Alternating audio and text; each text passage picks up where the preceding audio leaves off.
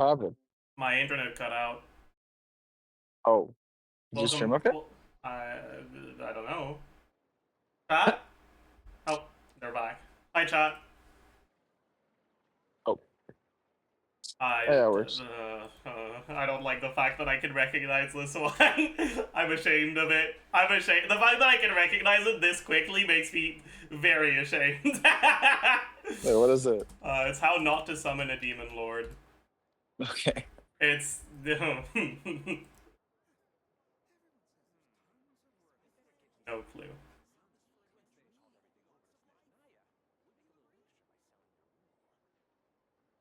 I don't know this.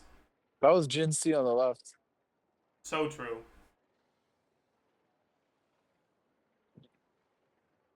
I have no clue what this is. No idea. Yeah, I've never heard of this. Dude, there's some obscure ass animes. Dude, this was a terrible performance. This is all your fault. Bro, these animes are random as fuck. This is all your fault. Well, literally no one's watching. Do the letter. Whatever Yeah, the fuck you want a 1v1 letterla? Yeah, 1v1. Okay. Z. D. A. L. V. M. W. O. Q. E. Okay. R. Yeah. Yes. You beat me. Get cooked. I'm 2-0. I don't know if that last one should count. Yep. That was a win in my book. Oh, I haven't done the angle. I did the angle. This is a good one. It is a good one. Good one. It's like 107. No. No, I'm an idiot. 117, I meant.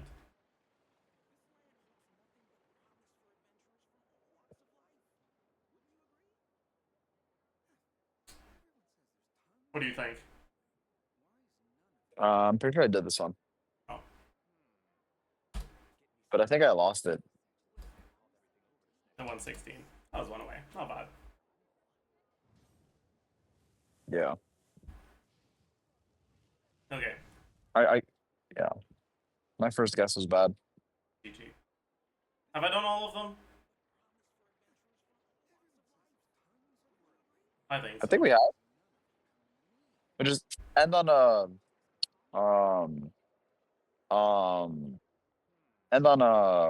bundle. No, but wait. Alright, chat. Good riddance.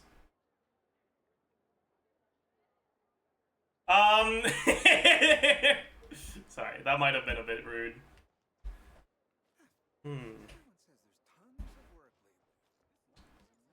Alright, chat. I think it's time. Oh, yeah, actually, wait, never mind. We want to finish the I Know video, that's true. Let's do that.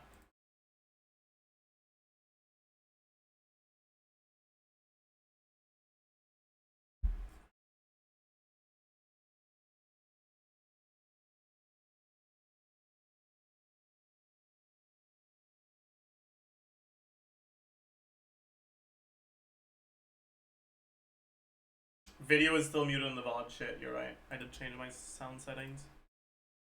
Because of the fact that it's like hinges on their pairing with some other character, because it's a team-based video game. Like you don't play characters alone. No character in this game actually exists in a vacuum. We don't evaluate characters by their utility on their own. We evaluate them by their synergy with other units. And yes, she's restricted to being paired with non-tri units for her like true endgame utility. It is what it is. It'll grow over time. I mentioned it before. Whatever. Sorry, I'm repeating the same things. I'm just get annoyed at people like, no, I want to be clear, like, don't get me wrong. There's legitimate reasons that I'm going to go over why you might want to not like invest a ton of resources into Ino, right? My Ino is level 60 and the footage you're going to see later is actually going to be her at level 40.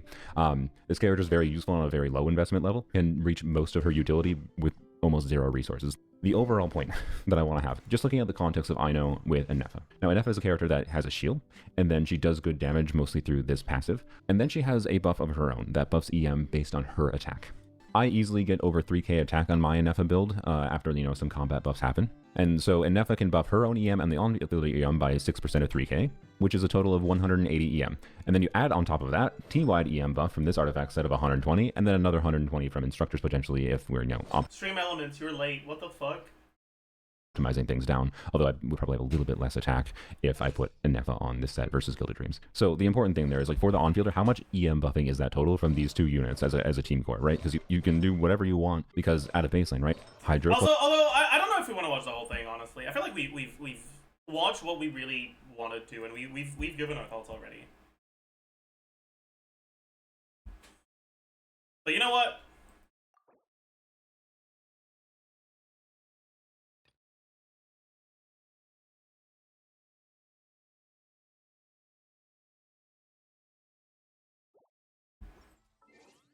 No, I don't need to watch a recap. I know all the lore. Paimon coming in! Paimon! Alright, chat, it's time. Where the moon rises.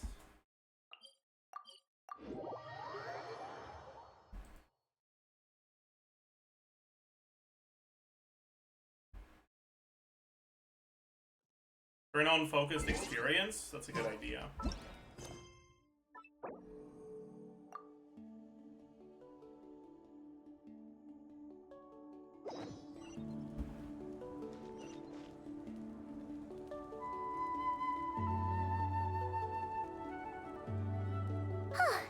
Hey, Enefa. Sorry to keep you waiting. Hello! That is perfectly all right. My data indicates clear skies in the coming days. Current conditions for maritime travel, optimal. I'll be ready whenever you are. Let's get this show on the Whale Road. I don't get it.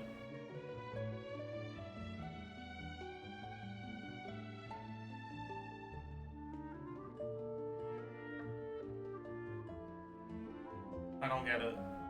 What's the joke?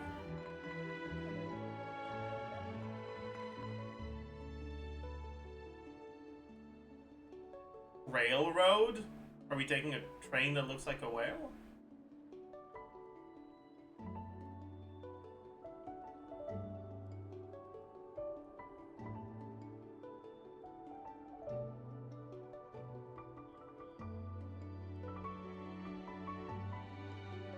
We're taking a boat?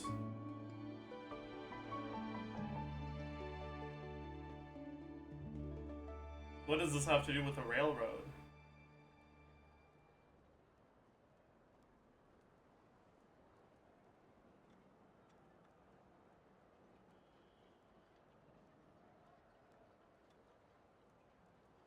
Because if it's not supposed to be a play on words on whale sounding like rail, that means you just added whale.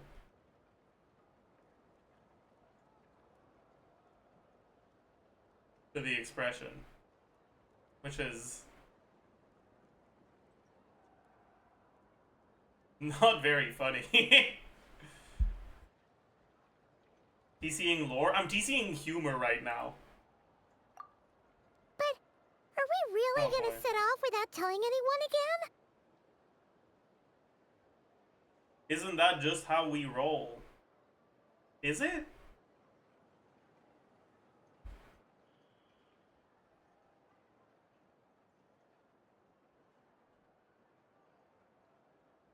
Because I vividly remember the fucking farewell we got from literally everyone in Fontaine showing up at the harbor.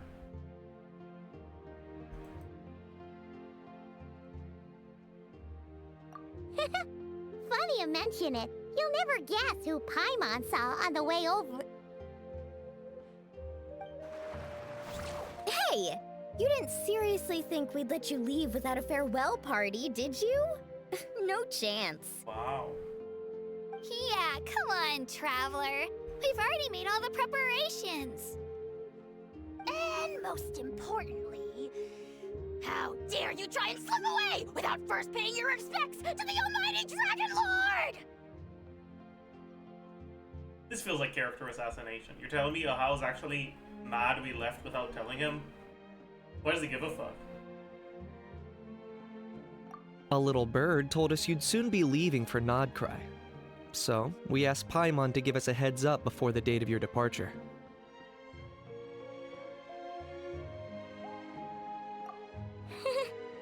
You sure it's not? Don't worry, fuck. we won't keep you Sorry. long. Besides, everyone's there already. Shaska, Ian-san, Auroron, even the Pyro Archon herself. What was the last line? You sure it's not time to think about changing that little habit of ours? Okay. You're invited too, Anefa. Shilonen has a special gift for you. Accompaniment request accepted. Shilonen demonstrates excellent massage technique. My impression of her is exceedingly positive. Massage? Did I miss something?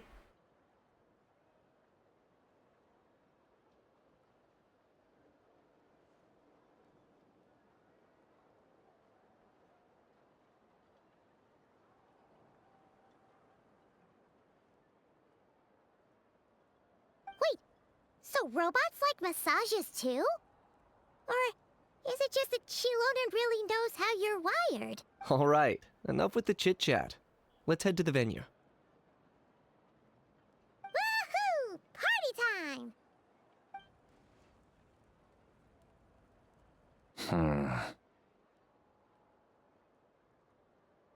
Oh wow, that's not foreboding at all.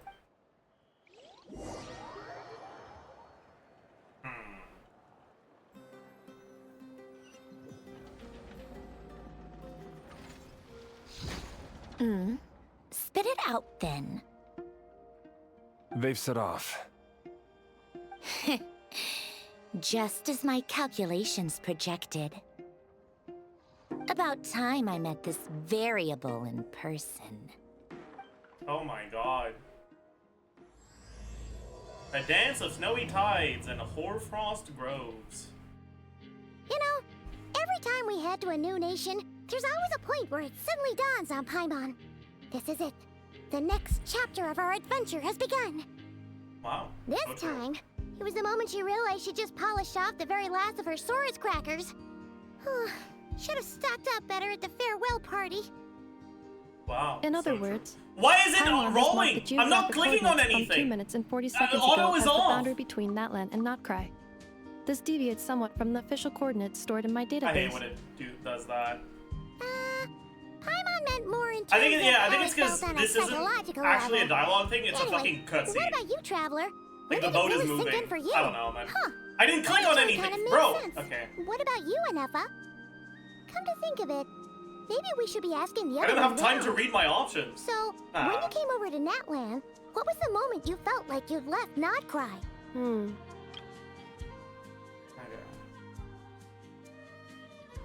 Moon? What? You mean Okay. that one we Whatever. can all Sorry. see in the sky? Negative. Like this I is was just a bug referring at this to- point. Here we Stop are. clicking. I didn't Come click. on, Traveler, we have arrived in Notcry. Hands up. Wow! Turn auto off. It is off.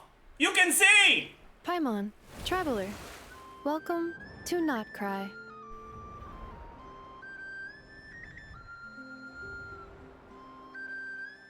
Dude, what is going on? It feels like this is sped up. That must be Nasha Town That's up so ahead! bad. That's the place you were telling us about on the way over, right? Oh my god. Whatever. Seems like it's over. That is correct, Paimon. It is also the most bustling commercial hub in all of Notcry. Could this really be?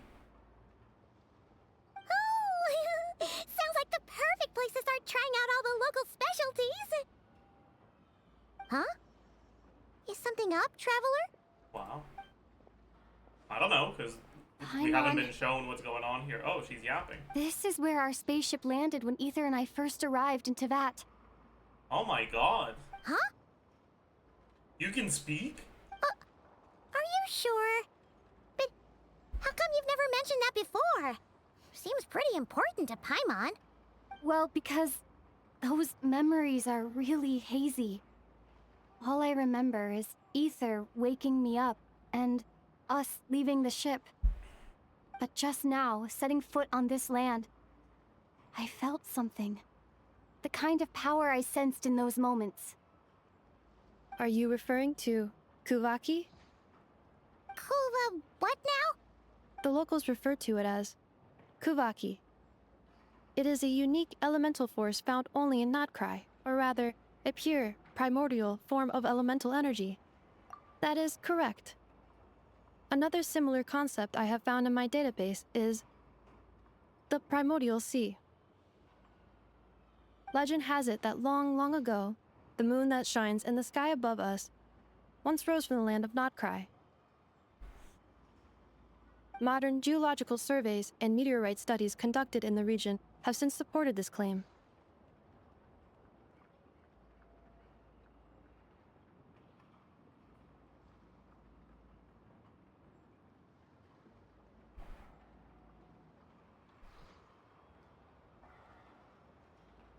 Huh. I'm thinking. What sort of person would conduct a meteorite study?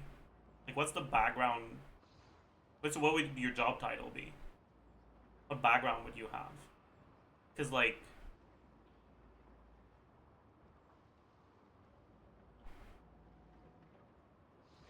I'm bored. True. Me, I did it. Oh, I see. Twink Bucci. Noted. Isn't the sky fake? I mean, yeah, but no. Like, the sky is fake, but that doesn't mean there's no space or meteorites.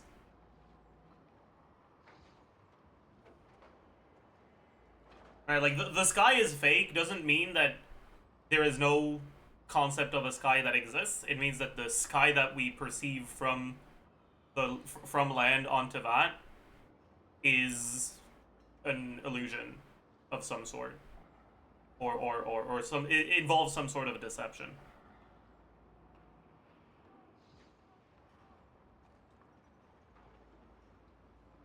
It doesn't mean that there is no sky.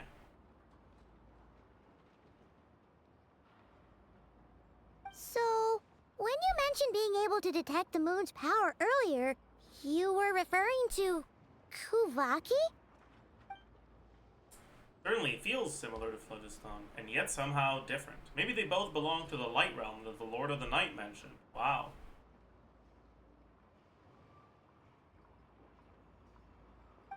Still, this feeling, there's no doubt about it, is the same power I felt the first time I set foot in Tivan.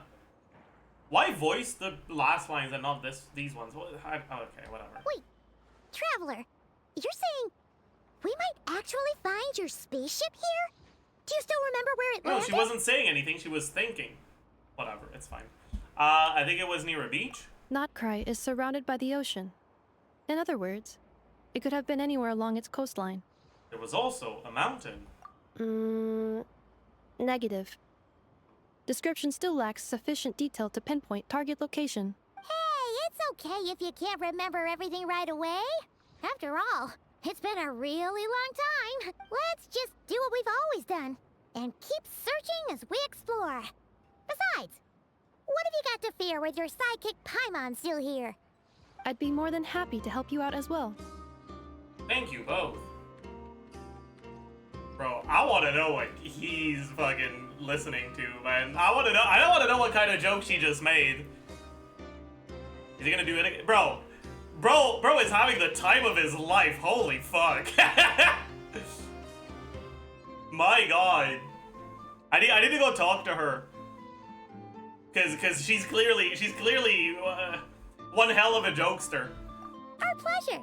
Anyway, just knowing that your spaceship's here in Notcry surely counts as a big step forward, huh? Like we've crossed another boundary? She told him about Ido's kit. Alright, buddy. Paimon couldn't have put it better herself. You sure are a quick learner, Inefa. If we can find our spaceship, maybe the flight logs could tell us something. At last, a chance to get to the bottom of all this. The truth must be out here somewhere, buried in this land. I'm a little bit confused. What truth are we referring to?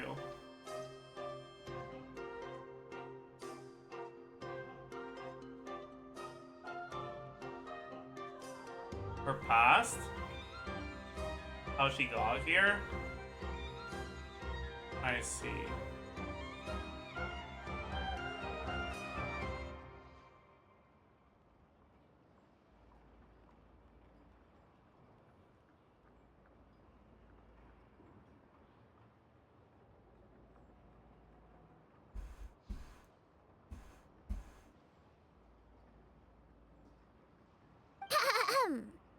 Well, as the best guide in the whole of Tivat, Paimon hereby does solemnly declare, not cry, here we come! Wow. Okay, we need to know. We need to know. We can't speak to her.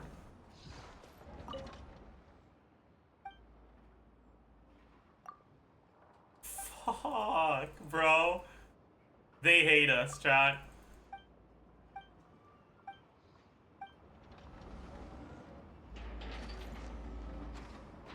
Thank you. They hate us.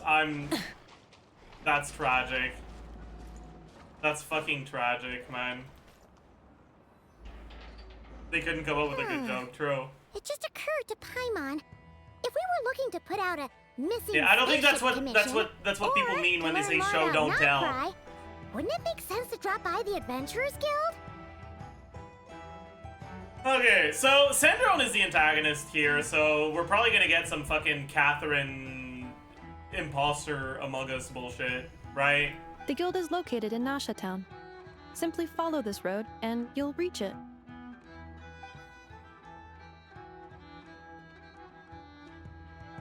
Huh? What in Tivat is that? Looks kinda like a Sealy, floating around in the air like that. That is a kuhanki, a species unique There to was the a land collab of Notcry. announcement? You're so right. That's probably why. A Kuhenki? Does she have something to do with the moon, too?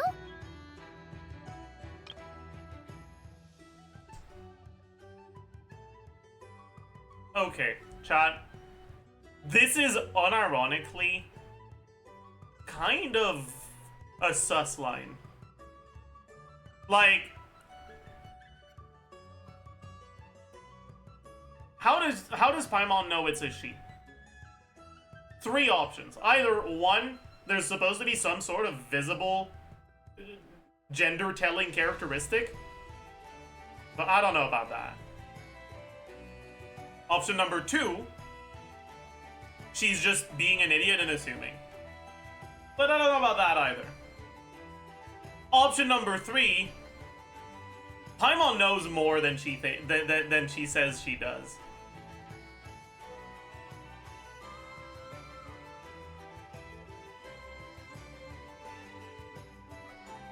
And is pretending to be clueless.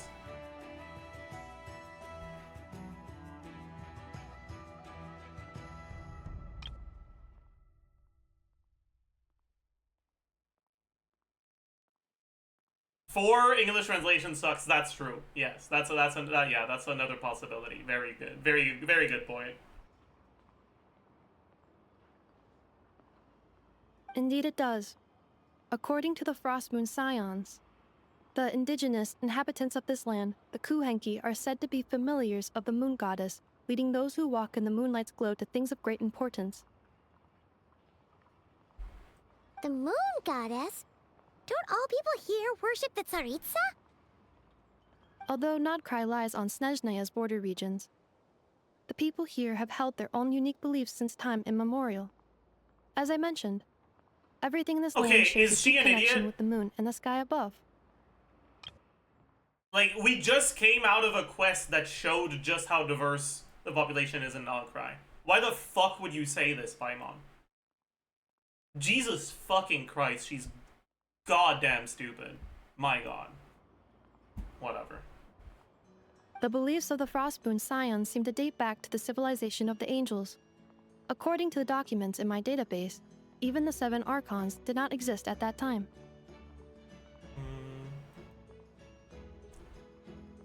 Wow! Imagine if their beliefs goes back even further than the Archon War? Correct. At some point, you may come across some statues of their goddess. The Frost Moon Scions carved these as well.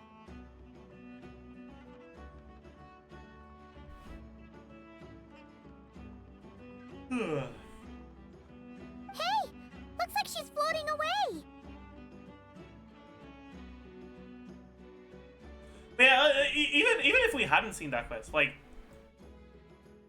we have seen multiple times how not all of the people of a given region even like their Archon, let alone worship them. And here we're on a border region that isn't even really fully Shinazaya. So even if she didn't, like, whatever. This is a sort of dialogue that is not written as something that the character should be saying. This is clearly supposed to give Inefa a way to explain things. But, like, they didn't need to have this.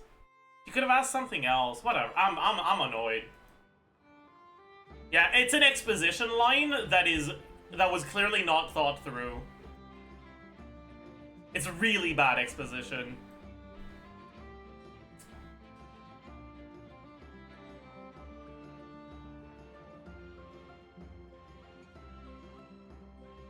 There were never two entities who are worshipped, if I remember correctly.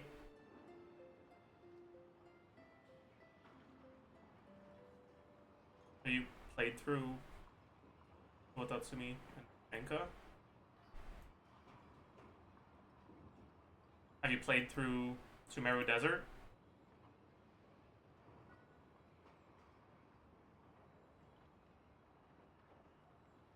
Sorry, my bad. GG. I suggest you follow her. The probability of an ordinary person encountering a Kuhenki lies in the single digits. Many here consider them heralds of good fortune. I don't know how I feel about that. They're fucking everywhere.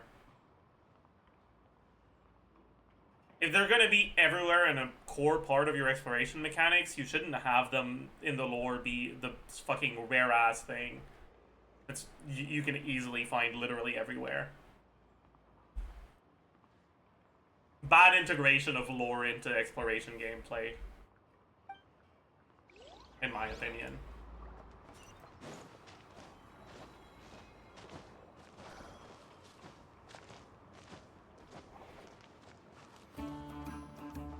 We're special, so we get to see them often. But there's, like, so many of them all around town. I don't know. Is this a travel guide? Huh. It actually led us to something useful.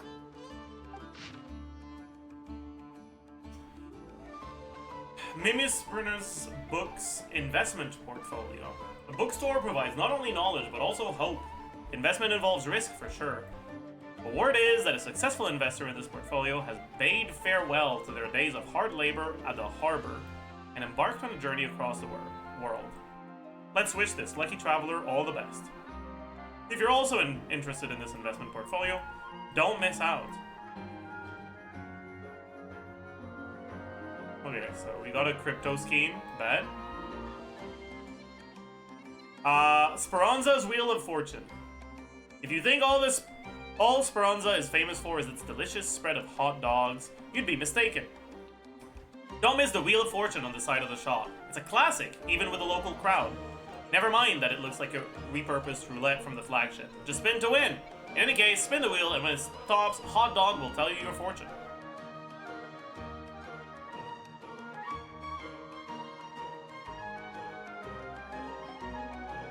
I see.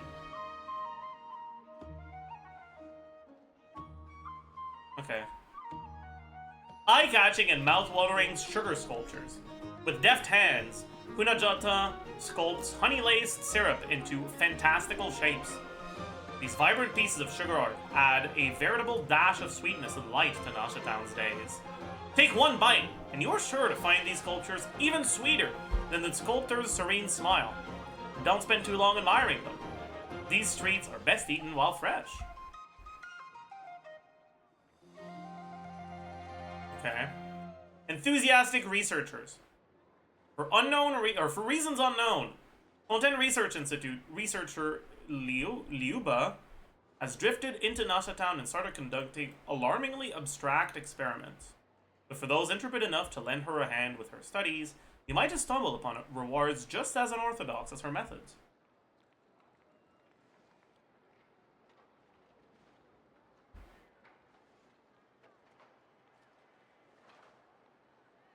So is this supposed to be like a fucking tourism pamphlet?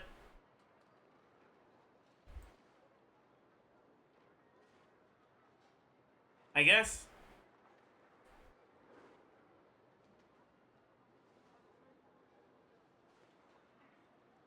And this is like a sponsored ad? I feel like this doesn't have room in a tourism pamphlet. Like, what do you mean you got a fucking job offering in a tourism pamphlet? Tourists aren't gonna fucking be looking for jobs here. I don't know. Are there any particular points of interest? Oh, it all looks pretty interesting to Paimon. If we have time, she'd love to see, pretty much everything. Sponsored, probably? Yeah, but like, what kind of fucking idiot would put an ad for a part-time job into a tourism pamphlet? That seems kind of dumb. Yeah, maybe it's because there's a lot of immigration in Nodcry. So a lot of newcomers that are going to be staying there long term pick up these pamphlets.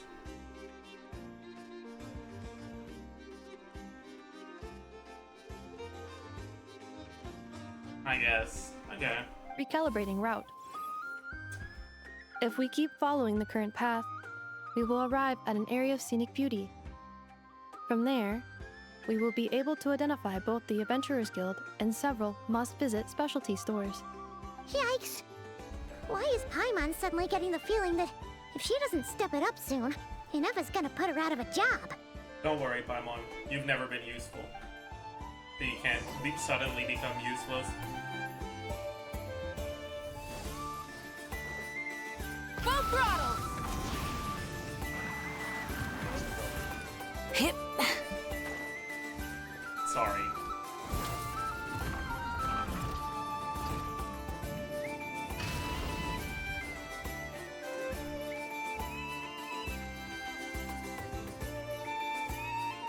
What is the purpose of that thing, by the way? Wow!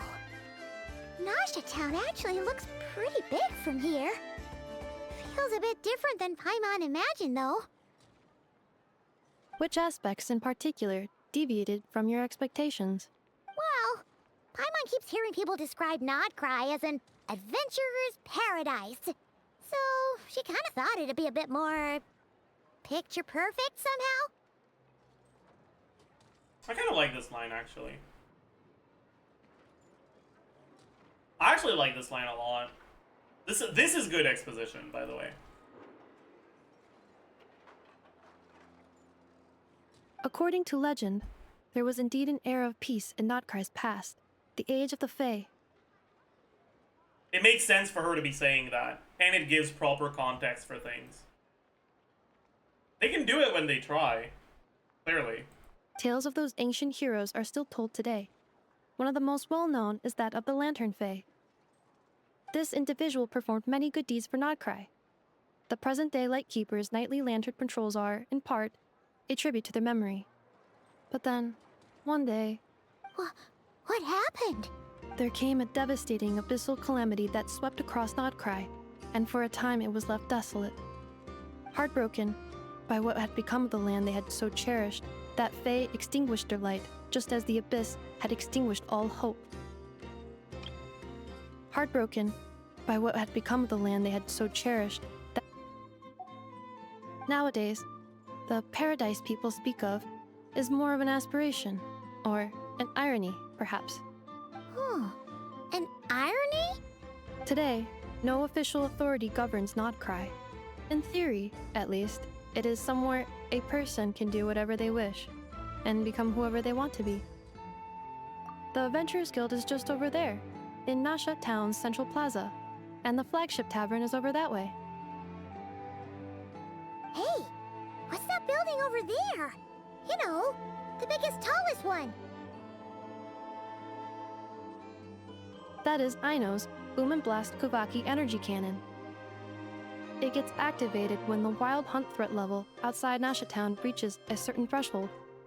But according to the scan I just ran, the energy cannon appears to be malfunctioning, likely due to a recent discharge. The wild hunt? Isn't that the abyssal calamity you mentioned that's specific to Notcry? This is bad exposition, right? Just repeating what was said previously in a way that doesn't really ask for new information. That's not good.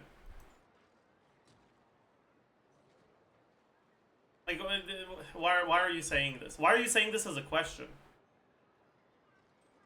Whatever. It is a phenomenon that has been occurring for several centuries now. Yet the time and location of wild hunt attacks are seemingly random.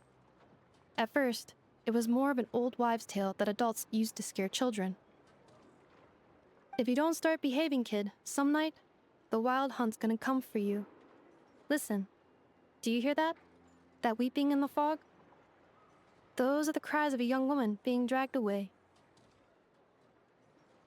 That's crazy. You're saying people actually hear things like that? I have not witnessed enough wild hunt attacks to give a statistically sound answer. But the oldest legends say that all people saw was the ghostly shadow of a woman in the mist. It wasn't until later that it became a full-blown calamity. Abyssal monsters and all. Do you actually comprehend the story? I mean, it's not like there's much to comprehend so far, right? Pretty much nothing has happened. We're just getting a little bit of exposition.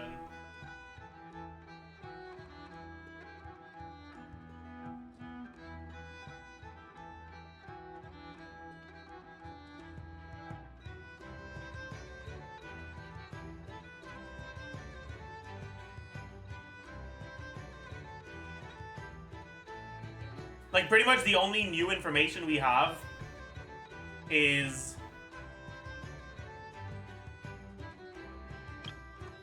the wild hunt attacks are intensifying.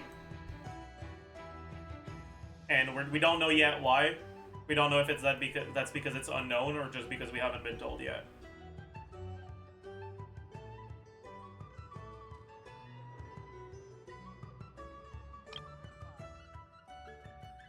And the face stuff, but does the face stuff actually like matter?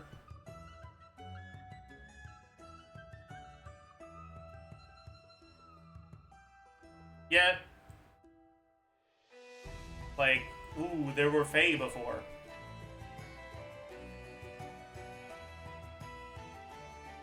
Have they actually given us any real information? No. There were Fae before. Okay, I guess. That's cool.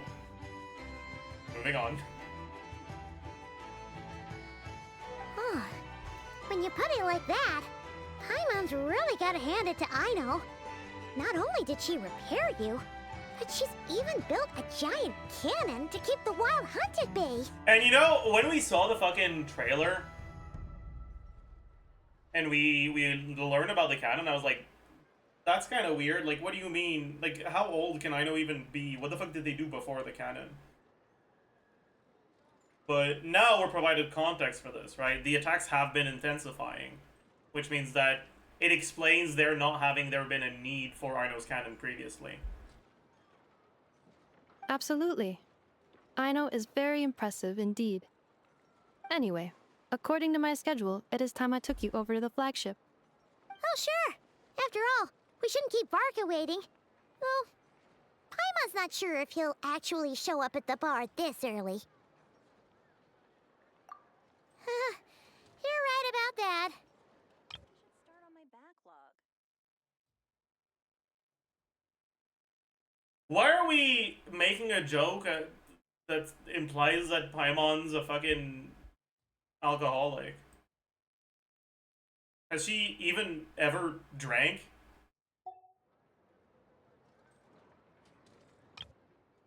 Like, Oh, they're concerned. My bad. Never mind. I'm an idiot. Sorry. Sorry! Sorry. Sorry. Wrong pronoun. My bad.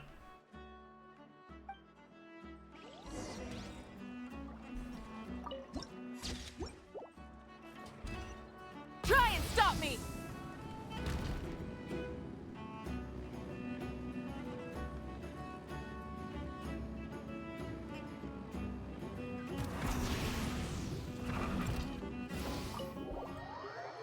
At this rate, you'll finish it in 12 hours max. I don't think I'll do Act 2 today. I'll do Act 1 today and Act 2 tomorrow, I think.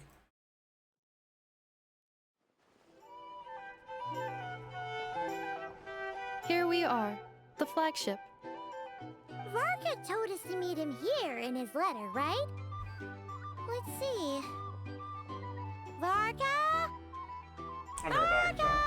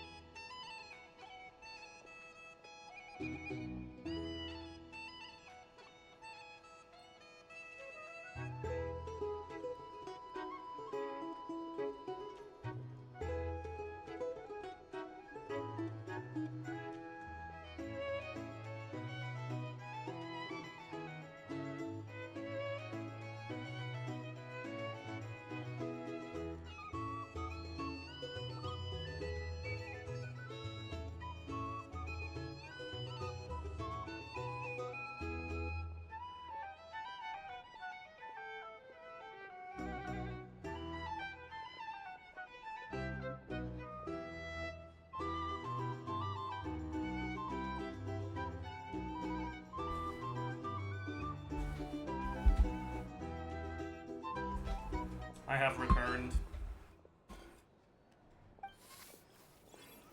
He's not here. GG. No matches identified. Huh. So he isn't here after all. Oh, guess we never did actually say we'd be arriving today. Hey, why don't we go ask the owner? If what they say is true, Varka's drinking prowess must have left quite the impression.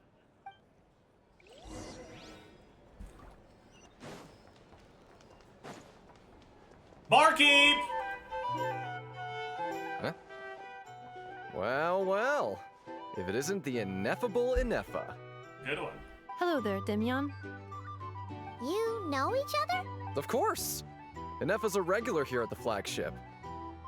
So, robots are into booze too? Not at all. The energy conversion efficiency of alcoholic drinks is very low, and most of them are full of impurities. Still, I can affirm that your berries and fried meat deserve a solid 9.12 out of 10. It has Aino's approval too. Funny that you should mention that. While you were away in Natlan, Varka would come in here every day to pick up a serving of berries and fried meat for Aino.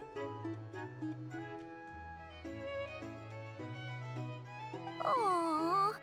He must have been worried sick that she wasn't eating properly on account of being so hung up about Inefa being gone. Actually it's 'cause Varka found out that Aino went wild after Inefa left, gorging herself on snacks she normally couldn't get her hands on. So it was more worry that she wasn't getting a balanced diet. I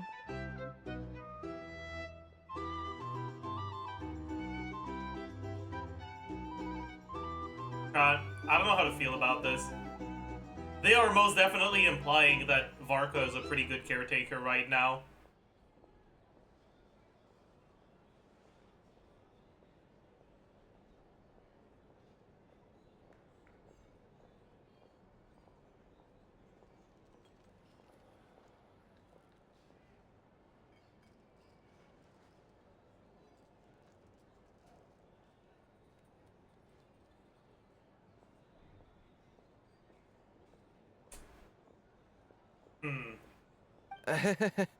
Think I might have just put my foot in it.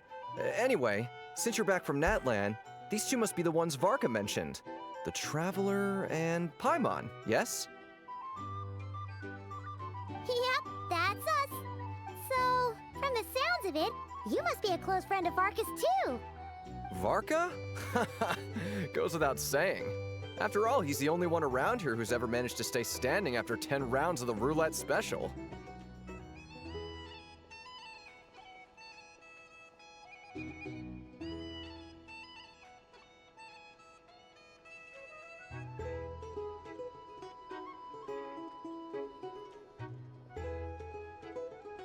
I don't know how I feel about this line either.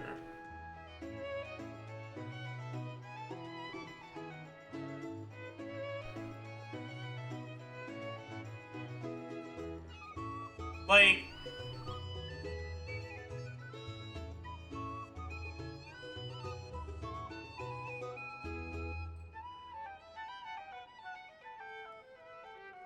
my experience in the restaurant industry doesn't really hint at bartenders tending to like people that drink a lot more. So either Varka tips a lot and this guy's too shy to say it like that, or like too embarrassed, or there's something deeper going on here.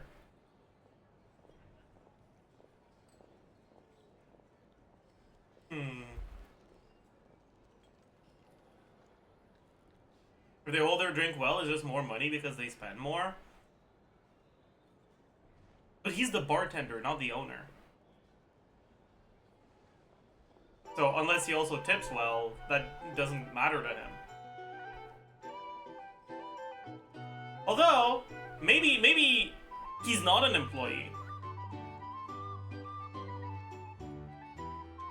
Maybe the bar is a co-op. And he does directly see revenue from increased profits. Perhaps.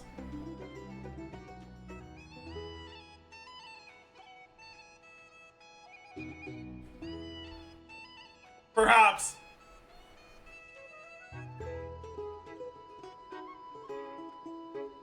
Paimon can't believe he's made such a name Or maybe for he's himself. paid by commission. Well, guess That it's does feel hardly like a really surprising weird way to how. pay a bartender, though.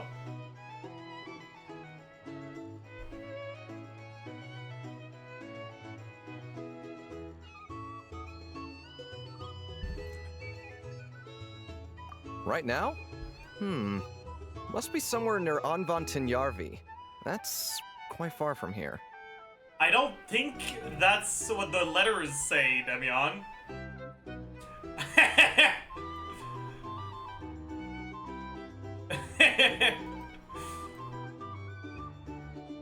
Huh? Where's that? It's a lake in the northern part of Nodkrai. Word reached him of trouble brewing around those parts, so he took his knights to check it out.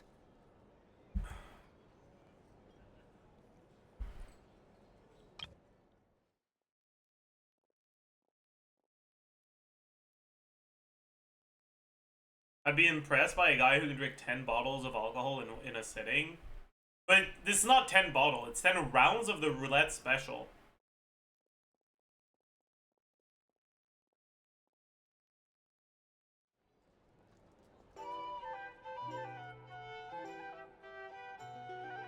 That's not gonna be 10 bottles, that's 10 drinks.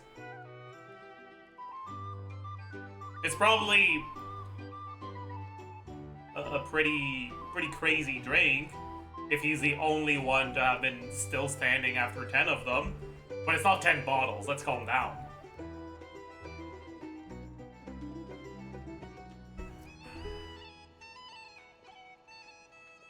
Oh. So, we missed him? Varka knew you'd say that. So he specifically told me to make sure you stayed here and enjoyed yourselves. He sends his assurances that everything's under control. Well, if he's that confident, guess our only option is to accept. Anyway, it's not like there's any special cause for concern. He is the Grand Master, after all. Exactly. Plus, not only has he booked you into our finest room, he's paid for it in advance, too. Chat, actually, I have a question for you. Would you be embarrassed if your job title was Grand Master? Cause I would. Like that's kind of a weird name for a job title. Like President makes sense. CEO, sure. Grandmaster? That feels kind of self-indulgent as a name, personally. What about chess players? I stand by what I said.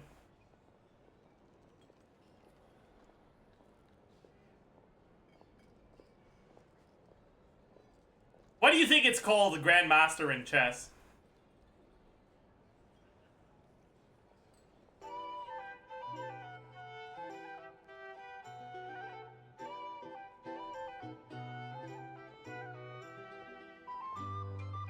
Rage bait take?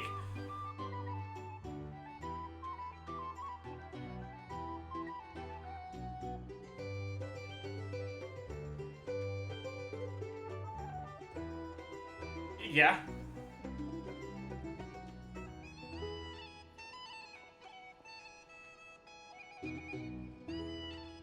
I don't know. I would be embarrassed.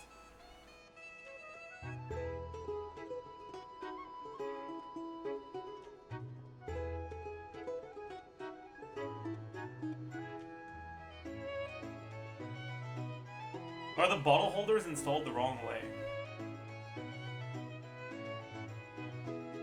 Those aren't bottle holders. Those are, like, dispensers.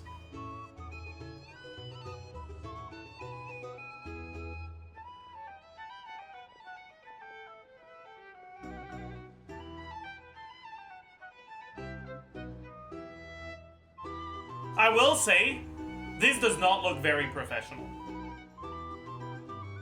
Like...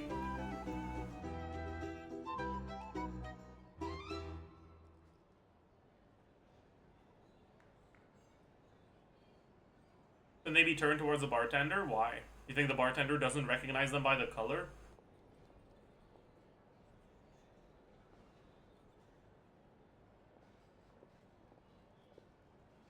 I feel like the machine you use as a dispenser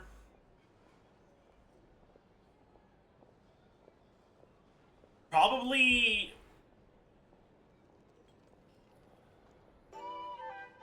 I don't know, this looks so weird. I don't know.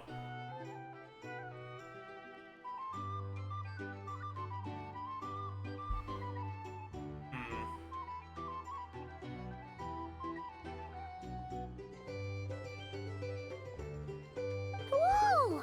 It's so generous of him! We might not have met yet, but Paimon's got a feeling that we'll get along with Varka like a house on fire. Is that an expression? I've never heard that before. Getting along with someone like a house on fire.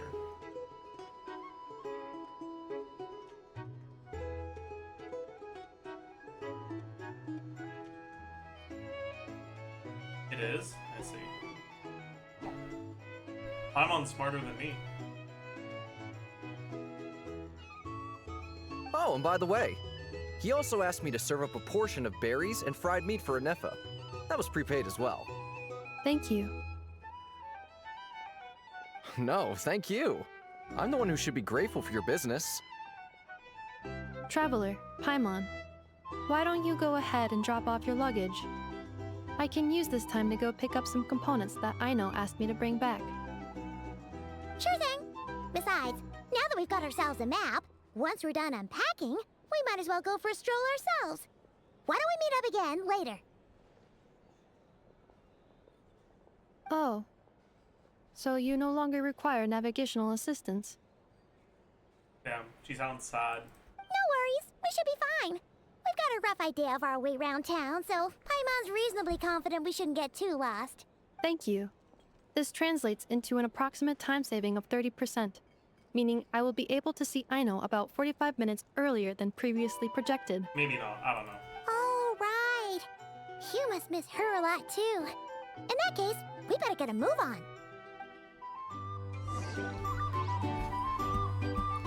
Go to the guest room. Okay.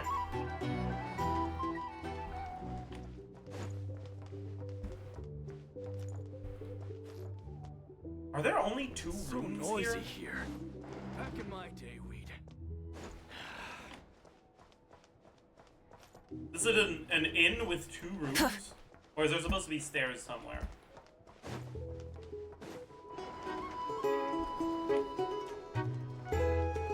don't see any stairs. Okay.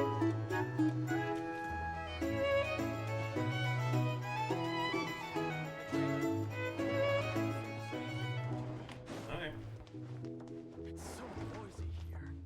Back in my day, we'd.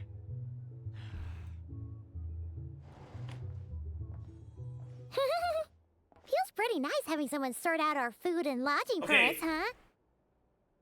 They didn't know when we were getting here. None of this is refrigerated. Were they putting out new food here every day? Or is this shit fucking rotten?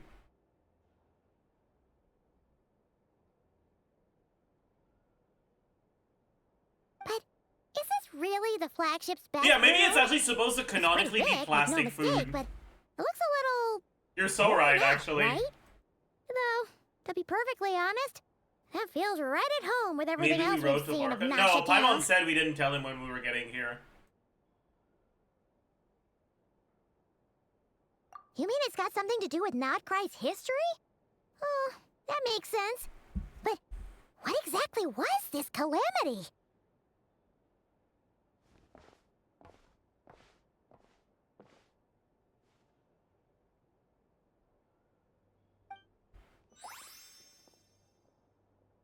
I would not eat that if I were you, Paimon.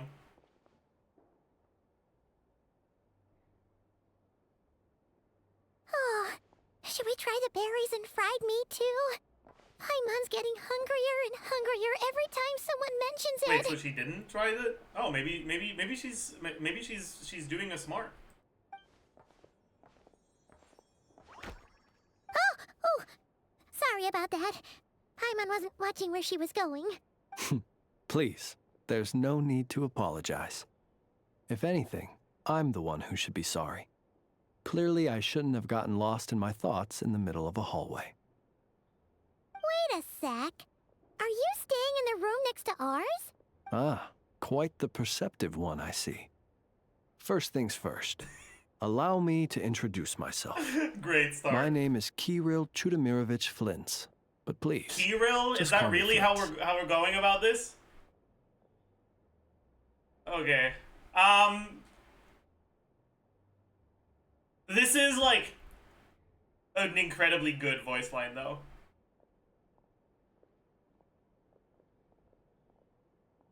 That's how you actually pronounce it? Really? It's how they say it? Really?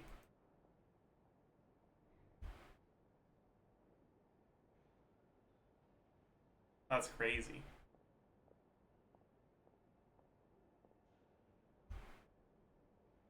Anyways, this is a good voice line.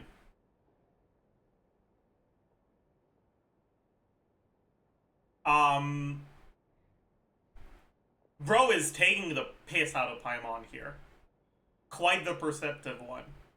Like, bro does not mean what he's saying here. He's calling her an idiot. Like, wow, you're so smart, Paimon. You figured that out. From the fact that I'm in the fucking... Like, yeah. But there is no hint of humor in the voice, in the delivery.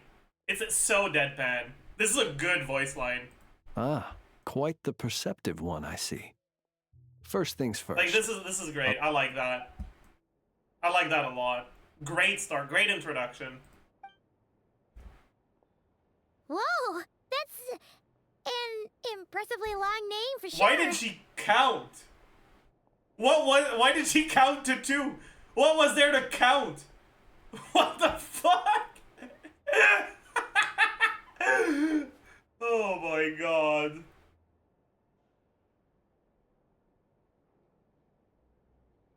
Syllables and what, she failed after 2? That's crazy. Ah, is that so?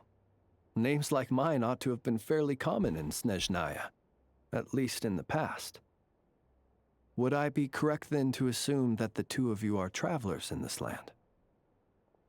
Oh my god, Flintz doesn't know us? That's crazy. When's the last time we met a character that didn't know who we were ahead of time? Maybe he's lying. Yep, you sure would be. Paimon is Paimon, and this is the Traveler. We've been to a bunch of nations already, but We only just arrived in Notcry today.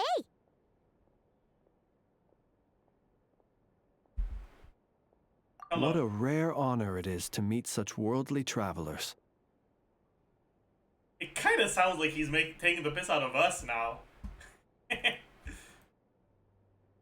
Like, wow, you've been to a lot of places. I'm so honored to meet you, buddy. Are you here for travel too? If only I had the time to spare. No, I'm just staying the night.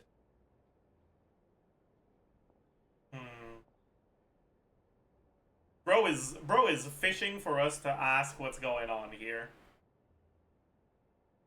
Oh, so you're here for business. That's certainly one way to put it. I'm a Ratnik of Nodcry, normally stationed near the burial grounds to the north. My sole cause for being here today was to repair this lantern of mine. Okay, bro sounds so... He sounds like he really wanted to brag about his job, you know? Like, he dropped hints, basically begging us to ask why he's here. And, like, the delivery here is, like, so, like, I'm a Ratnik of Nodcry, the one and only. Like, I like that.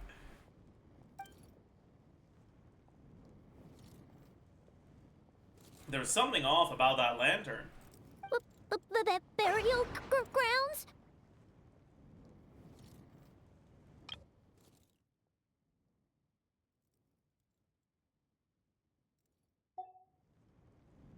Why are you acting like that? Your surprise is entirely understandable. Most people cannot even begin to fathom the idea of a life surrounded by tombstones and decay. But I'm not most people. I'm Kirin Tudovinovich Flins. And I have a lantern. But if you've heard of the calamitous abomination that is the Wild Hunt, you'll know that in their wake they bring a host of souls tainted by abyssal filth. That then is why we are stationed by the burial grounds, to hold the line where it is most vulnerable.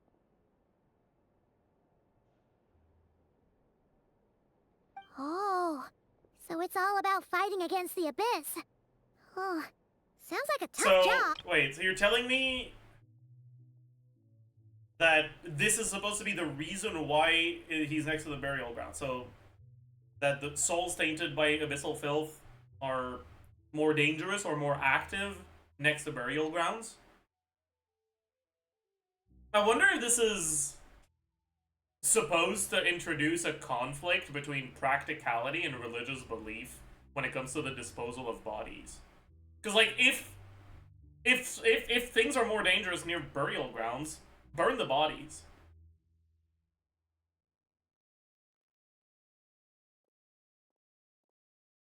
But we know that there's religious conflict in Nodcry, so I wonder if this is supposed to introduce a religious conflict between the practical solution of burning bodies and religious belief of, I don't know, burning bodies being a bad thing. You need to let the people rest or some shit, I don't know. That could be an interesting one. I thank you for your concern. But in truth, I've long since grown used to it.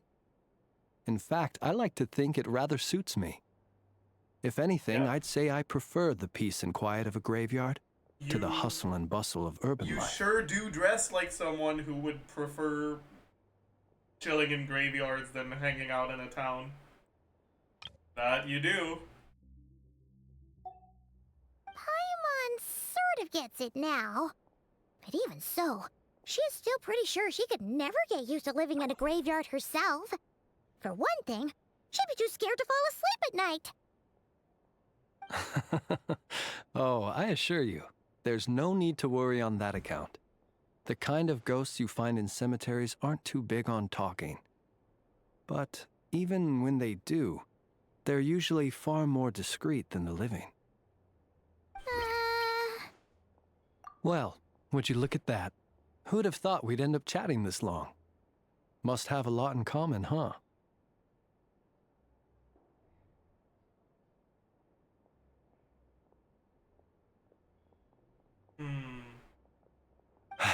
Forgive me, but I must excuse myself, for the time of my appointment draws near. And in terms I'm sure you'll understand, a lanternless ratnik is like a mapless traveler. A serious conundrum indeed.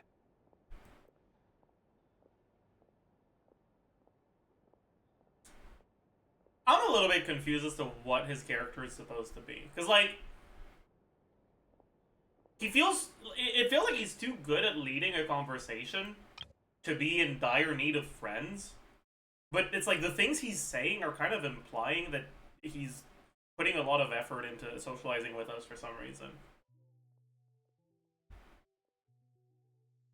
Like, he really wants us to feel like we're connected. So is he supposed to be someone that doesn't have a lot of friends, or that does have a lot of friends? I'm not sure.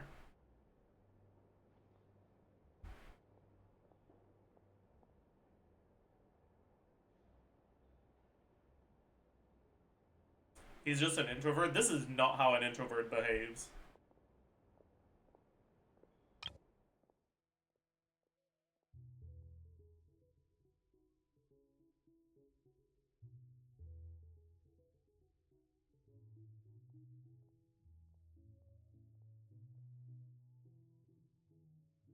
Like,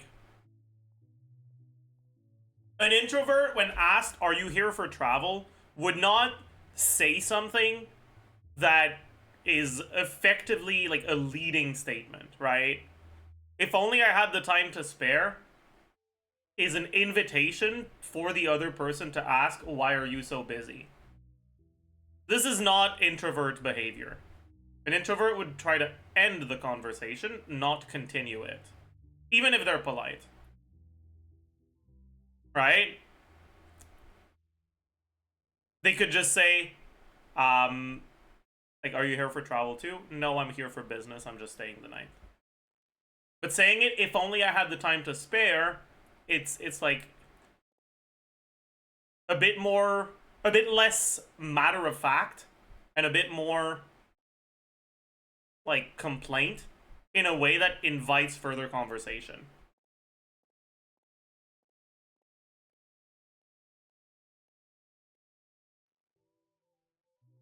Yeah, he's leading the conversation. Not every introvert is socially awkward. I'm not talking about social awkwardness.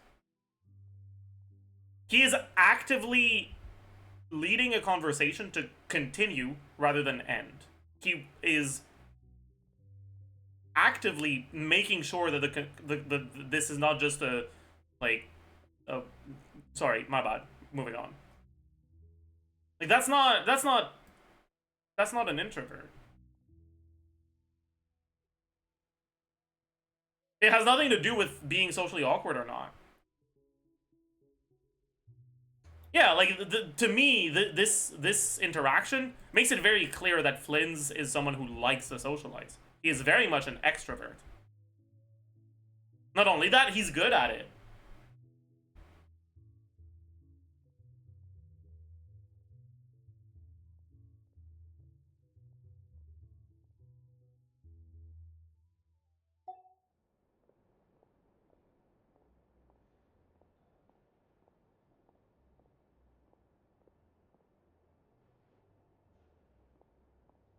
Anyways. Oh, sure. In that case, you go right ahead. We won't keep you any longer. Not at all. Should the opportunity present itself, I'd gladly continue our conversation Like, another time. Do you really think an introvert would yap like this? No. You're always welcome to come visit my grave. I mean, the grave I stand watch over. Your visit would bring much needed light to that place of final rest. I wonder what this is supposed to be. Is this supposed to be a joke? Is this supposed to be an actual mistake? Is it supposed to be an indication of the fact that maybe Flynn's actually is dead? It could be either of the three, right? If I were in Traveler's shoes, I would interpret it as a joke. I'd be like, good one, buddy. Maybe I will visit your grave.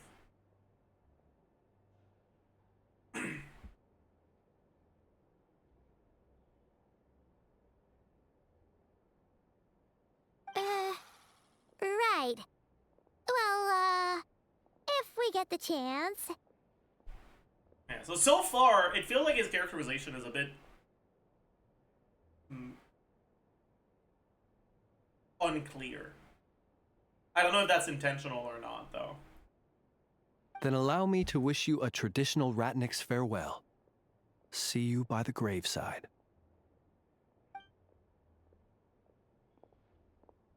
Ugh. Jeez. What a weirdo.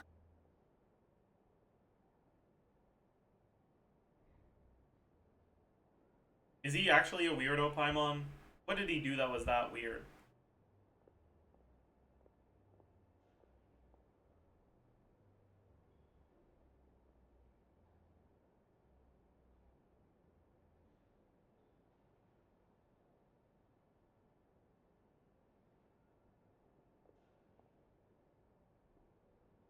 Not to badmouth him at all.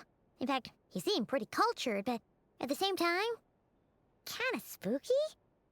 Must be all that time he spent around graveyards. Yeah, Paimon's just being such a fucking bitch here. What the hell? My god. His lantern? No, not really. You mean, 'cause it was broken? Why no music? Because Genshin sucks and they don't implement their music properly. Music is turned on max volume right now. It's just not playing. Huh. Because the track is Guess you've over, always had and a they nose didn't for stuff code like it so this. that after one track, If you're another worried, one goes. you can always ask him the next time we cross paths. If you're in a dialogue thing like this, like a cutscene dialogue, when the music ends, it doesn't start the next one until you leave. This has been the case, I think, since 1.0. Hey, don't you start spouting all that weird stuff too. Hey, what did we say? I see.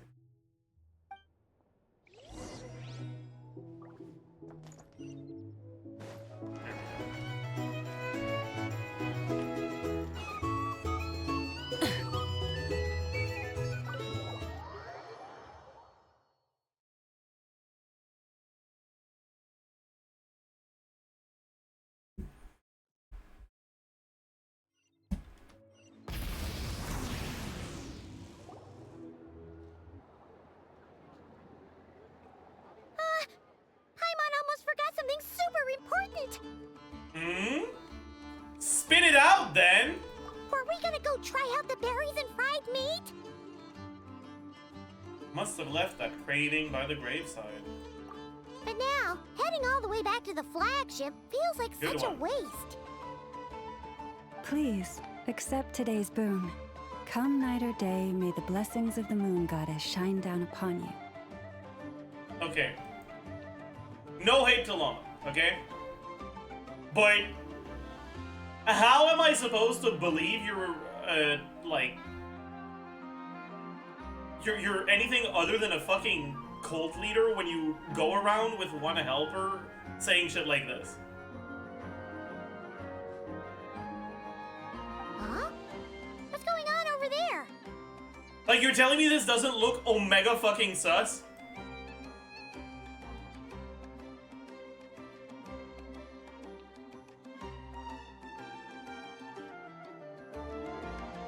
Technically is a cult leader? I suppose that's true. But you know what I mean, right?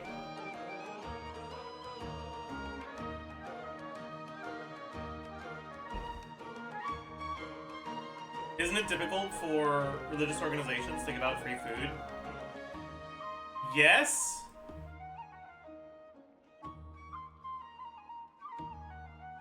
But it's generally not the fucking highest ranked individual who does it themselves.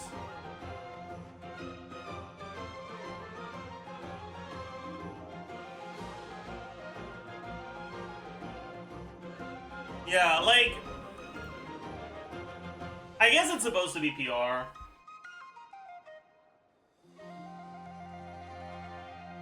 Jesus gave free food, though. Yeah, but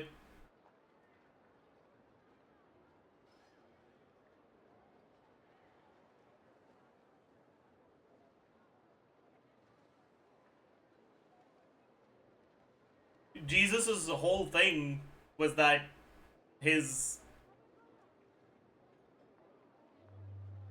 words weren't like necessarily in line with current religious consensus, you know?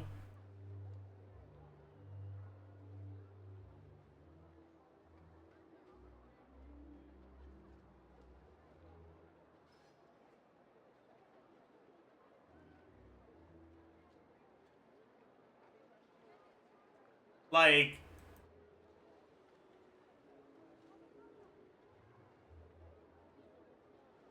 the religion that was mainly practiced was Judaism.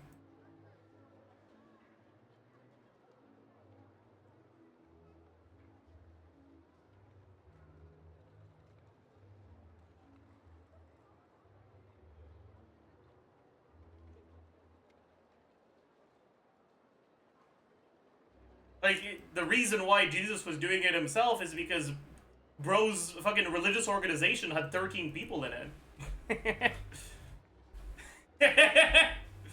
Like, who else would have done it, man?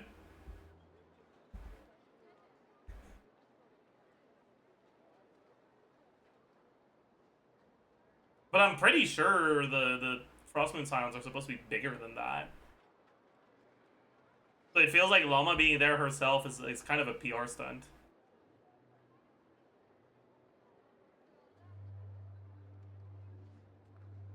Not really? Is it...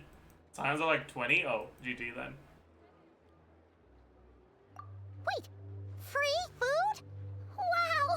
The people here are so nice!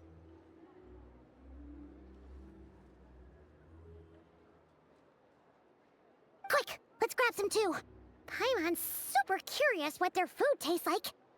Moonlight illuminates the path before you, travelers from afar. Huh? How'd you know we were travelers? How did you know we were travelers? I understand how literally everyone else, literally everywhere in Teyvat is aware of us and our achievements, and knows us very intimately before we ever speak to them.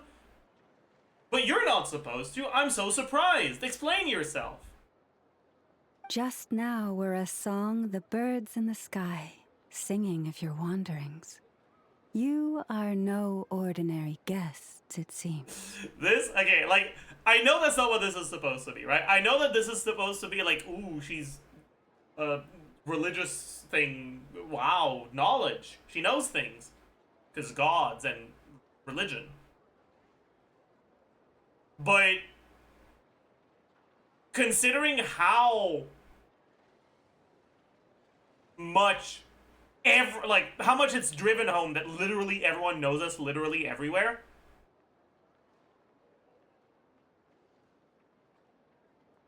This feels like what a scam artist would say. Like, it's like someone who's got some fucking someone who went to a club that gives stamps, right? Last night, and who goes up to a fortune teller, and the fortune teller greets them as, ooh, you hungover perhaps?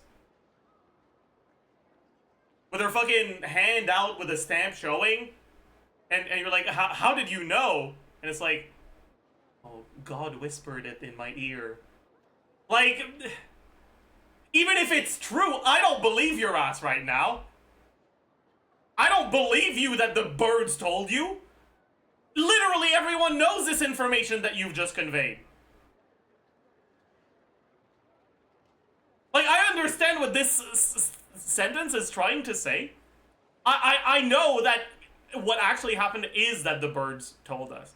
I just feel like if I was the Traveler, I would not believe her. I would think this is a scam artist. 100%. So I wonder how Traveler is gonna react. Will Traveler be like, good try, you're not getting me? Scammer? Or are we gonna fall for it? The birds and the... what now? Forgive me. I should not have laid the words of others out as a welcome mat for our very first meeting. You, too, must be wondering who I am. I am Lauma, Moon Chanter of the Frost Moon Scions. Please, as do Banger our track, though. followers and other passers-by, accept today's boon. Happy to oblige. Paimon's name is Paimon, and this here is the Traveler. Thanks so much for sharing your yummy food with us. We'll take one each. Think nothing of it. These fruits were the finest we found, delicacies gathered in the wake of the morning dew. It is my hope that partaking of them may lift your spirits to heights anew.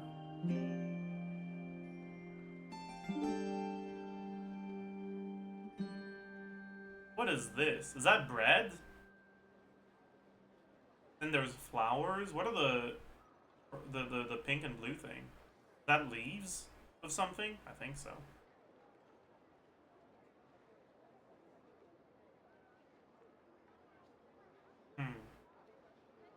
The finest you found?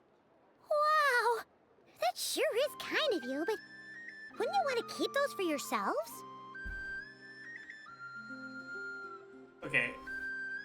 The finest you found, and it's just the most random, like, fruit that we find everywhere in the region. I'm sorry. Canonically, Llama's a scam artist. Like, I'm sorry, but she's a con artist. She's too sus. I know she's not supposed to be, but she really is. Okay? She's so fucking sus.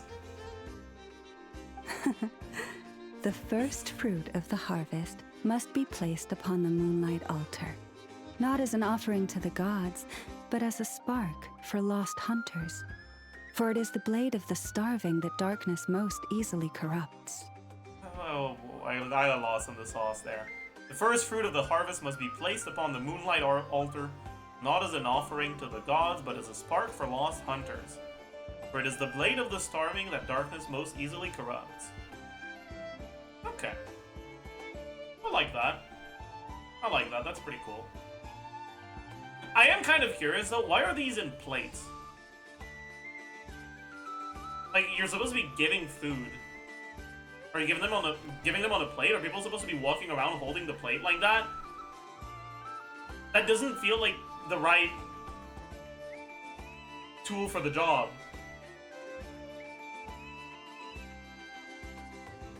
Are there utensils anywhere? No fork? No knife? I just feel like a plate is not the ideal whatever. I do like the plating though. The plating looks fucking beautiful.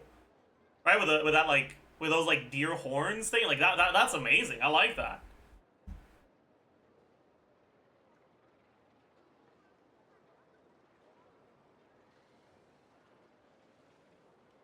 It's a BYOC, bring your own cutlery. So true. So true.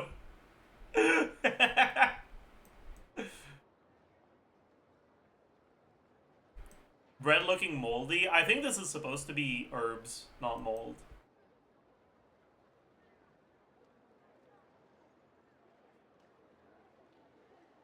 As perhaps you have already heard, we Frost Moon Scions revere and worship the Moon Goddess. We believe that together, virtue and compassion are the shining light that will lead us all out of the long, dark night. I will say, I kind of like this, right? Like, very often, religious principles are like, you should feed the hungry because that's the right thing to do. And God will thank you and open up a place in heaven for you. This, you should feed the hungry because otherwise they're gonna fucking kill you. Bro, you got me, man. Like, you're right. You're fine. True. Like, yup. Mm-hmm. Yup. Good start to your religion, I gotta say. Good stuff, man. Like, maybe, like, you may be a con artist, but what you're selling might be a little bit better than I thought.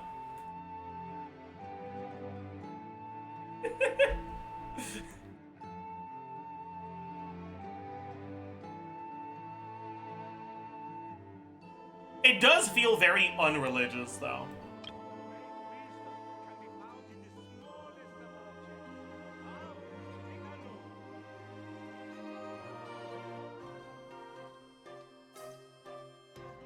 Like, it's very rare for religious principles to be this practical.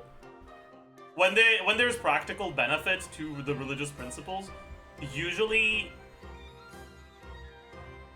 the practical benefit is not actually mentioned. Great wisdom can be found in this small... It's a very secular religion. It does kind of come off that way, yeah.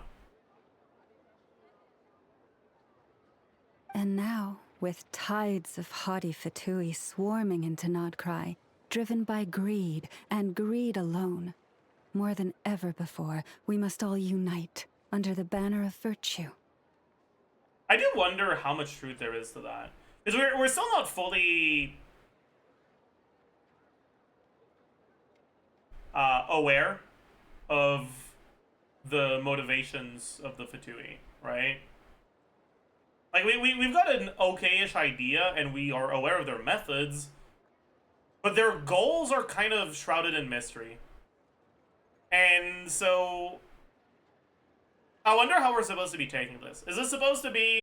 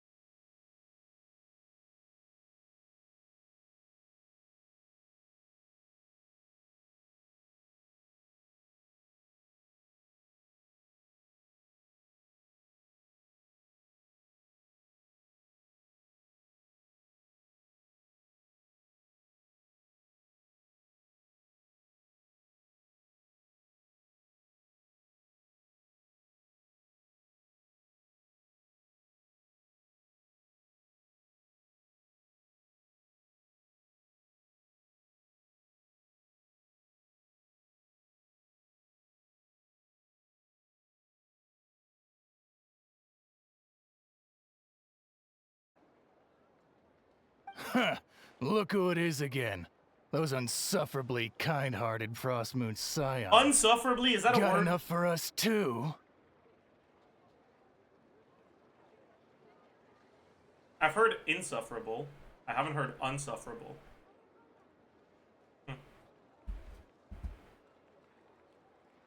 That's right!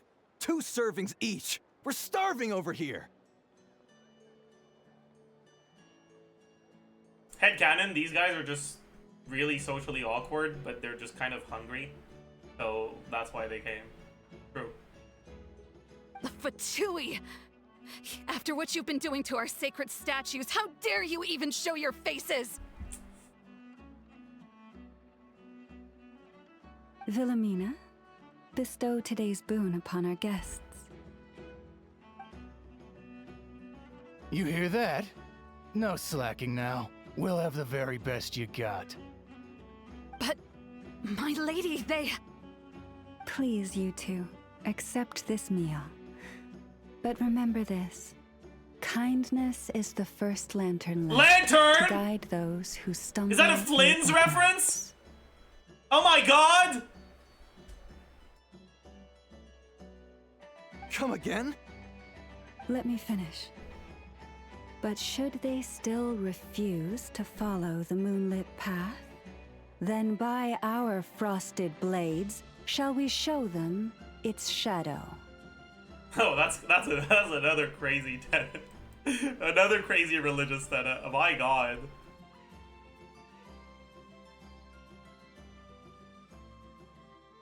Like, be kind to people, but if you can't evangelize them with kindness, kill them. Like, yo, that's kind of that's a very practical religion. I gotta be honest. That, like, those are some pretty fucking wild ass beliefs. But, like, true. So true. Usually they're not that obvious about it. But, like, hey.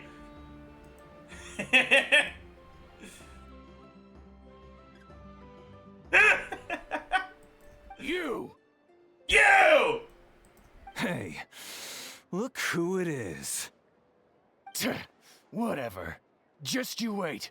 We'll be coming for you next. Huh? Where's the meat? Who wants to eat this garbage?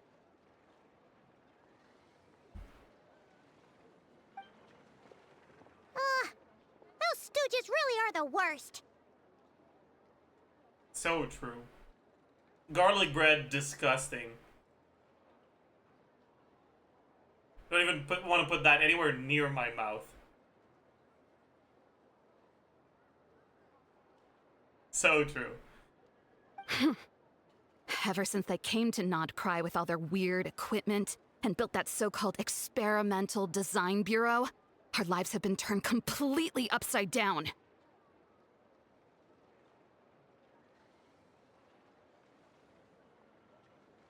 Judging from how they reacted just now, it seems the Fatui already know who you are.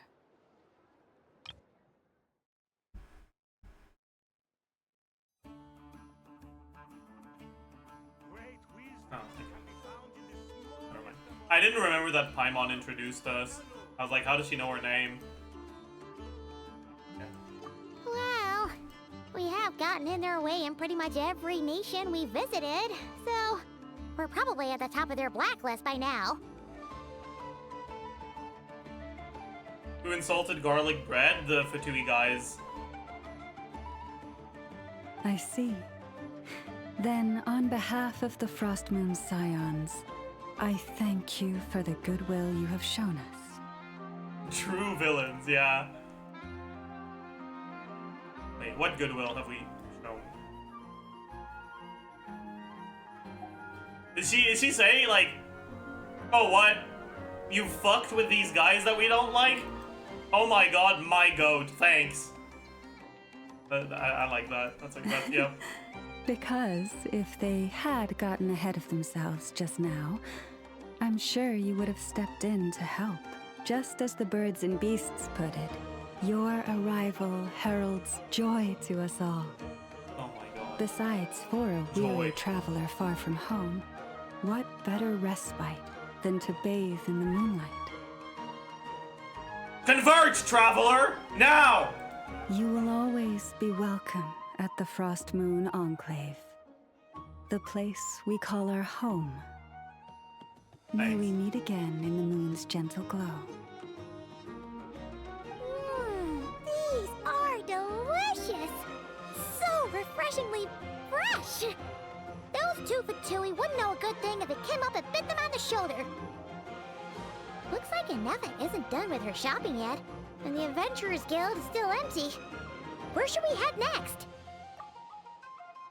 Why is it empty? Is this not like a business day? What's going on? Good idea! Wouldn't want to let the Kuhenki down, after all. Let's see... Okay. Paimon's got our route all figured out. So, all that's left to say is... don't fall behind! This is Nuts and Nuts. It's mostly a fruit shop, but there's a crafting bench, too.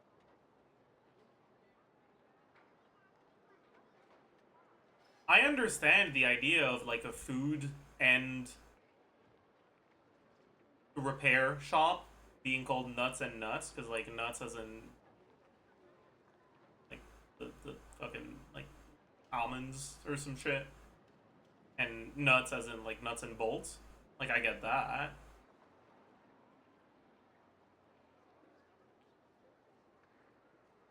But fruit?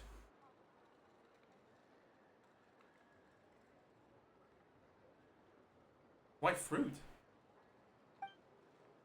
This is the Speranza, one of the travel guide's recommended restaurants. Okay. All the waiters here are kids. Alright. Why are you saying that so, like, happily? Child labor! Let's go! This is the Vesnici Prolicha greenhouse. Apparently, their flowers are all made of metal, so they'll never wilt away. Wow. So pretty.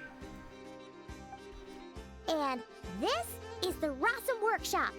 If you ever need a weapon Okay, made, what is the this place supposed to to go. be? Is this like a fucking... just like a cosmetic? Like, wow, look at our big hammer.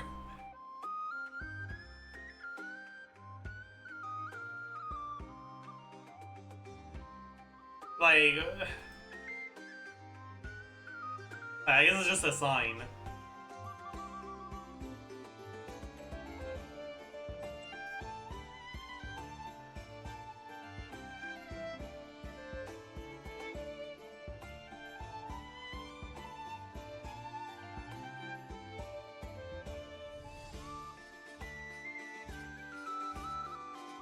Chat, am I the only one who's slightly bothered by the fact that the actual, like, hammer thingy here is going down? Its frequency is faster than this one. It's kind of bothering me, man. And over here, they've got a super tall observation deck. Whoa! Take a look at that! You can see really far out into the distance. That way's north, and that looks like something built by the Fatui? And then over there to the west, that must be the place Lauma mentioned, where the Frost Moon Scions live. So, what'd you think? Even if Anefa kinda stole her limelight earlier, this just goes to prove that Paimon's own tour guiding skills aren't too shabby either, right? Hey, come on! Would it kill you to compliment Paimon? Yeah. Huh? Look! There must be someone at the Adventurers Guild now! There's already a line forming outside! Looks like we'll finally be able to ask about your spaceship! Oh, or was there anywhere else you wanted to stop by first? One of the storefront signs caught my eye. Where? Which one are you... Oh... Now you mention it. That's Dory, Paimon's right? noticed it too. Ugh. Better not be who she thinks it is. Anyway, where we go first is completely up to you. Either the Adventurers Guild, or that suspicious-looking shop. A word of warning, though. If we step into that shop, Be sure to keep a very close eye on your Mora. Is it actually optional?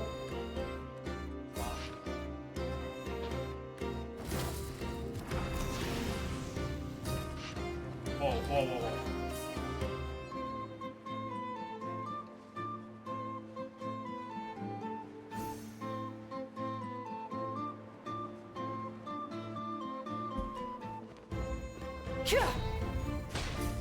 Alright. Hi, Dory. Please, here you go. And if you ever need anything else, don't forget to make the great Lord Sangama Bay your first port of call.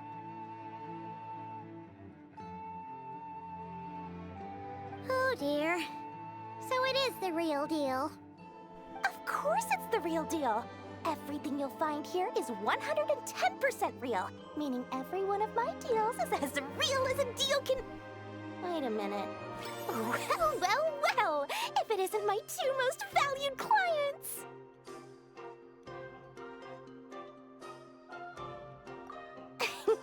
And with no small thanks to your munificent patronage. Come, how could you just sneak into Not Cry like this without telling your dear Lord Sangama Bay? If I'd known earlier, I would have made an absolute pulled out all the stops to ensure that your boat ride over was as comfortable as humanly possible. Thank the Archons we didn't tell you.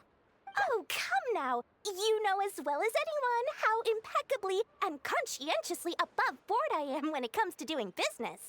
Well, regardless of whether that's true or not, the main issue here is that we had no idea you had a branch in Not Cry.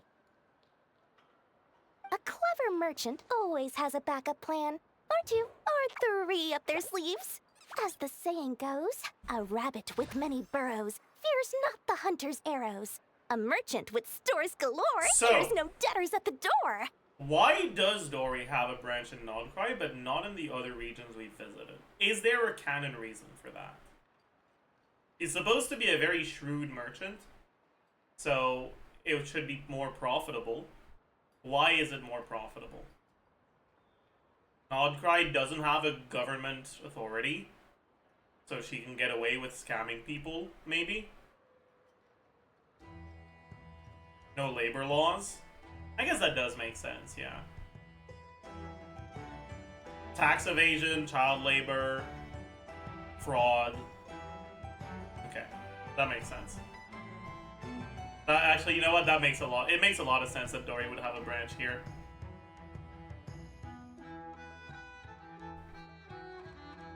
Since you're both here in Nodcry, would you care for some of my finest local souvenirs? Whatever you're looking for, I have it. Or if it's Sumeru you're missing, I've got that covered too. We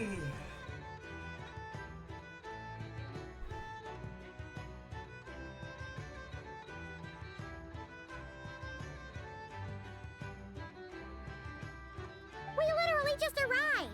Do we look like we're on the hunt for tourist trinkets to take back for our friends? My, your high-minded tastes never cease to impress. In that case, I know just the thing. You must be on the hunt for something like this? What is she supposed to be pointing at? Her head? What's that? Your hat? Information, of course. Oh. Information about Nodcry, locked securely in the otherwise impenetrable vaults of the Lord Sangama Bay's brilliant mind.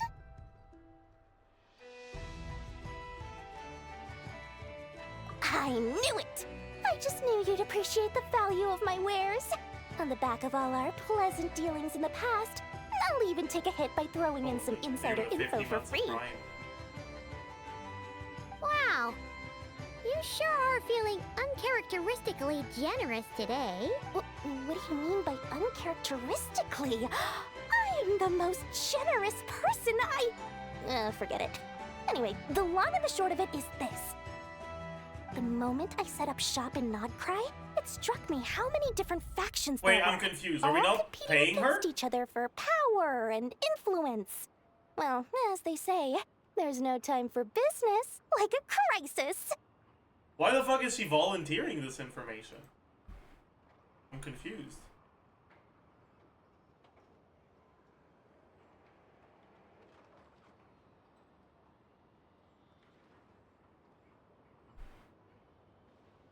You'll see later. All right.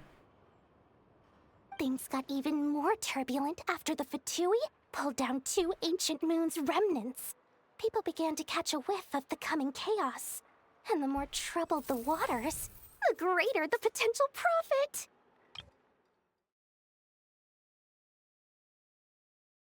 Okay, so the fact that she's volunteering this information means that she's got something to gain from volunteering the information.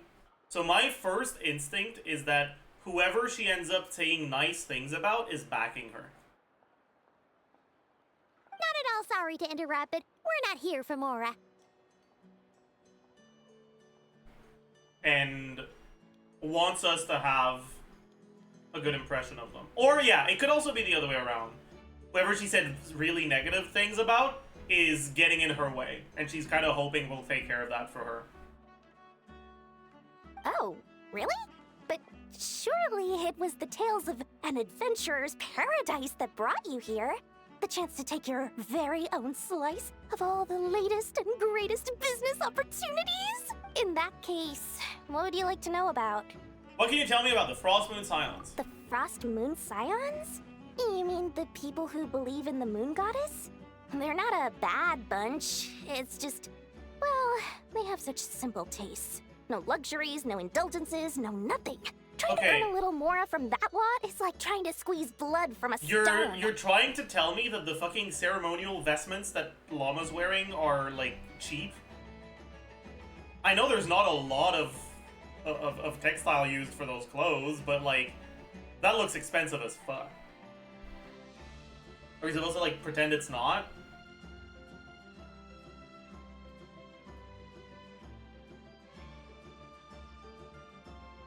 Maybe they process the fabric themselves, I guess.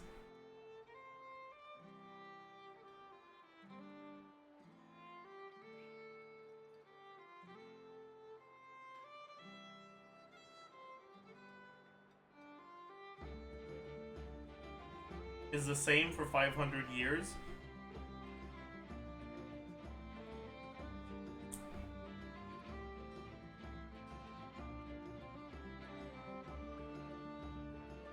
Oh. Still, things between them and the Fatui have gotten pretty tense. It's only a matter of time before the powder keg goes boom. And when that happens, that's when business will start to boom too. Please tell me about the They're an Lightkeepers. organization set up to keep the locals safe. Apparently, they have a long and glorious history, and they're made up entirely of volunteers. But seriously, a volunteer organization in Nodcry? This place is hardly a magnet for noble hearts. No pay, all work. That's not a business model, and it's certainly not for me. Everyone knows they're here for the Ancient Moon's remnants, but no one's sure why they pulled them down in Nodcry of all places. Anyway, they've been acting mysterious enough, but if you ask me, that Kuvaki Experimental Design Bureau of theirs up north hides secrets wilder still. Okay, so she clearly wants us to fuck with the Fatui, right? Like she's trying to guide us into a conflict with the Fatui. That bunch of booze-loving monstatters? Ugh, don't even get me started. As fellow Outlanders, I thought they'd be easy pickings, but somehow, every single one of our business negotiations wound up at the flagship. I've done plenty of deals with heavy drinkers before, but those guys? I never once made it to the contract signing before blacking out. I'm getting flashbacks of the hangovers just thinking about it. That Varka is better than Dory confirmed. Holy. What now? A spaceship? Nope, never heard of anything like that. Don't you two get involved in any big business here without so much as a heads up, you hear me? At the very least, consider letting me in as a key investor. Okay, so she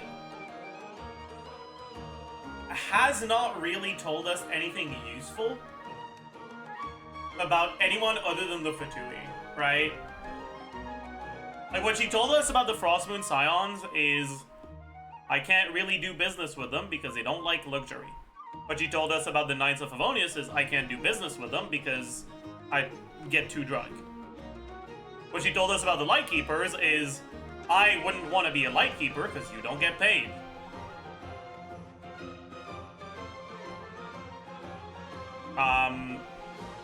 What she told us about the spaceship is, I don't know. And what she told us about the Fatui is, they're up to something. Oh boy, do I sure think it looks appealing and shit. Right, like, she's giving us basically no information and is definitely trying to lead us into a conflict with a Fatui. 100%. Oh, I almost forgot to mention. Sooner or later, you'll no doubt end up doing business with some other merchants in Nodcry. And someone's bound to mention a place called the Curatorium of Secrets. True. Listen to my advice. Do not, under any circumstances, go there. No matter how much trouble you're in. Okay, what do you mean, man?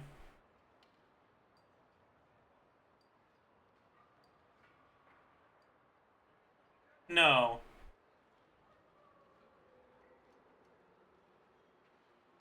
Does Dory...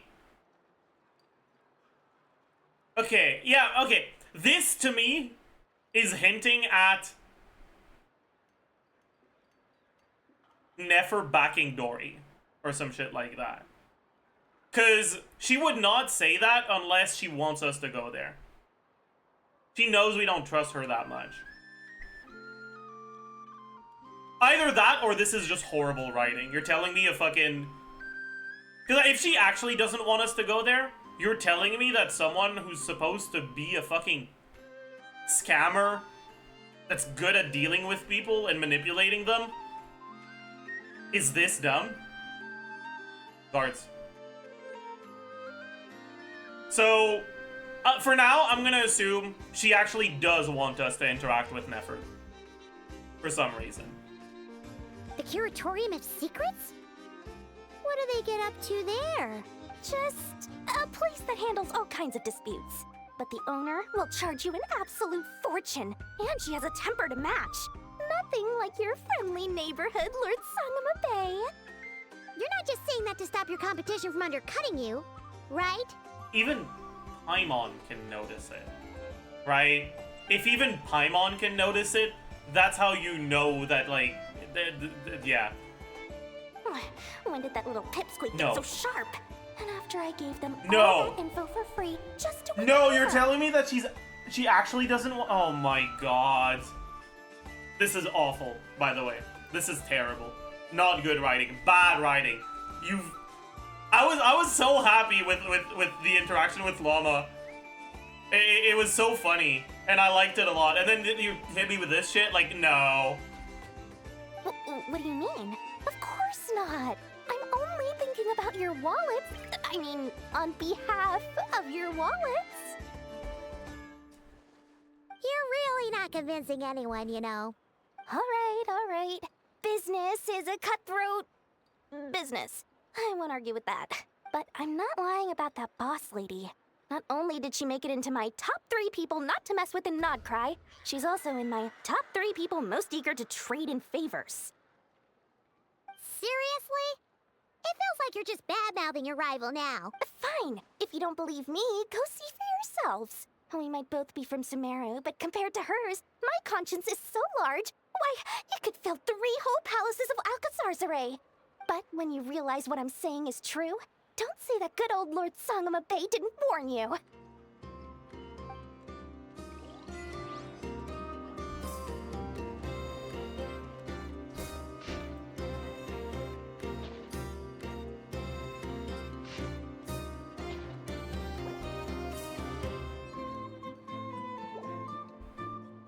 Check any spots.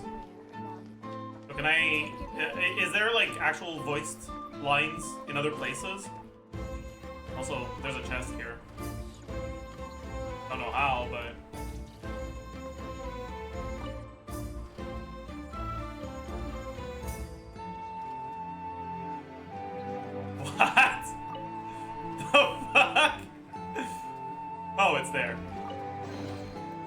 I saw the chest Hey, not a icon, I bad was haul. like, oh. Bro, what the fuck was that? Maybe we've got an interaction here, because that was one of the things that were mentioned. No, we don't. I'd like to buy some weapons. Why is that yellow?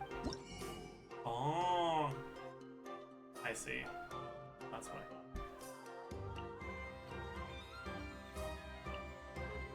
Oh boy. Okay.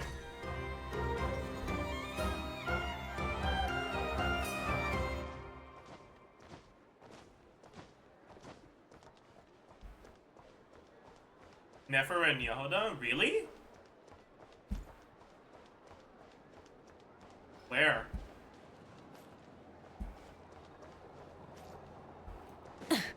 Is it next to where we were?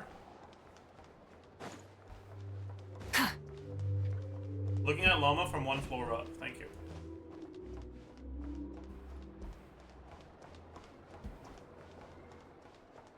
Full throttle!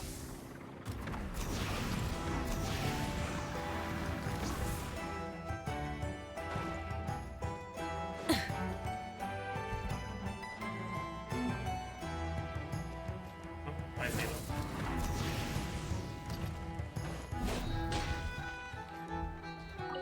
There she goes again. Some things never change. Does she really think that'll do anything to fix the mess that is Not Cry?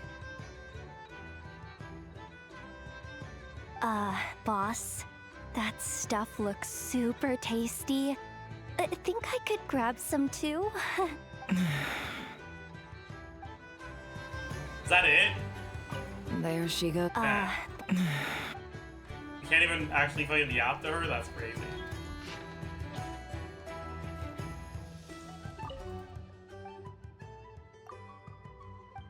That's crazy.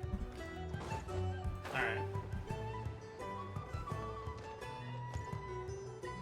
Should we do this? Why not? One sugar sculpture, please. Oh. Cool. Rev the engines! Rev the engines! Lucky us! The line seems to be gone now. Come on, let's go say hi to Catherine. Hey, Catherine. We meet again. Oh, that's not Catherine. How ridiculous. Huh? They often say that mortals, shackled by their own flesh and blood, may fail to perceive the truth of this world, even when it is right beneath their very noses. Yet I had not expected to have the pleasure to witness such heights of absurdity firsthand. I will say, okay, if she's saying this because we didn't notice, because Paimon didn't notice that wasn't Catherine, like, that's kind of a, you're kind of being mean. Like, that's not her fault. We haven't met the Catherine in Nodcry yet. We've never met Sandrone either. Maybe Paimon just assumed Catherine in Nodcry was a little different and special. Like, that's actually not her fault. For once. You're turning me into a Paimon defender is a fucking feat. For sure. But she's done it. But Paimon must have gotten the wrong person. At second glance, you do seem a bit younger than Catherine. And you certainly sound a lot less friendly. A creator might forgive ignorance, but being mistaken for one of my own creations is beyond all pardon. Is she shit-talking her own thing? Like, is she saying, like, these Catherines are so fucking worthless and pathetic. I know I made them, but they're shit and bad. How dare you confuse me for them? That's kind of funny. Look very closely, for standing before you is none other than Marionette, 7th of the Fatui Harbingers. Kind of a banger track. My god. I want to learn this, man.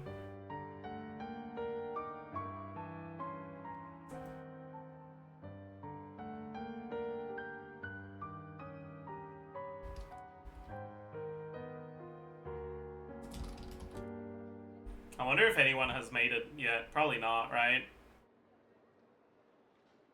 Anyone know what it's called?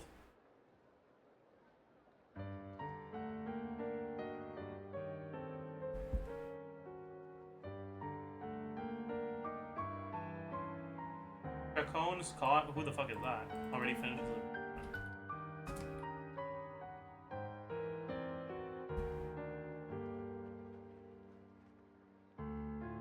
it. Beyond drone, so true.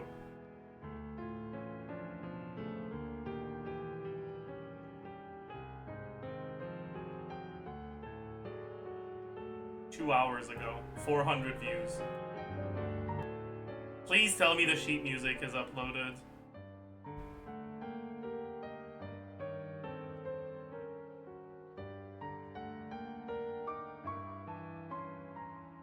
Okay, it's not uploaded yet, but it says it's free.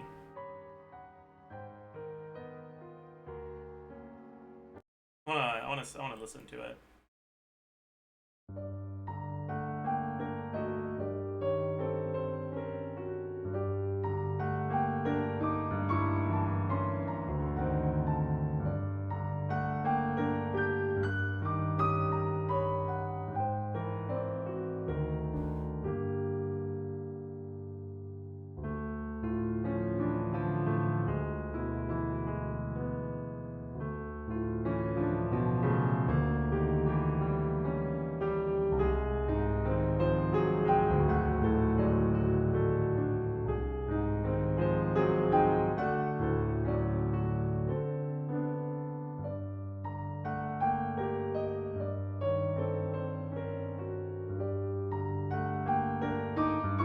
Pretty hard. Doesn't seem too hard.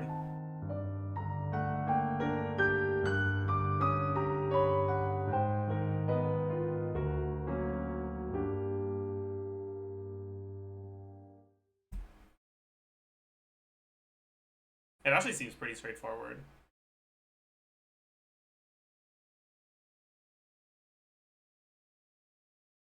Third syndrome theme.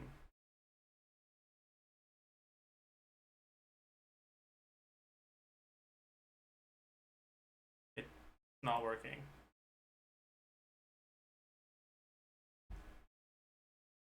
I'll sort by date modified. Okay, that's working. Only one page. Crazy.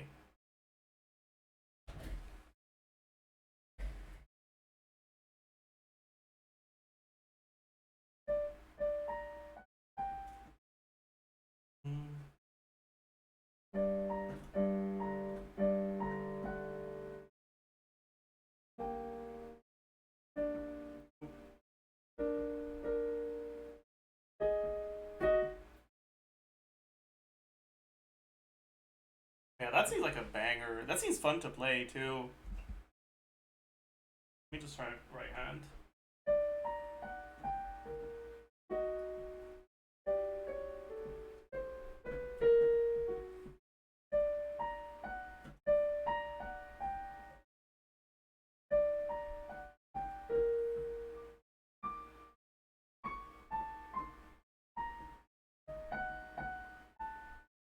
Oh, that does seem like a banger.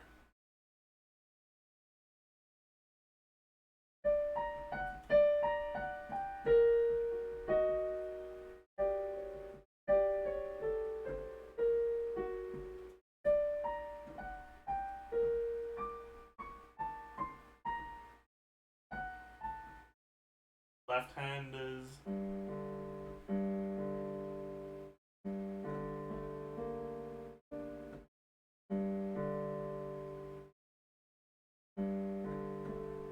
Oops.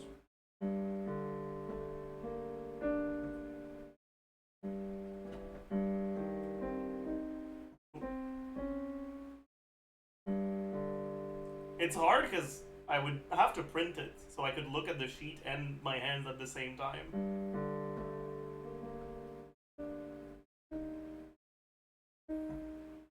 Oh, I can't play that. I hate when they do these things, man. My hand isn't big enough for this gap, dude. Fuck you. How am I supposed to do this? Bro? Like, it's literally... Wait. Nah. What is this? Nah.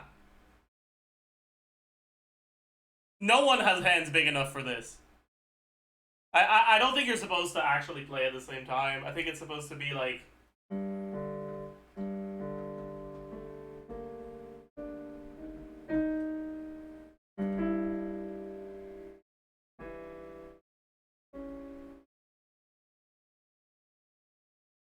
This, bro.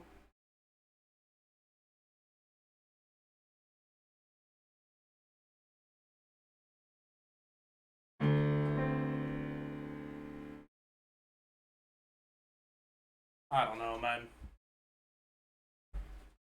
Use your nose / chin, so true. Need yaoi hands to play it. So true!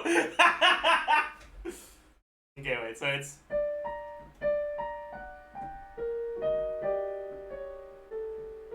Wait.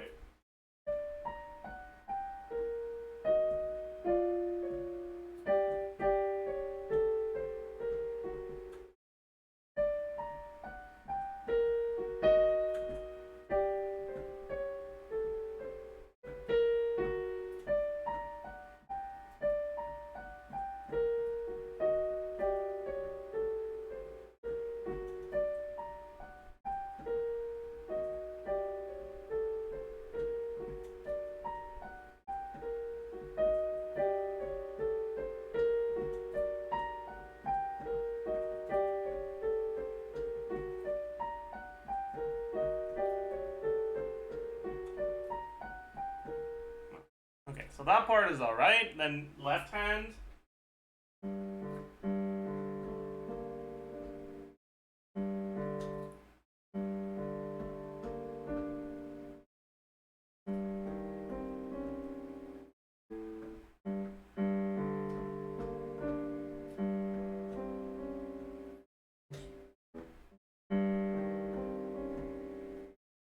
Oh.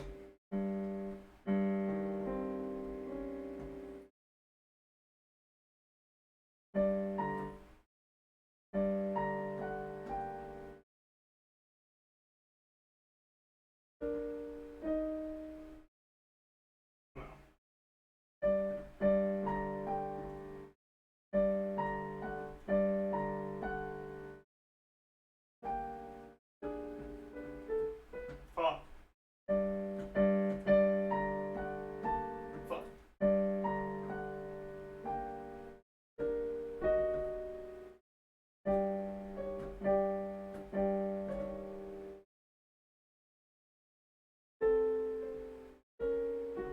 Yeah, there it is. That's what you...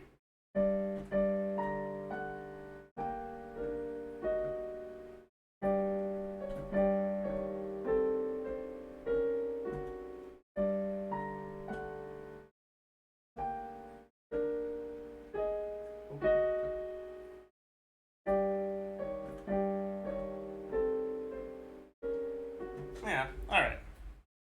That's enough of that. Doing everything except the ARCHON quest. Listen, it's a good track. I like it. I think I'll learn it. It sounds fun. This quest line is gonna take a week. True.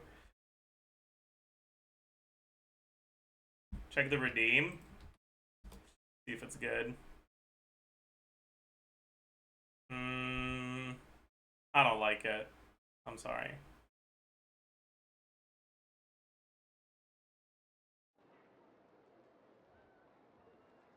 A harbinger?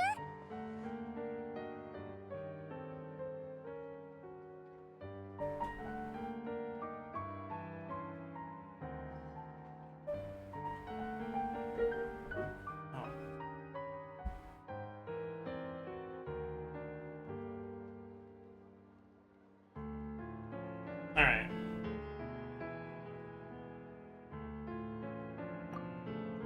Still didn't meet Aino yet? Yeah, I know. I'm sorry. So all the Catherines were made by Marionette? Does that mean the Fatui have been watching our every move? guild itself hasn't done anything shady, and Catherine's only ever helped us. Better just stay alert going forward. Today's encounter is merely a courtesy call. A friendly warning, if you will. You interfered with my work once before, with that little robot. I let it slide. After all, it was nothing more than a distraction, a side project at best. But we are in Nod Cry now, and as such, I strongly advise you not to stand in the Fatui's way. Otherwise, the next time we meet, I might just have to drop all this meaningless etiquette. Oh, please. You've got some nerve coming out with barely veiled threats like that. You're the one stirring things up here. Oh, perhaps you have misunderstood. Just because Nod Cry lacks a ruler at present, that does not mean it should not be ruled. We Fatui are simply establishing a new order. Yeah, right. More like shady experiments, judging by your massive creepy research facility. I've said what I came to say. What you do next, only you can decide. So why don't you start by using your already limited processing capacity to calculate your even more limited options? Wow. Get it? 'Cause robot? And, being the refined young lady that I am, I shall indulge you just this once. What is this thing?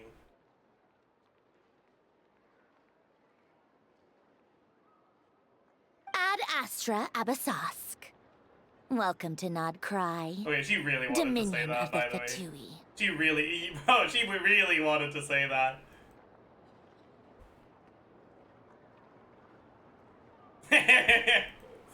Oh my god.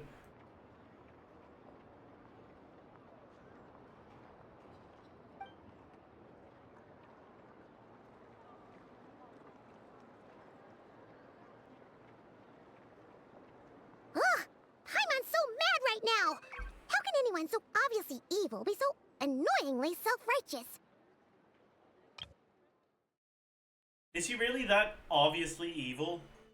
Like, what did she do?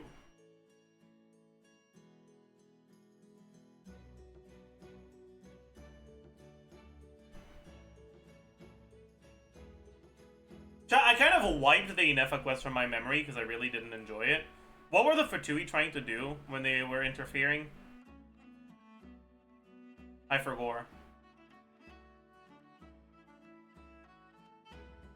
Evil things. Okay, true. Seal her core. Do we know what they wanted to do with that? No, right?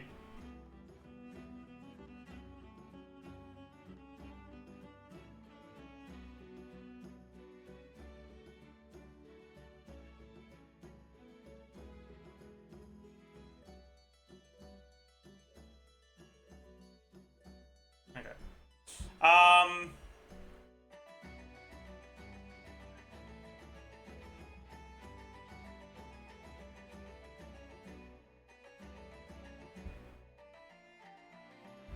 But like,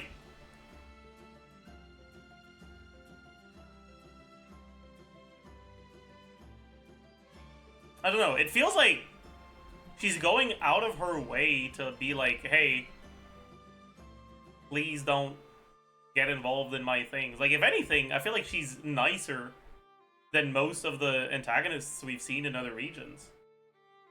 No?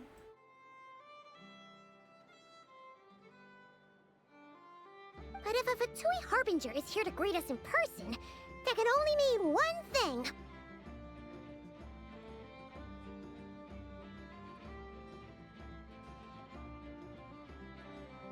There's creepy background music. It's not creepy.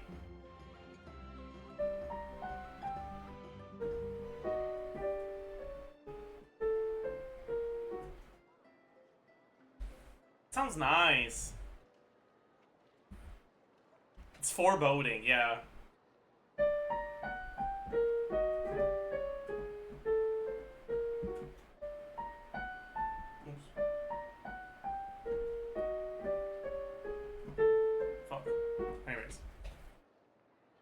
15 minutes into the, we're like 25 minutes into the quest.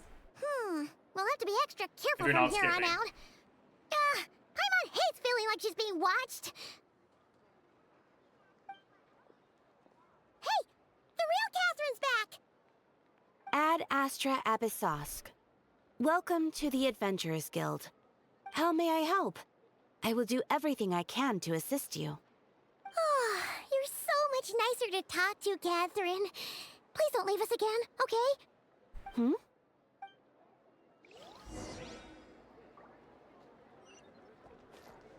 Ad Astra...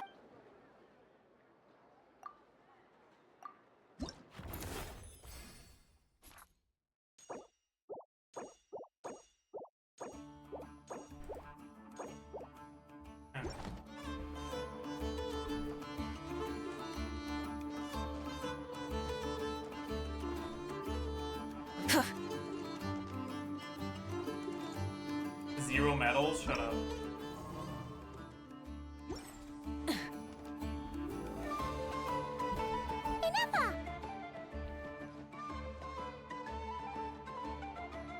By the way, does any mod want to go skip like lore skip the quest on my main account so I don't have to do it twice while we're doing this?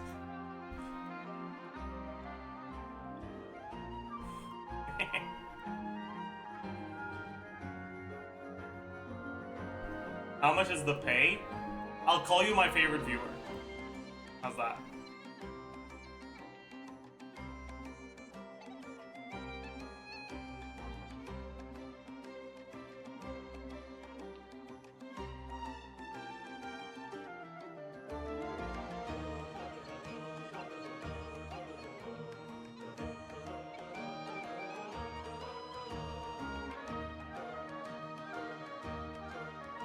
Hello.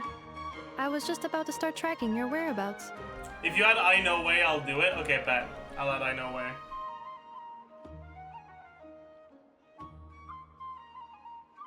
We need to remove something though.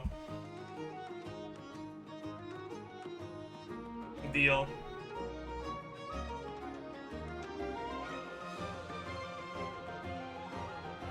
You have slots, do we?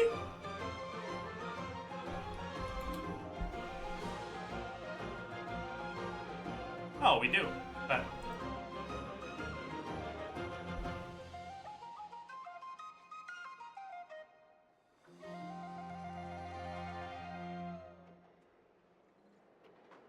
Okay, I know way has been added, so get to work, lad. How long do I have until the quest is gone? Like 37 days. Although if you want to do it just enough progress to at least unlock I know in the next couple days, that would be nice.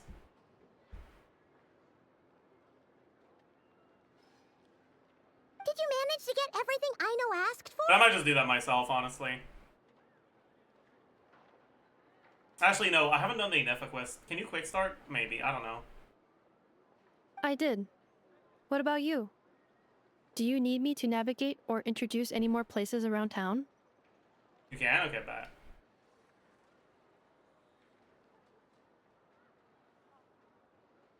Not for now. We've seen most of it already. We probably need some time to process everything we've learned, though. Any progress with the spaceship?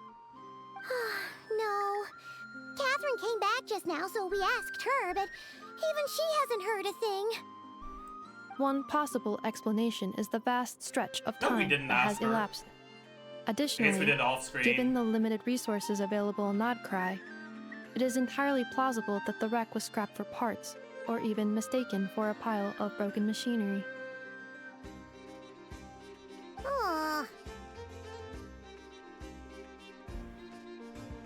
Understood.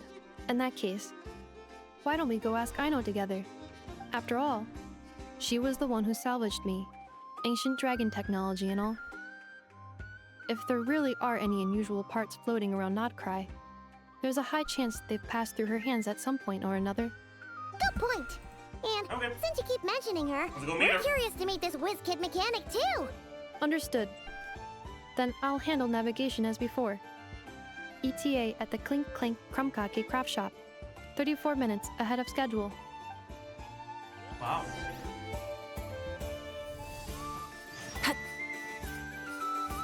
What? Why? What? Why did I? What?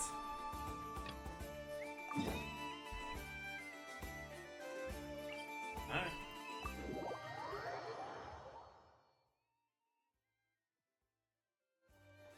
Try and stop me!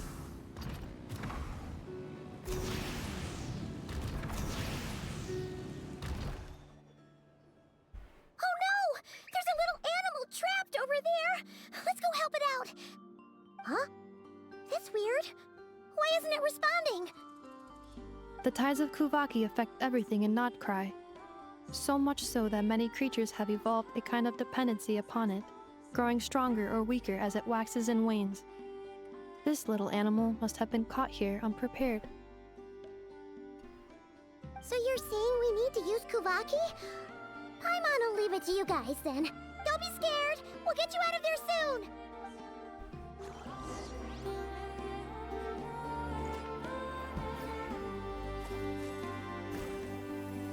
Oh my god, bird is free! Oh, it worked! Off you go now, little one.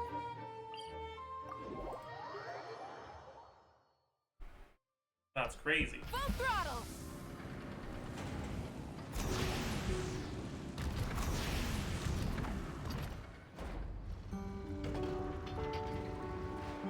Refresh chat overlay, please. Okay. Here we are. The place Aino and I call home. Whoa! So many machines that Paimon's never even seen before. And then there's all these little robots. Did Aino build them all? That is correct. It looks like Aino has created 3 more little bots since I've been gone.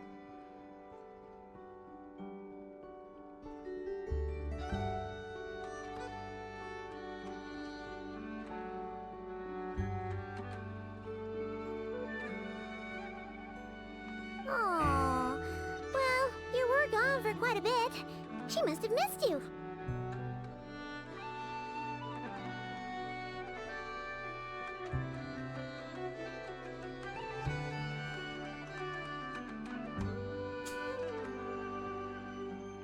Thunderclap Reef also has. Wait, what the fuck is Thunderclap Reef?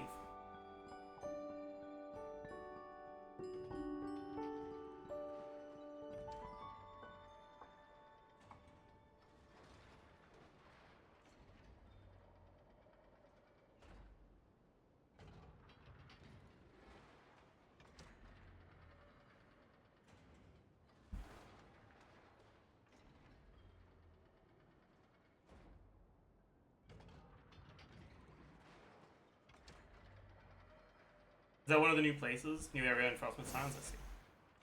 I'll be right back, chat.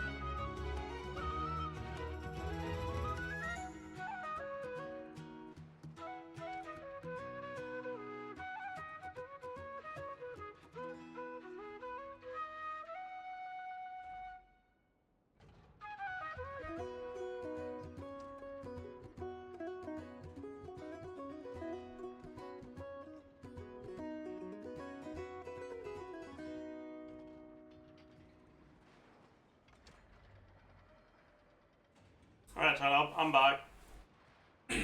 Sorry. I'm gonna order some food, because we'll be here for a while.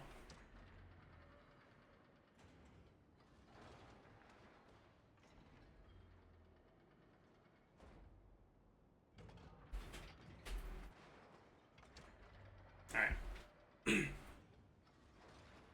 I missed her too.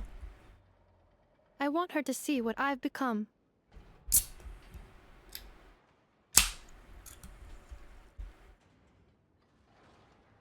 Let's not keep her waiting any longer then. Come on! We're gonna meet Aino. Wow.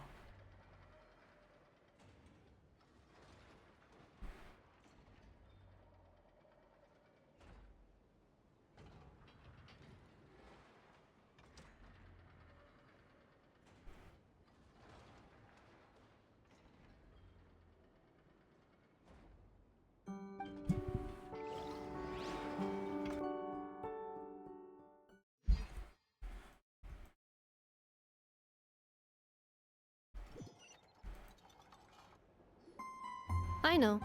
I'm back.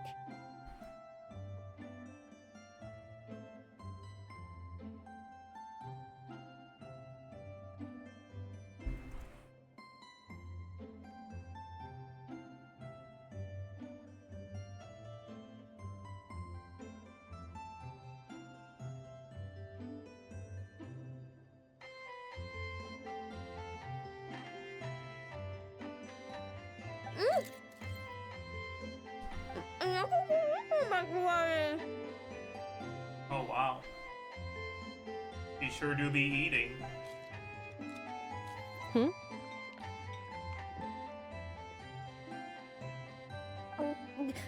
Hi, Selena. Ineffa? You're We watched the first, like, 3 significantly minutes of earlier your than I Aino video expected. earlier. Like, And it took us, a like, whole 30 minutes. at least. Everything went very smoothly, which saved me quite a bit of time, so I...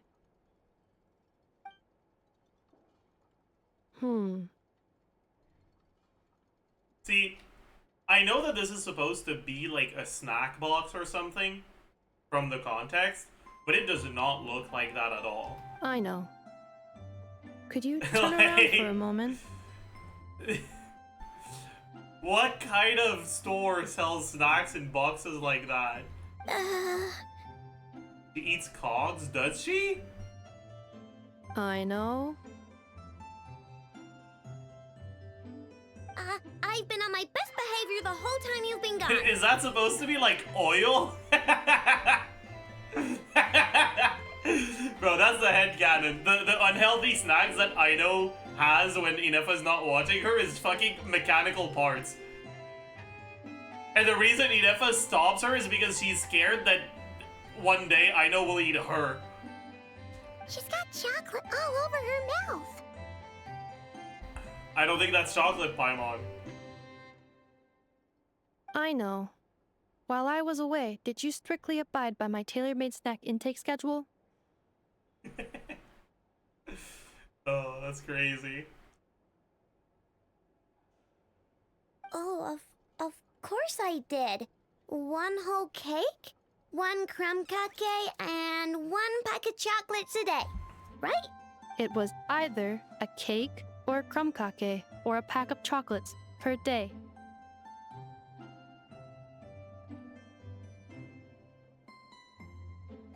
You just watch a Yulon C6 comparison if you want to laugh. Okay, but comparing to Yulon C6 is like comparing to a fucking toddler with a gun.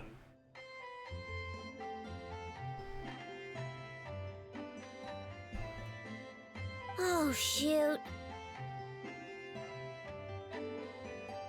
When did you finish the snack stash I left for you? Literally just earlier today. Let me just go run a scan on that.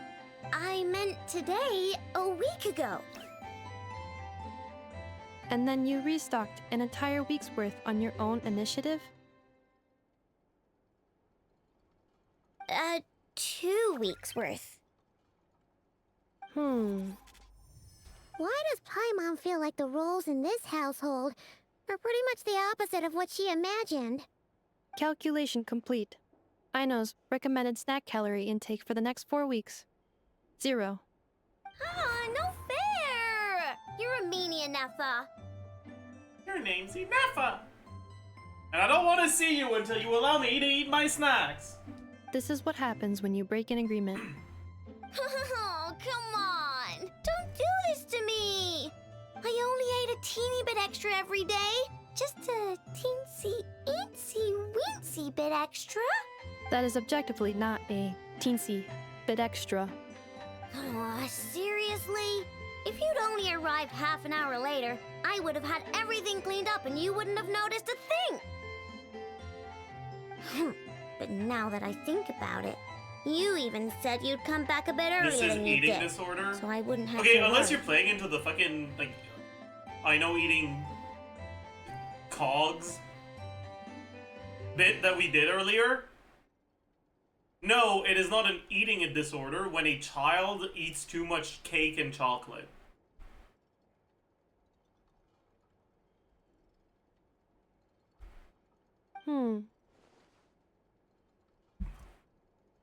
Because they didn't have proper adult supervision. But then, you were away so long, and I was so worried about you. And that's the only reason I even... Crocodile tears. I know you are not convincing me. Crocodile tears.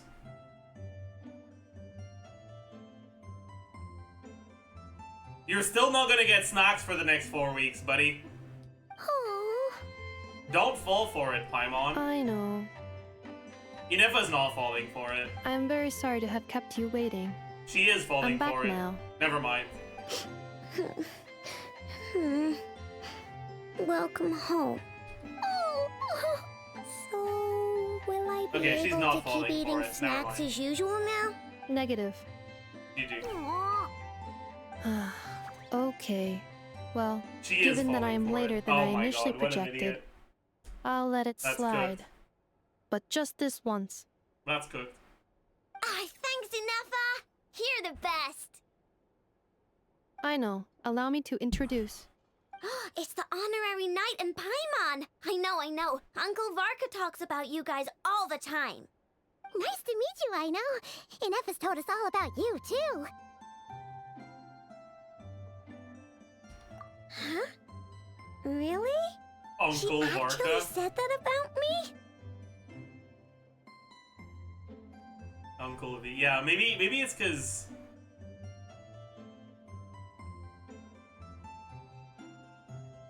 that uncles are people who leak. So this is implying that Varka is a leaker. But why would Varka be leaking anything unless he was oiled up? Or oiled up Varka confirmed. That's all I'm saying. Listen, God. That's all I'm saying. Like,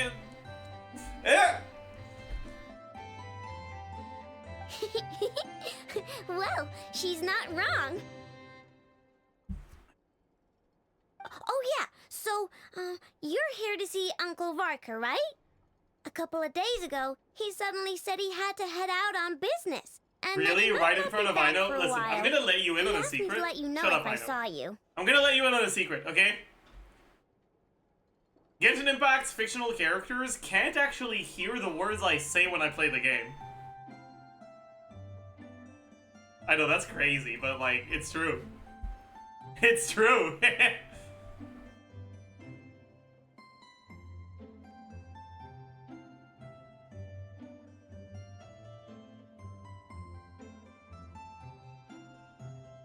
For now, at least. True. Yeah, we heard about that at the flagship. Did he say what he was doing? Nope. Just told me to take good care of you guys and make sure you feel right at home. Oh, shoot. Please, take a seat.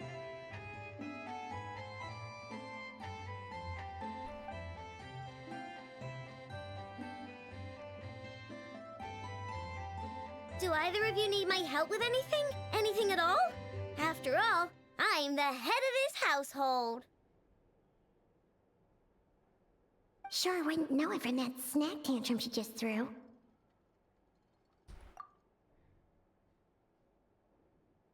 So true. A spaceship, huh? From outside to vet? Exactly. So, ring any bells? I kind of feel sad for Aino not having any friends her age. Well, man, I guess. I don't know. I feel like she could have friends if she wanted. It's not like she's the only child who's a member of the workforce in Not Cry.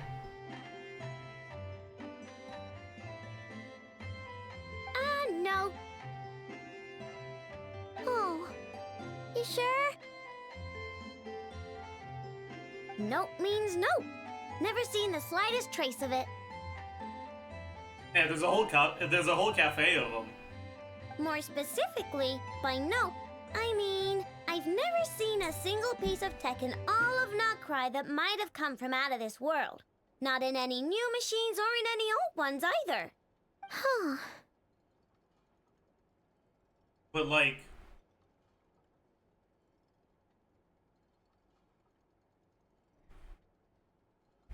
how does a piece of tech look like it came from out of this world? Like, what if AA batteries are a multiversal constant? Like, how do you know that those AA batteries are not were made into that? Does it have a label? Hmm?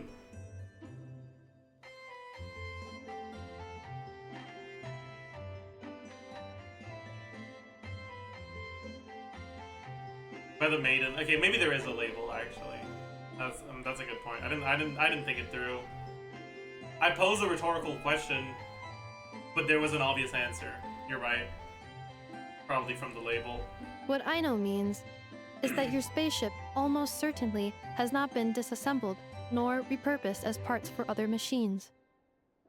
Oh, so that's what she was getting at. Yep. I've taken apart pretty much all the fun stuff in this city at one point or another, but I don't recall ever seeing any components that were anywhere near that special. So, either your spaceship crashed somewhere it's never been found, or someone did find it and then hid it really, really well.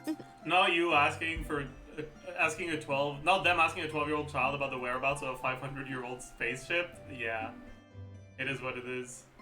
But who would even do something like that? Beats me. Maybe someone who thought they could stash it away for a rainy day. Just like how I sometimes hide snacks in the... Anyway, long story short, I definitely haven't seen anything like that. Chad, you know, have you ever hidden snacks from your parents as a child? What was your go-to stash?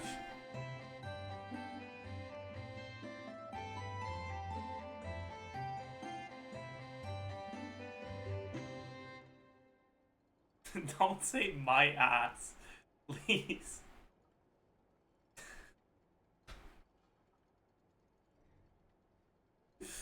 What's wrong with you?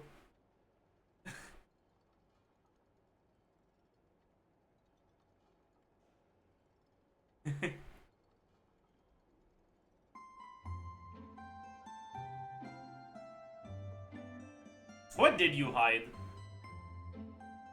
I think I talked about it before, but what I would hide is bro, the main thing that I would take without my parents' permission was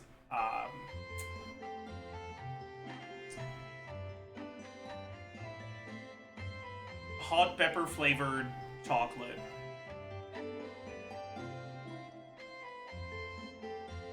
Dark chocolate flavored with a bit of hot pepper. Why are you guys saying ew? You've clearly not had it if you think it doesn't taste good. Like that shit is like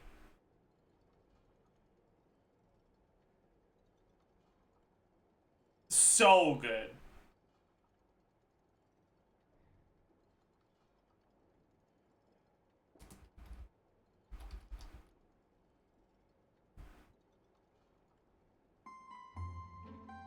Dark chocolate with chili is better.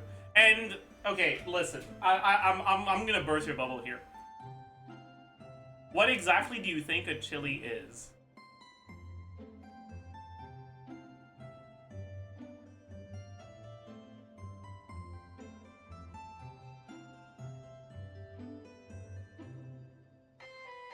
I thought you meant peppercorn. Of course not. That would be disgusting. That's true.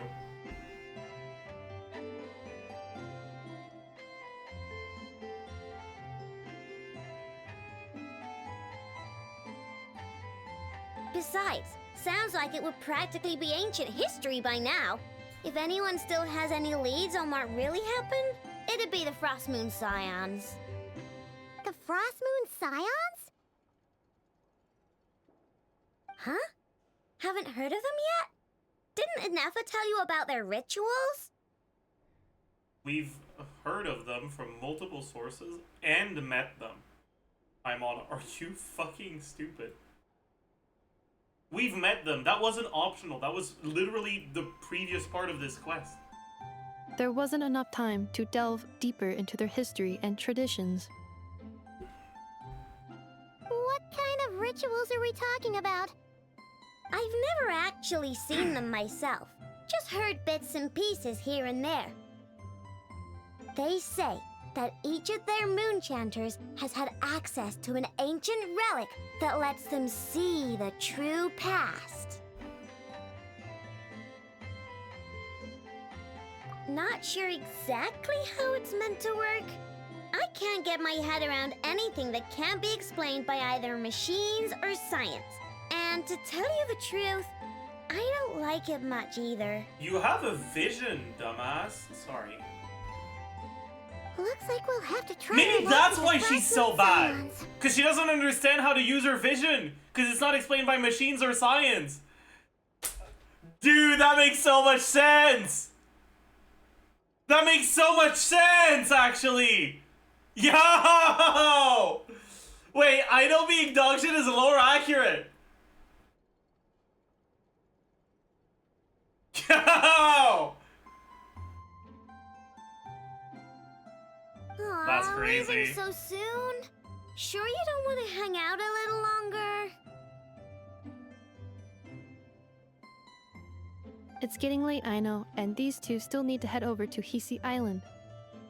It would not be convenient for them to linger much longer. Aww. That's not a vision, it's a moon wheel, right? Alright, Is it a then. moon wheel? I don't remember. Who cares? Same shit. Don't worry. We'll be sure to drop in on you as often as we can. It's a vision? Okay, whatever, same shit.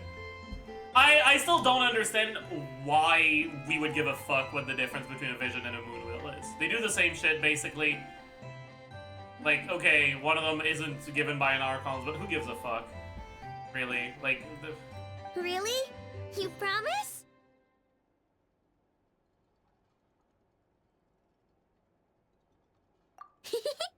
Sounds like my type of visitors. You're welcome anytime. I'll be staying to look after Aino today, so I won't be going with you. Hey, don't sweat it. We'll find our way just fine. I'm glad to hear that. Also, I must admit, I have very much missed the charging bed that Aino made for me. Oh, are you here? Let's go! We have Aino! My name's...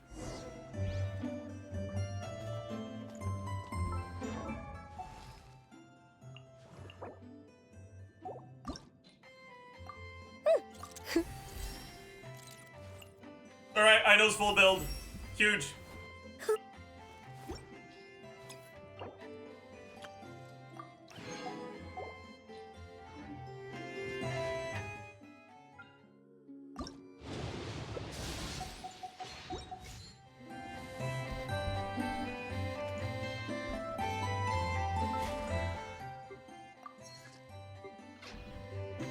Talk to her.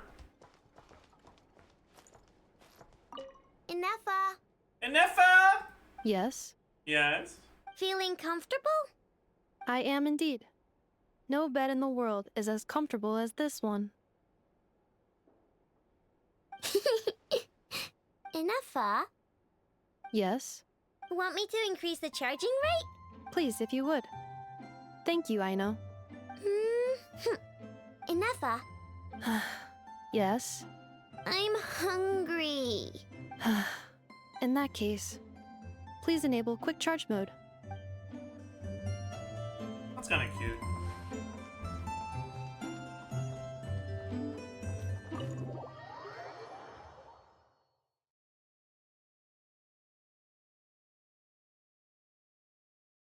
Ramos VA is good. I agree. Who is my favorite character out of the characters we've met so far? I'm not sure. I actually like all three of them.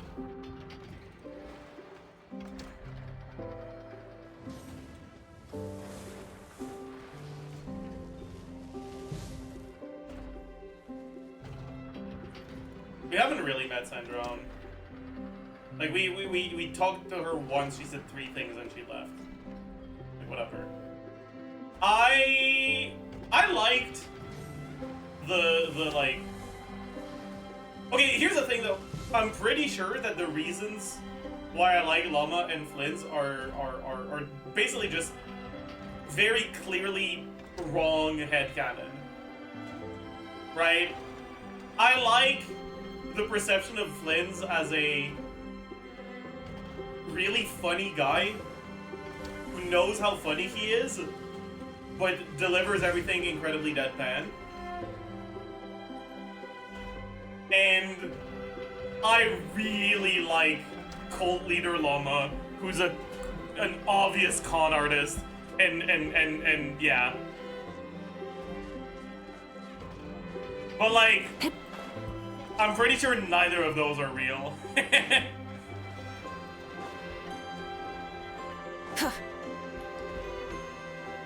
What is this?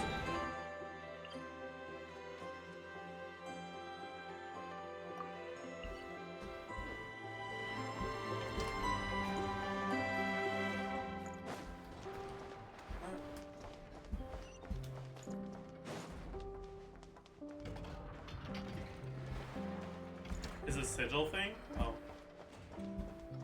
Do I not get it? Or what? Do I have to, like, do this?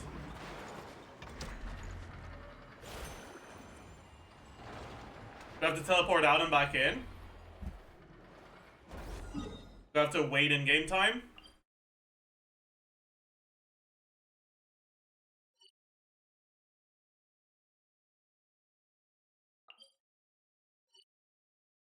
You have Pro and Archon quest. I see.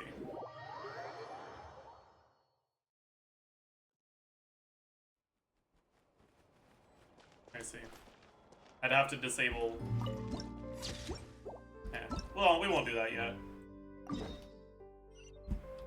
Try and stop me! Keep going with this.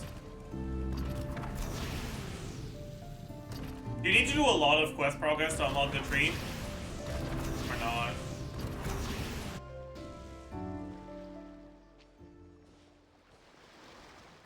No. Seeing Anafa and Aino reunited like that sure was heartwarming.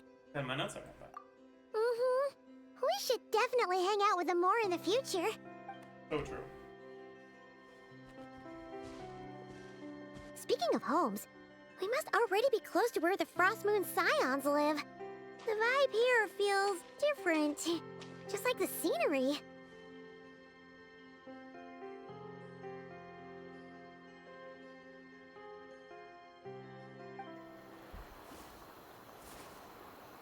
There's multiple trees? Yeah. I do remember that.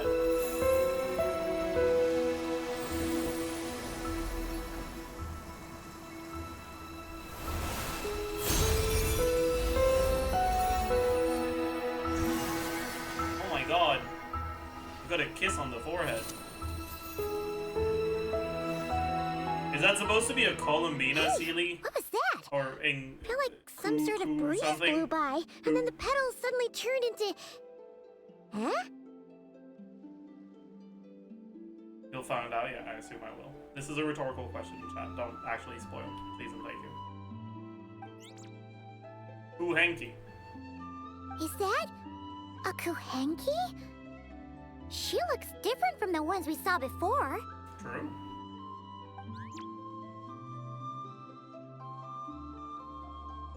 Hey there! What's your name? Huh. Doesn't seem able to speak.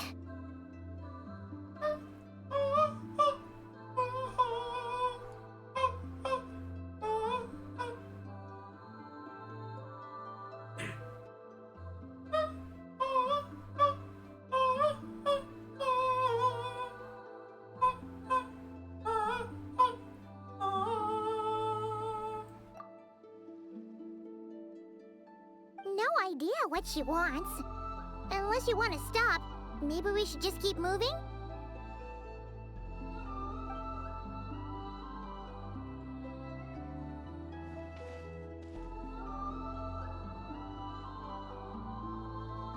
She's following us.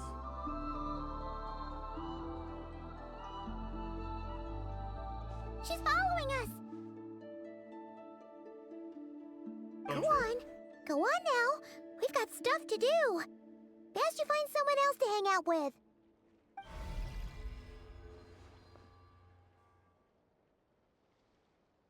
She bloomed, man. I don't think there's a better way to describe what just happened. She just bloomed. Hey! Don't make it sound like Paimon's some kind of meanie. She mooned. True. Oh my god, I'm mooning. I had no idea what she wanted, okay? Oh. Anyway, next time Paimon sees her, Paimon promises she'll be nicer.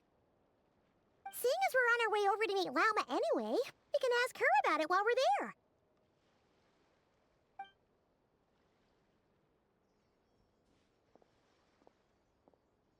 Being finished with Nod Cry, I totally understand your reactions to Fontaine names and shit. Bro, how are you finished with Nod Cry already? It just came out.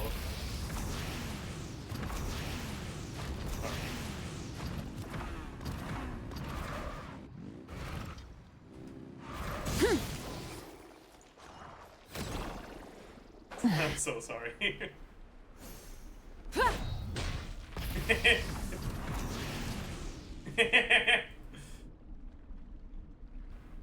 Rose from the future. I already did the 6 point, or sorry, the Luna 5 Archon quest. The Moon Chanter? Let me take a look at your wound. You must be more careful. Doesn't matter how much of a rush you're in, your safety always comes first.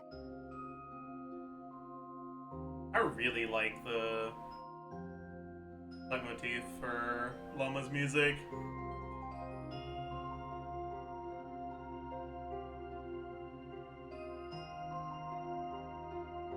The teeth? No, the leitmotif.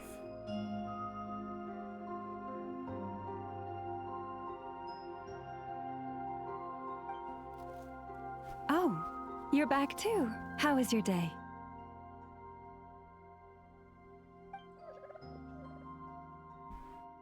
You what?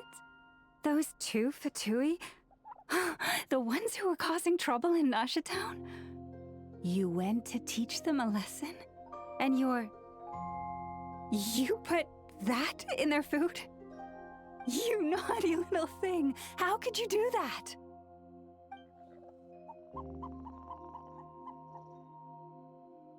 So true. They didn't notice. That's not the point. You mustn't do that again, okay?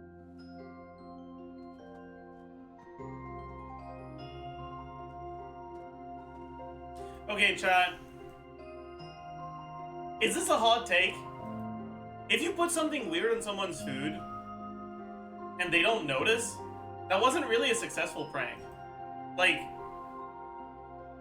unless they get sick from it, like, you've achieved nothing.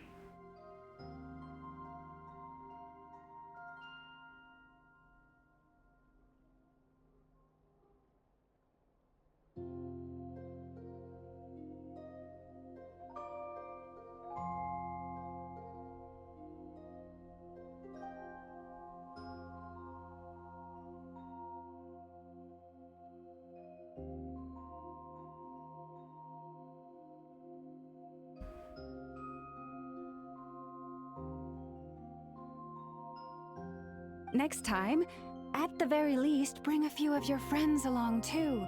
You'll be an easy target if it's just you on your own. Hey, Wilma! Still remember us?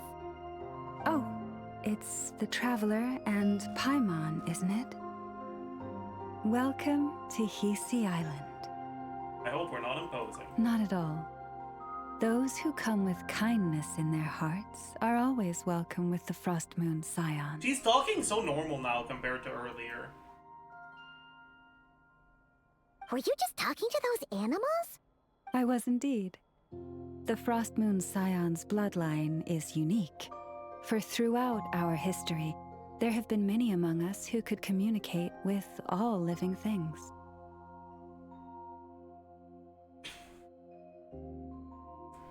It's not that funny. It's not that funny. It really isn't. Hmm? What was that? Oh, is that so? She says she was trapped in a plant earlier, and that you were the ones who rescued her. She wants me to thank you on her behalf. Oh, it was nothing.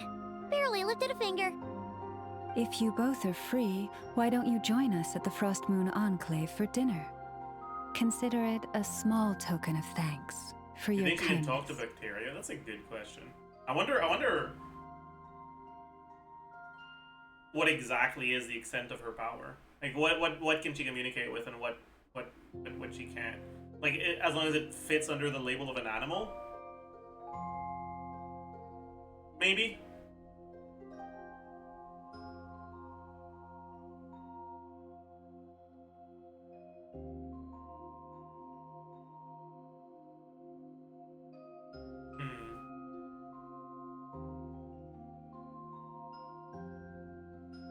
Are monsters animals?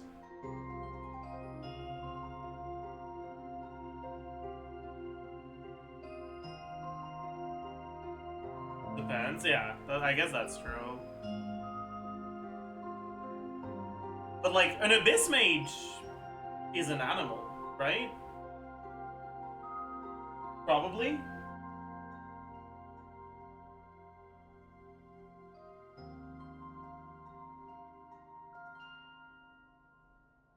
Because, like, otherwise, what are they? A virus? Are there more categories of living beings in Tavad than there are on Earth? Are they fungi?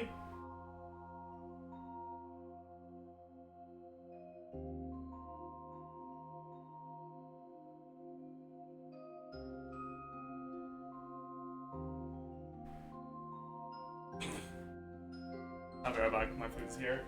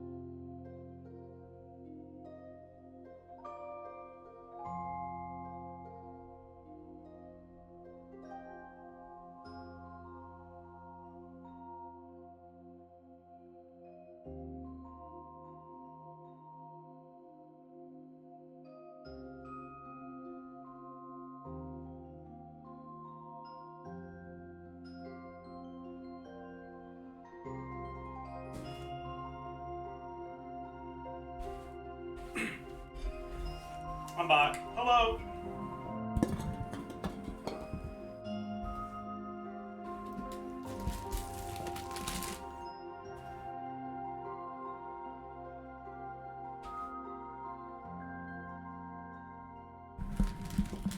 We'd love to!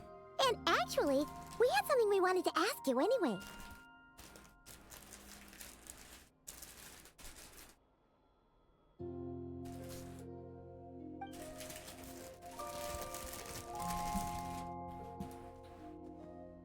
This statue. Oh. You're interested in the story of Do you like the story so Kuta? far? I do, actually. Show chat.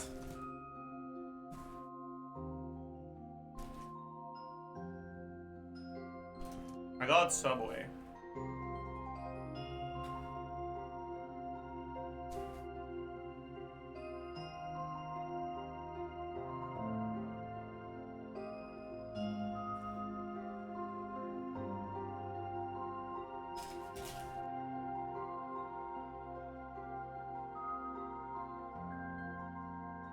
Kutar?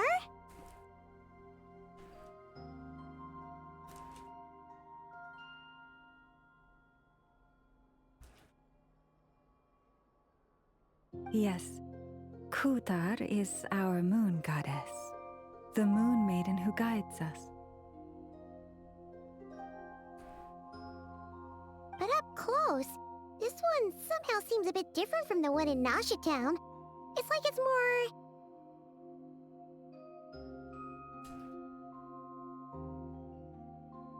natural? or like... more harmonized in its design.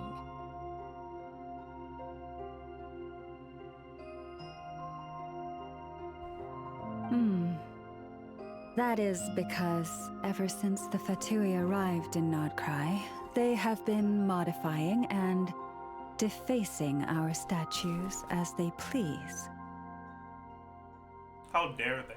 These statues were made by the Frost Moon Scions who settled here hundreds of years ago, crafted from the very finest Lunasol stone.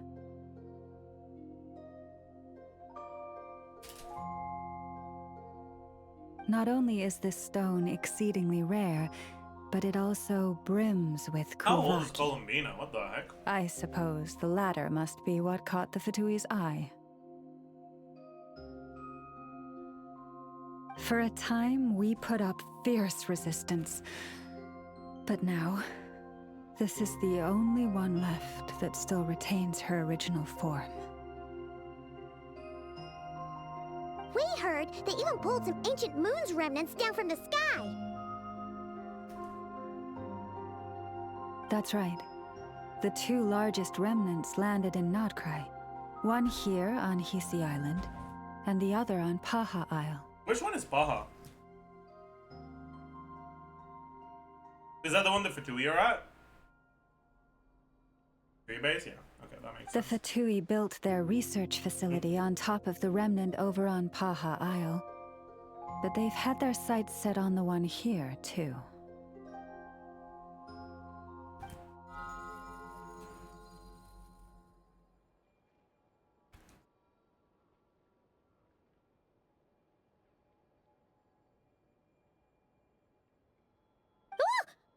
Oh! It's that little Kuhenki again!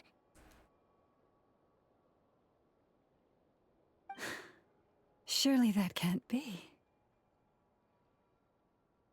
Would you recognize her? We've been wondering what was up with it, too. It just appeared out of some petals and hasn't stopped following us since. No, that is no ordinary Kuhenki. These we name Luonnotar, beings born from the moon goddess's blessing.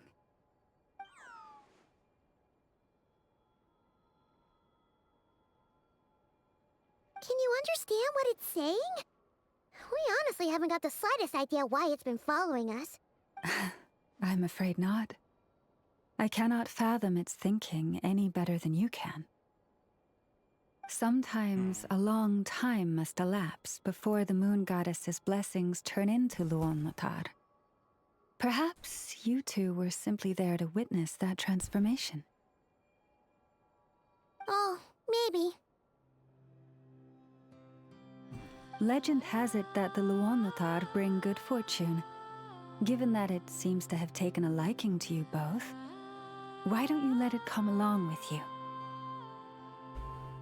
Sure. And you just let it auto? No, because I want to make sure that if there's something interesting, I can, like, pause and talk about it. Really? Then you can start by helping us find some more treasure chests along the way. Capiche?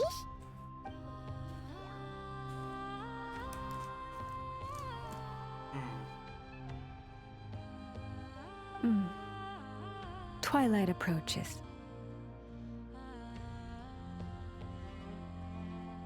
If you would hear more of the moon's story, then let us make our way to the Frost Moon Enclave. Beneath the gentle moonlight, I shall share this tale in full.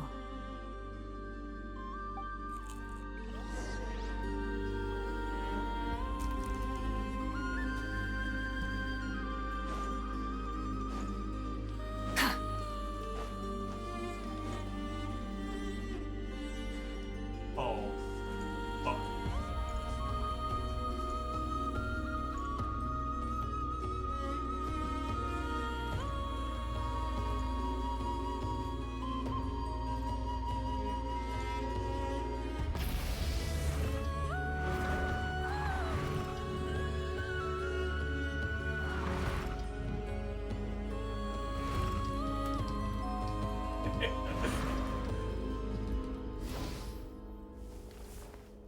Oh, Lady Llama, you're back.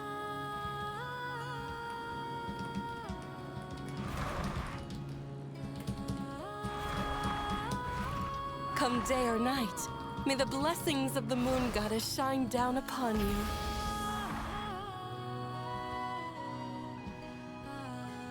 I'm gonna pollute your natural paradise.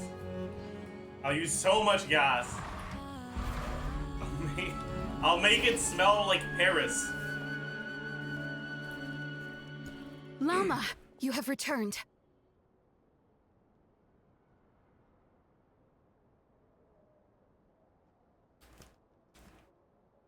Wilhelmina, this is the Traveler and Paimon.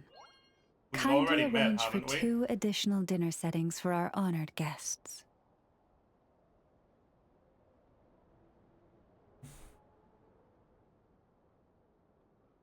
Of course, my lady. Wow! Everyone along the way here pretty much saluted you. Are you, like, super important around here?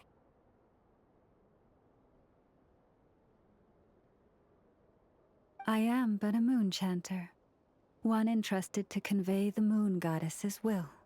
Nothing more. She's just being modest. The Moon Chanter holds the highest rank among us Frost Moon Scions. Llama is our leader. It's not that funny. Wilhelmina? I know. I'll send word to the kitchen. 2 meals coming up. Whoa! Paimon had no idea you were such a big shot. It is merely that the unique traits of our bloodline have manifested themselves especially strongly in my person. That is no accomplishment of my own. Please, follow me this way.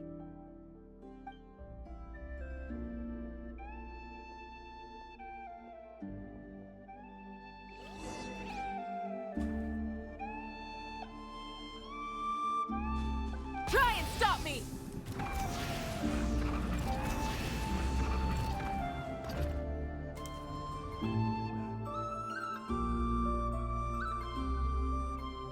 Even to this day, I am still trying to piece together the many fragments of our past.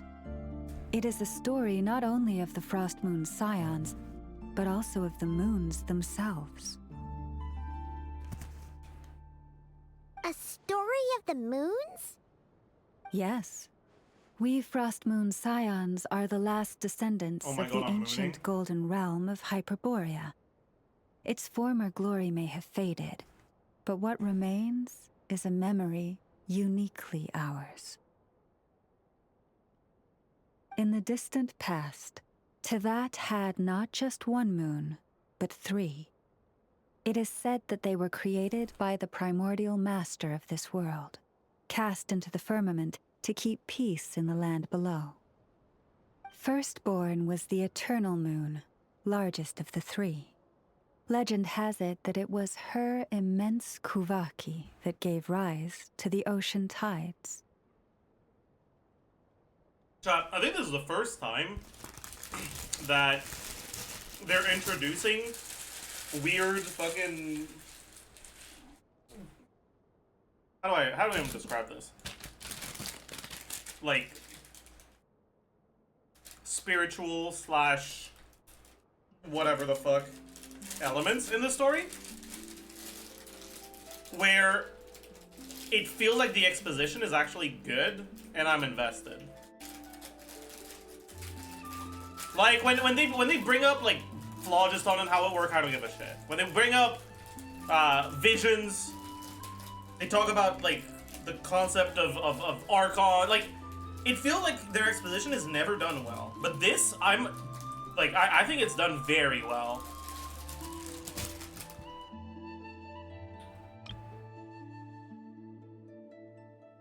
It's like, this dialogue is great exposition to lore. So far, at least. Next was the Frost Moon. Smaller than her big sister, yet brightest in radiance.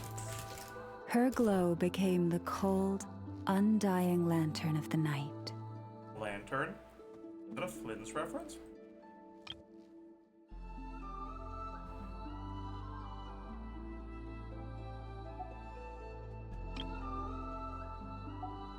Finally came the iridescent moon, smallest of the sisters. Most of the time, her light was barely visible to the naked eye.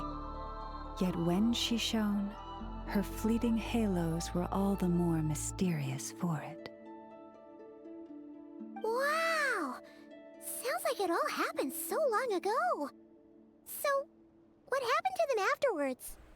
Afterwards, well, as you have seen, the 3 moon goddesses perished. This happened in a war triggered by the Descenders, and of the 3 lunar husks, only the Frost Moon survived unbroken, while the others were shattered to pieces. Oh, so that's why there were ancient moon's remnants in the sky. By the way, chat, this is a this is a leaker that lunar shatter is gonna be broken. Because it was enough to break a moon, man. That's crazy. Yes. It is also said that when the moons shattered, most of their fragments rained down upon this land like stardust. That is why Nodcry is blessed with such an abundance of Kuvaki. As for the remnant that the Fatui recently pulled down, that belonged to the Eternal Moon. Wait a sec. But you just said that 2 of the moons were shattered, so where are the remnants of the iridescent moon? The iridescent moon's remnants were never found. What happened to her after the war remains a mystery. Some say she vanished in an instant, while others believe that her remnants are simply too delicate to leave a trace. So, Columbina's the iridescent moon, then? I thought she was the Frost Moon. No? Okay. Well, I'm an idiot then.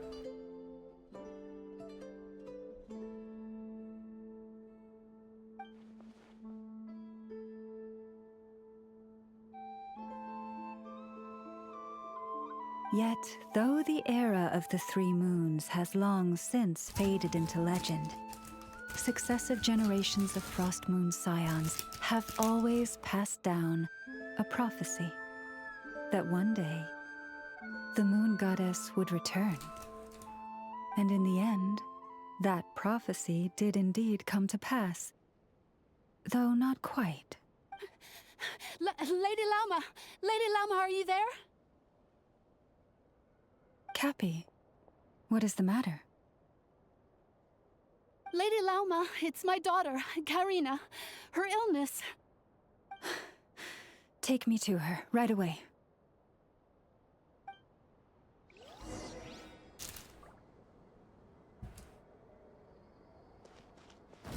Check on the sick child.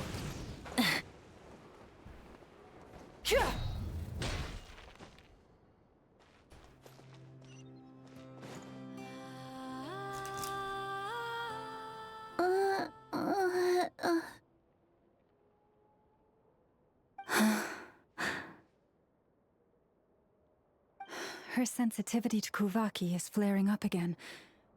After her last treatment, did you follow my advice and seek medical help in Nasha Town?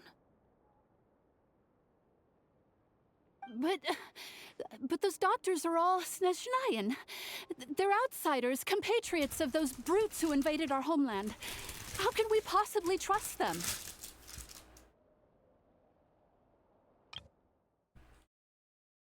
You're telling me that the town that's known internationally for how diverse it is only has doctors from Snezhnaya?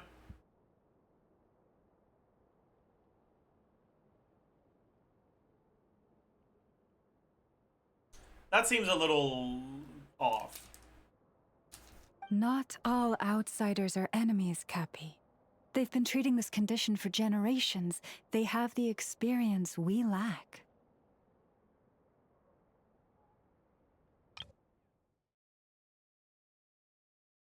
That town has max 2 doctors, though. Yeah, but would you say those doctors are all Snezhnayan if there's only 2? But we're Frostmoon scions. Should we not remember what the outsiders did to our moons? Surely the Lady Kutar will reward our devotion. But Cappy, Kutar is long... This isn't the time for debate.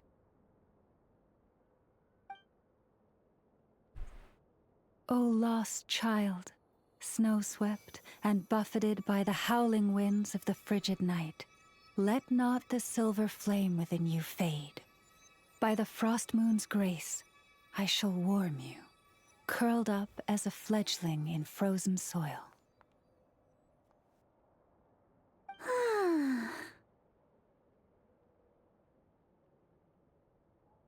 I don't think that's what snoring sounds like. Praise be to the moon goddess, my Karina. Yeah, that llama's too on. Remember, she must take powdered laka berries daily. It will ease her symptoms.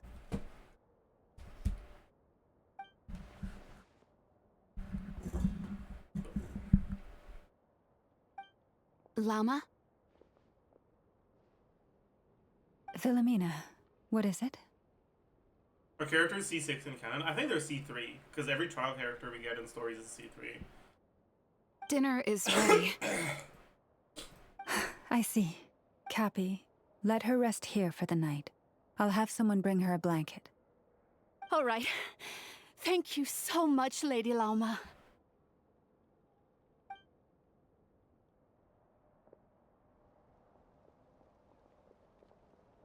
Will she be alright? Yeah, maybe Cubby's just fucking wrong. Some of the doctors are not Snezhnayan, but she doesn't know because to her there's no difference between the Snezhnayans ones and the fucking Natlanese ones or whatever. Yeah! If there's anything at all we can do, please don't hesitate to ask. Thank you for your kindness. For now, though, Karina should be fine. She'll be feeling a lot better tomorrow.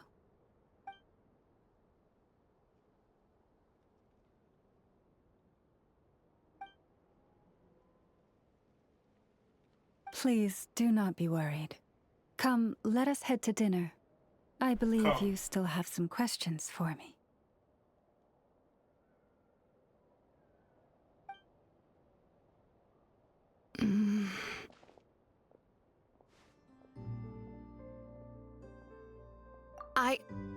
Oh, sorry. Yes, I'll be coming too. I was just thinking about something. Chat, what if Philomena is actually a villain? And you're supposed to be able to figure it out from the foreshadowing in her name. Oh? Lauma makes such an unshakable moon chanter.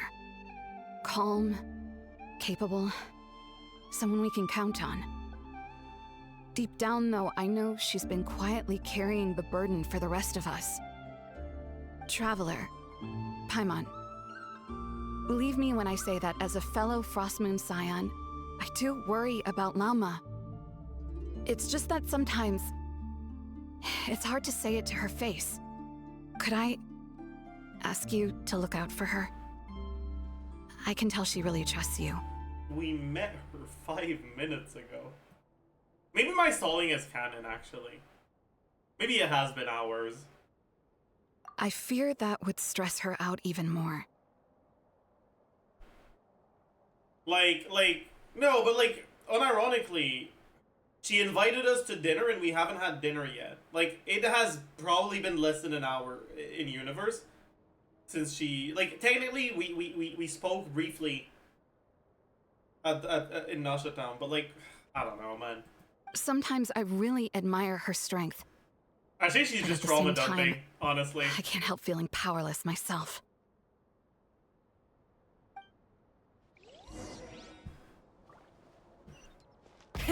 Rev the engines!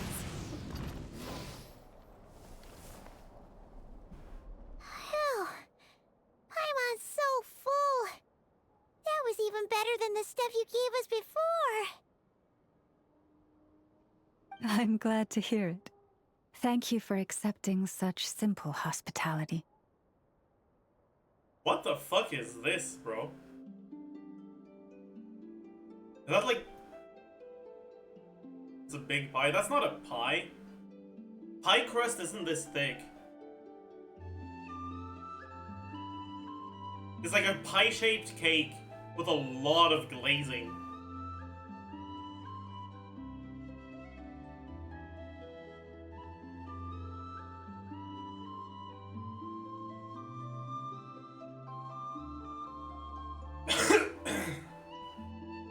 Hey, we should be the ones thanking you. Seriously, that was seriously scrumptious. How did you even manage to finish it? This slop's barely edible. What are they doing here?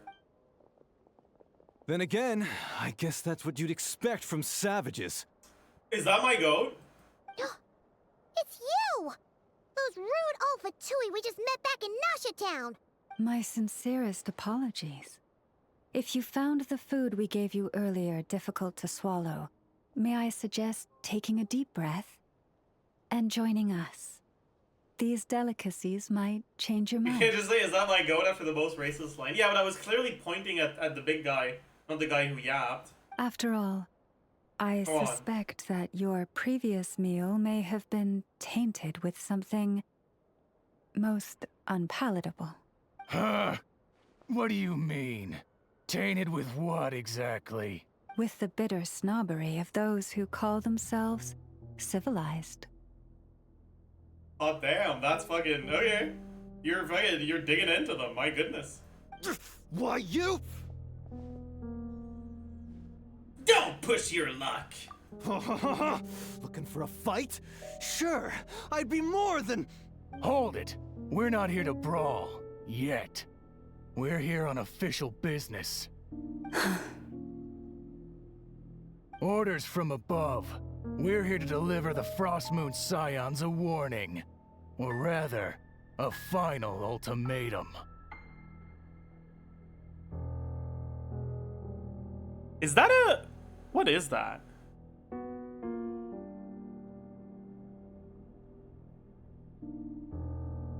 That's a delusion? I see. You have 3 days to hand over the relic and reveal the whereabouts of your so-called Kutar. If you fail to do so, the Fatui will immediately begin the cleansing of Hisi Island. Which, by the way, is the sovereign territory of the Tsaritsa of Snezhnaya. Oh boy. Shamelessly announcing ethnic cleansing. You love to see it. What insolence! Your demands are outrageous! For generations, this land has belonged to the— Dear guests, allow me to save you both time and trouble with a speedy reply. The Frostmoon Scions will never hand over anything to the Fatui. And to those who set foot on our land with ill intent, I say this. With your blood, we shall draw an inviolable line in the snow. That applies to you, too. Stubborn savages, the lot of you. She pulled for Sig, yeah. This time. Oh.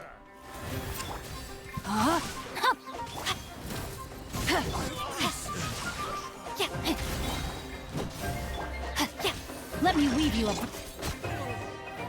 I've got my virgin Mawika at the ready, man. You'll pay for. You'll pay for this, mark my words. Hey, if you're so tough, get back here and put him up! Huh. I'm so sorry. You've had to put up with far too much unpleasantness today. Come on, it's not your fault. We don't like bullies like them either. But still, they mentioned a relic in Kutar. What exactly could they be after? Oh yeah, so this might not be the best time to bring this up, but we kinda have a favor to ask of you, Lama.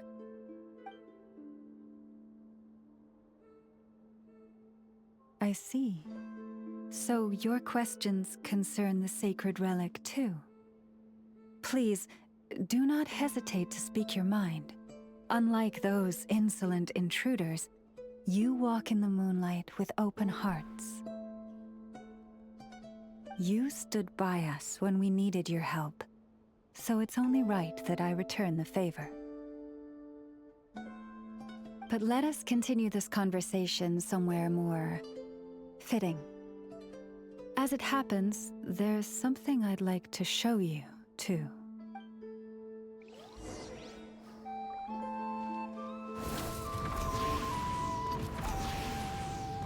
Whoa! Now that's one huge statue! This is the statue of our goddess, the Moon Maiden Kut. Wow!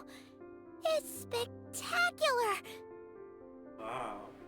Kutar was born here on Hisi Island around 500 years ago. As it just so happened, a priestess of the Frost Moon Scions witnessed the moment of her birth. Moment of birth. Instantly realizing that this was the prophesied rebirth, she quietly recorded the event and carved this statue to honor that miracle. According to legend, Kutar's birth was accompanied by the sudden appearance of many Kuhenki, who wove the moonlight that bathed her into silken vestments fit for a goddess.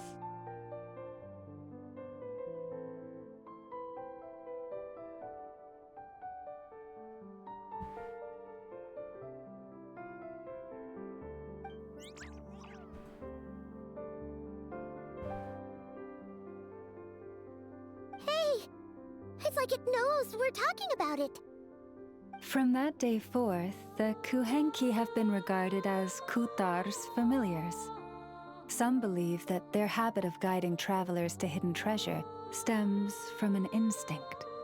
The same one that not only drives them to protect the moon goddess, but also to make her smile.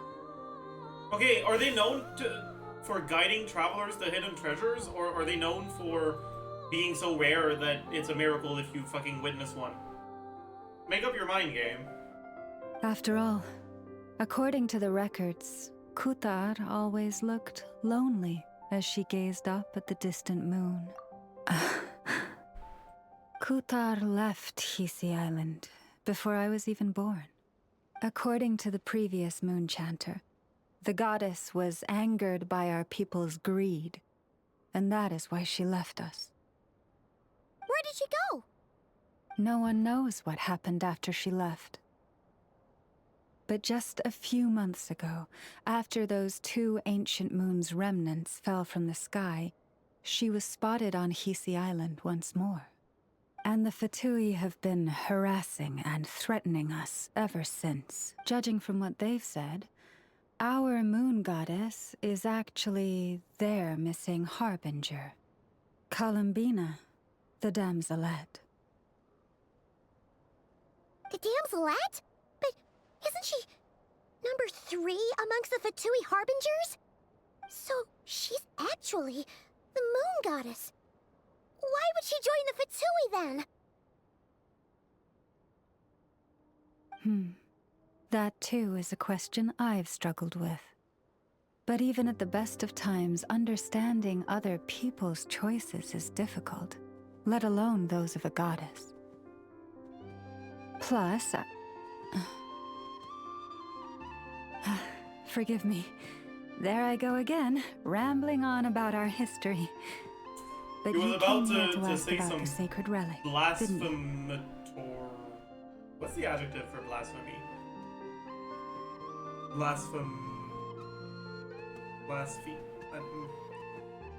Blasphemous, thank you.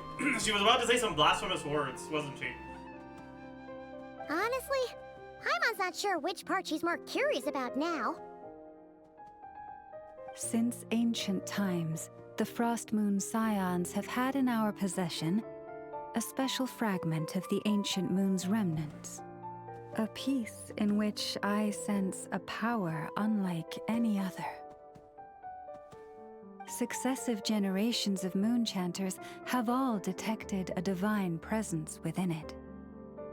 We call this unique remnant the Moon Marrow. Okay, I'm gonna be honest, they're kind of losing me here.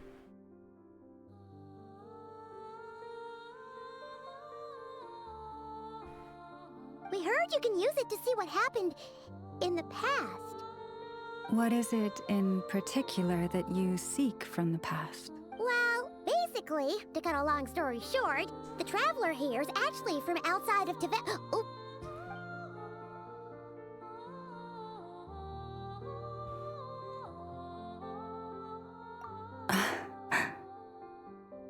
Thank you.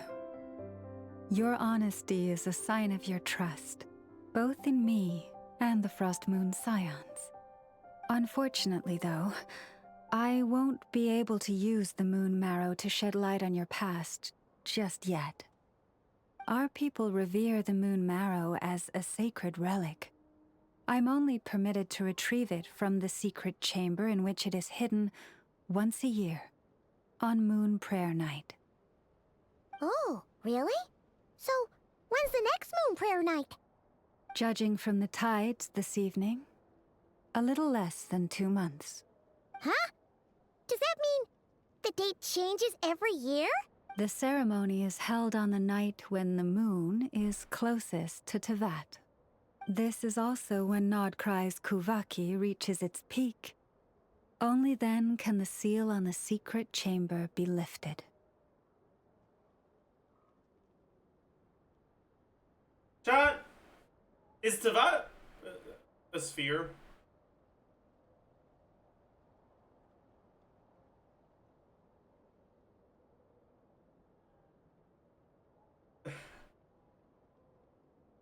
We don't know. Okay.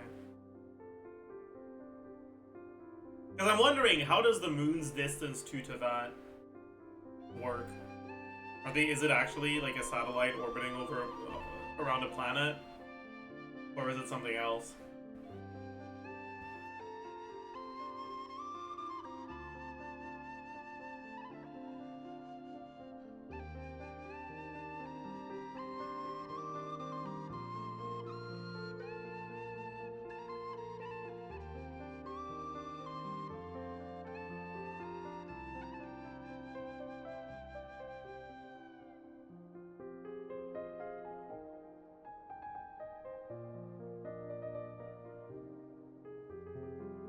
Because if it is a planet,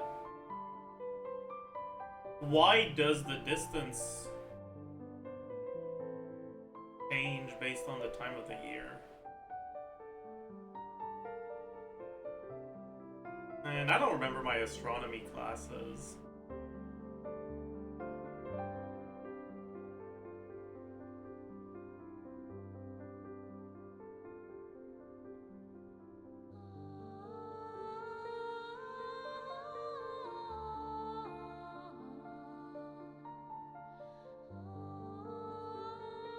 Because the orbit isn't a perfect circle. I mean, sure, but the moon orbits around Earth at a different frequency than the Earth orbits around the sun. No?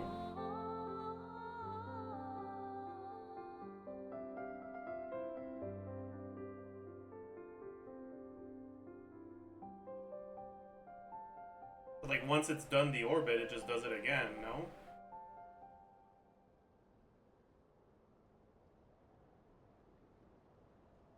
So that...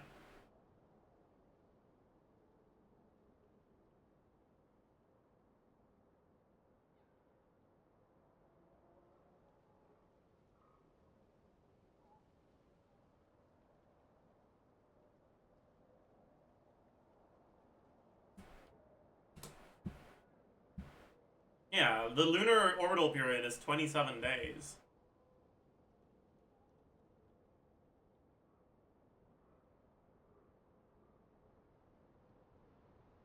So... is this implying that the lunar orbital period in Tevat is much longer than that on that of Earth? I suppose it is, right?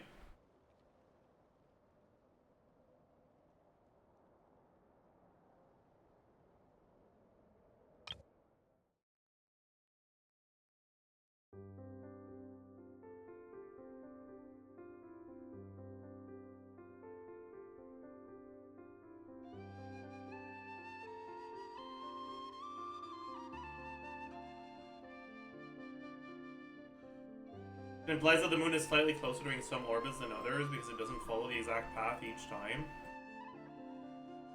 Does it?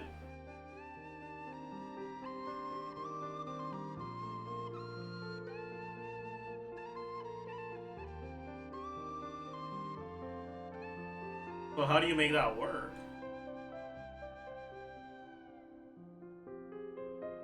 No, because of waxing and waning cycles in the abyss. Oh, wait, you're right! Wait, you're right! When does the cycle change from waxing to waning in abyss? What's the frequency? Is it every month? It's every month, right? That means the lunar orbital period should be 30 days. So then, what is causing the moon to be at a different distance month to month?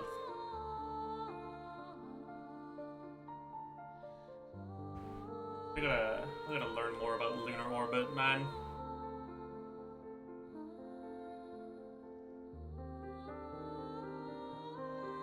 No, this is orbit of the moon is what we're looking for.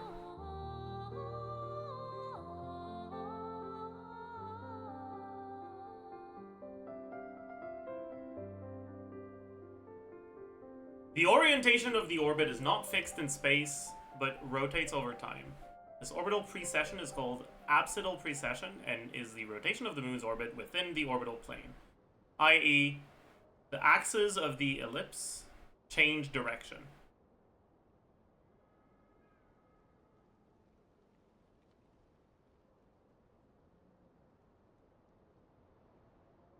Right, so it doesn't just do this. Right, this ellipse, that's like on this plane. This plane also does this over time.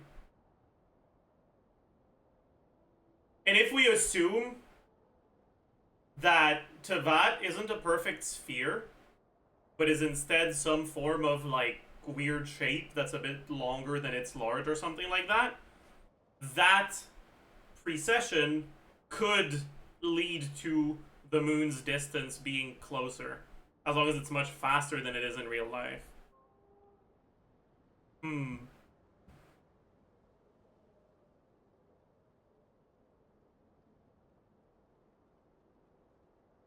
But that's a different thing, no?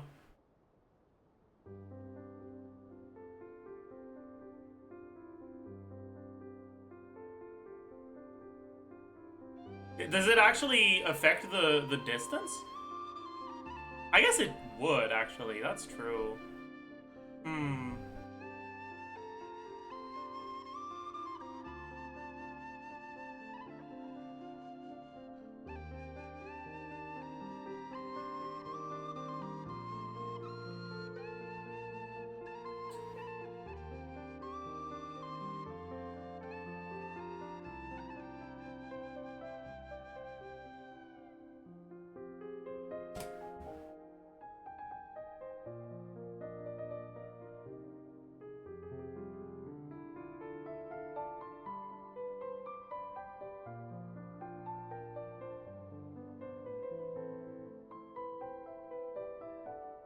So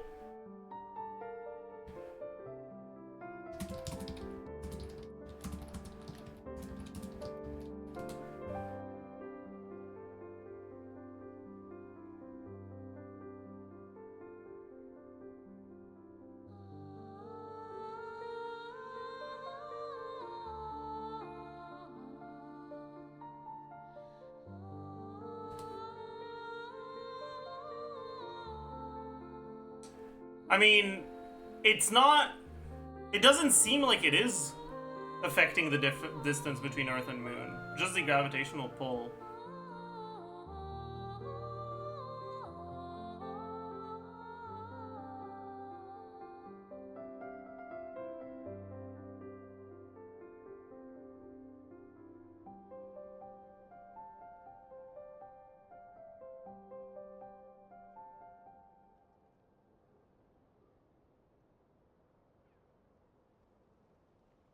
So at least it's not that.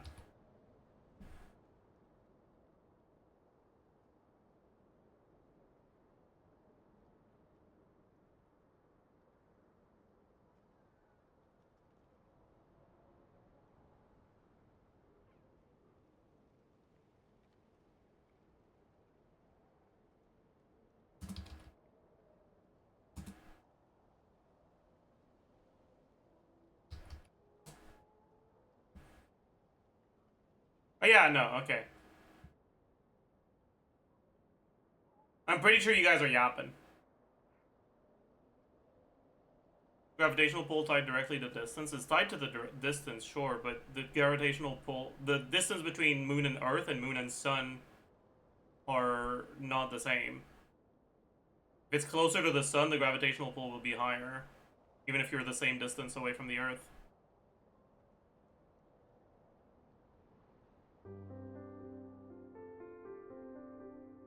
And to the person who asked, who said supermoons earlier, supermoons aren't because the moon's closer.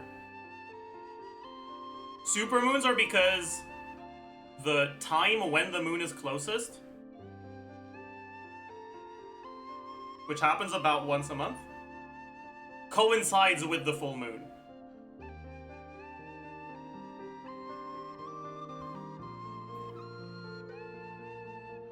But the moon gets to that same distance even on nights that aren't full moon sometimes.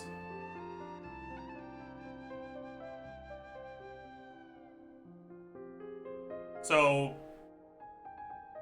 it's not that they're. It's still the rotational period is still 27 days.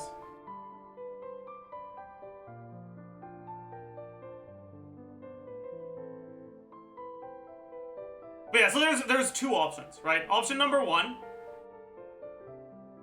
The moon in Teyvat revolves around, well, the moon revolves around Teyvat much slower than it does, than our moon revolves around Earth. Option number two, the precession of the plane around which, or on which the moon orbits Teyvat is significantly faster than the precession of the moon in real life, which adds an additional dimension. And assuming that Teyvat is not a perfect sphere, it would affect the distance.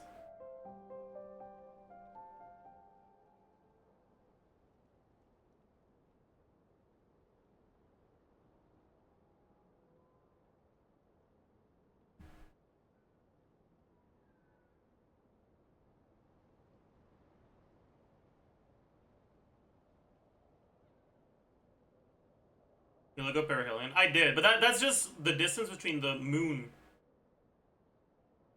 and the sun.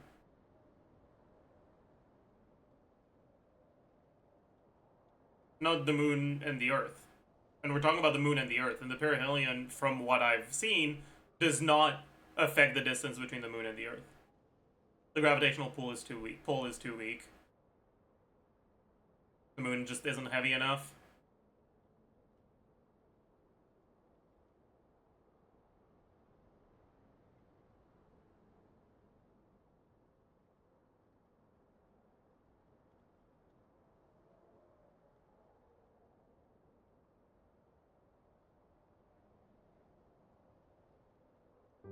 but it impacts the tides. Sure, but the tides are not directly correlated to the distance to the moon. And we're not talking about the tides right now. We're just talking about the moon, the distance of the moon. Distance to the moon is the most significant factor in the tides.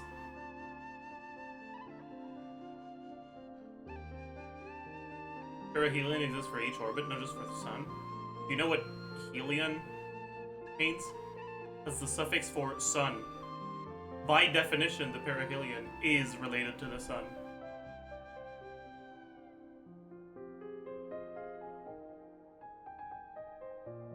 What? I assume you're talking about the perigee? I don't know if that's how you say it. But that's just the base thing. That's that's about once a month. Perigee is the general term for just closest distance.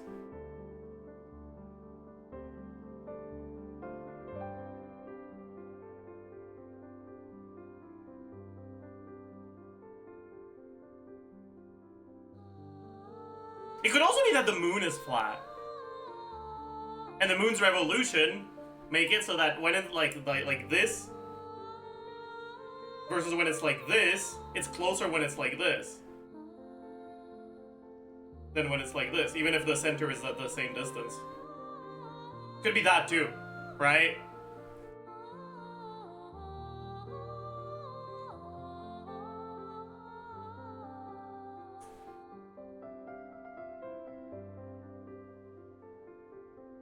Anyways, I think that's enough fucking astronomy.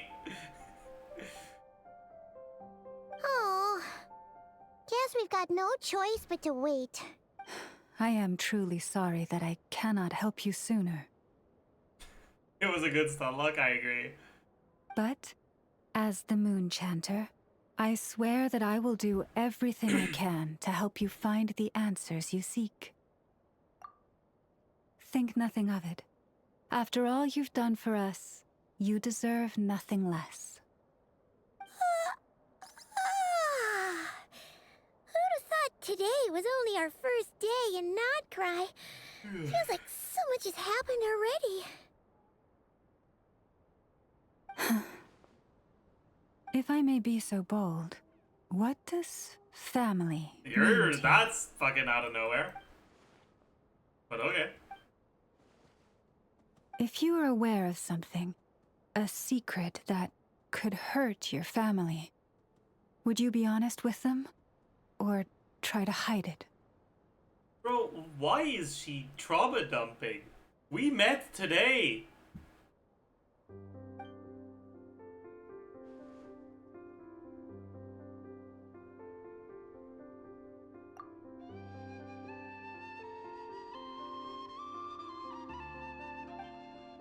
Oh, I'm so sorry. That was a strange question. It was. I didn't mean to put you on the spot. You did. I guess... Frost Moon I've trauma just never met dumpers. Yeah, anyone that's with a kind of what they story are, man. quite like yours before. Like, is that a urge to requirement to become a Frost Moon Scion to be a trauma dumper?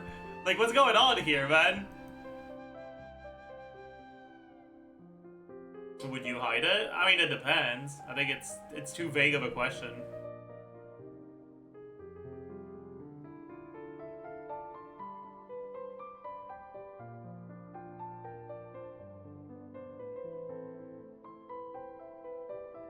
In her scenario, from the little I know about it, I would not keep it secret. Right, like, it's probably something to do with, I don't know, Columbina being a bitch or something, I don't know. But, like, that sort of stuff actually will have a tangible impact on the future of the Frost Moon Scion, so not telling anyone is, like, not actually helpful.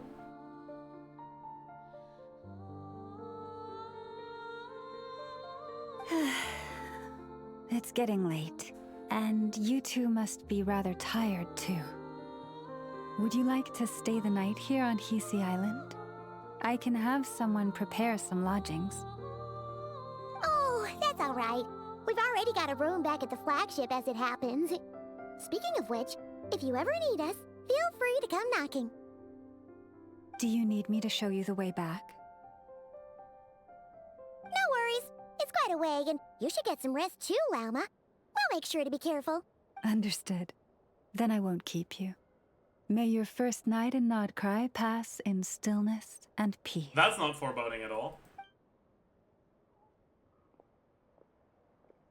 So, what you thinking? Sure was an eventful day, huh? The good news is, we're not at a dead end in the search for your spaceship yet. We can always learn more about this place while we wait. The usual drill, huh? Paimon's really getting sleepy now. If she gets too tired to fly back, you carry her, okay?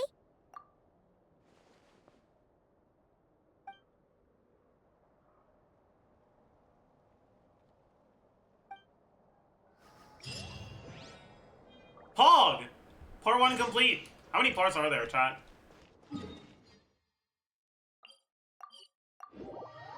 Because 3 hours to get through the first part. 4? 3? Song of the Welkin Moon Act 1. There are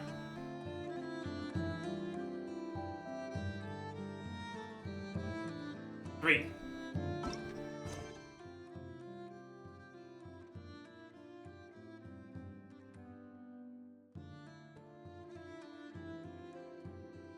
No.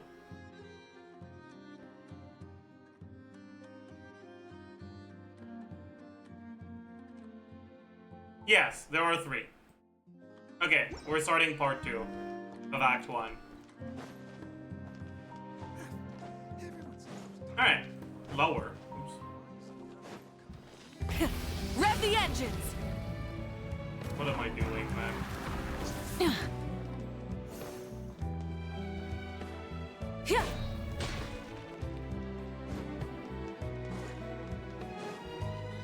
Huh.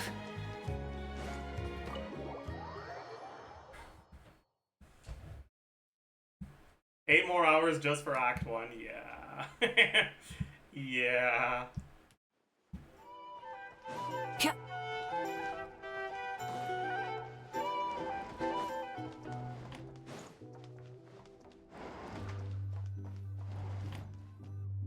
Arnold would be proud, true.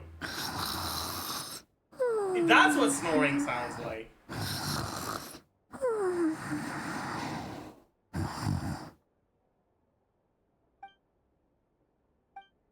Nod Cry, a land steeped in ancient stories, and the first place I set foot in Teyvat.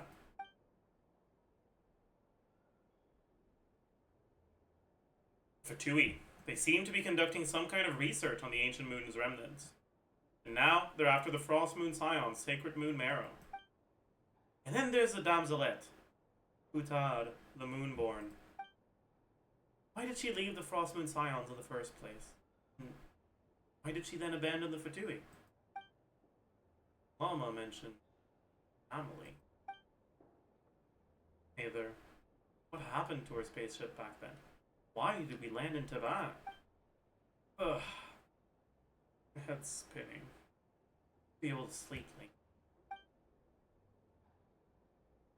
I'll try not to dwell on it. Need to try to get some sleep.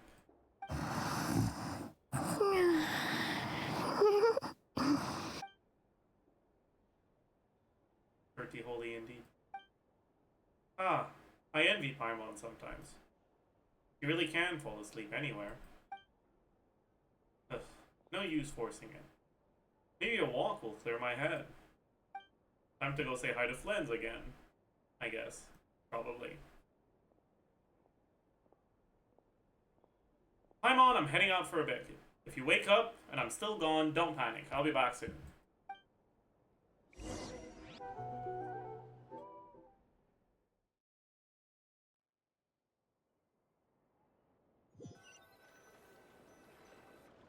Yeah, that message makes it seem like we're gonna get kidnapped or some shit. And Varga just happened to be away. Could it somehow be related to the Abyss? Think of it. Feels like there's something different about the abyssal phenomenon here. What they call the wild hunt.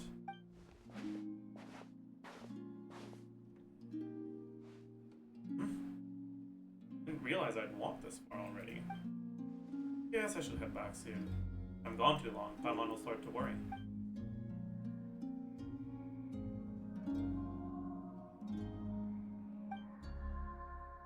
Is that singing? Oh my god. Hey, what are you doing here? Oh, these flowers. I remember. When you first appeared, there were flowers like this all around you.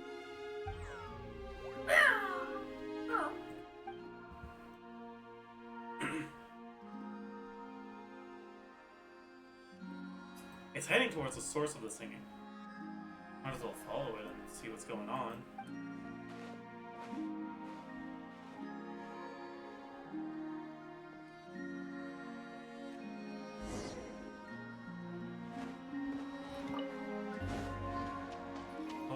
Follow Lorna's guidance.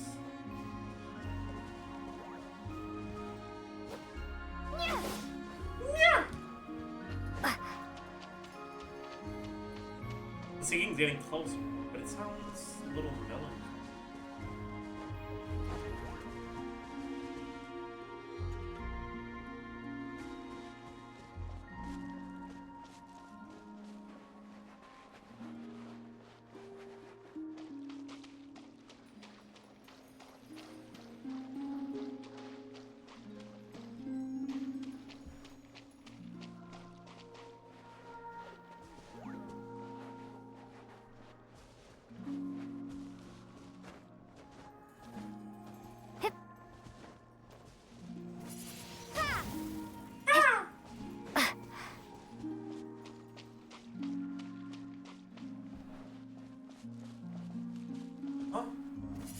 Nothing here. Windblade! Windblade! Oh my god. Yo, that's a Linoculus in here that I couldn't pick up before because it was ARCHON quest locked.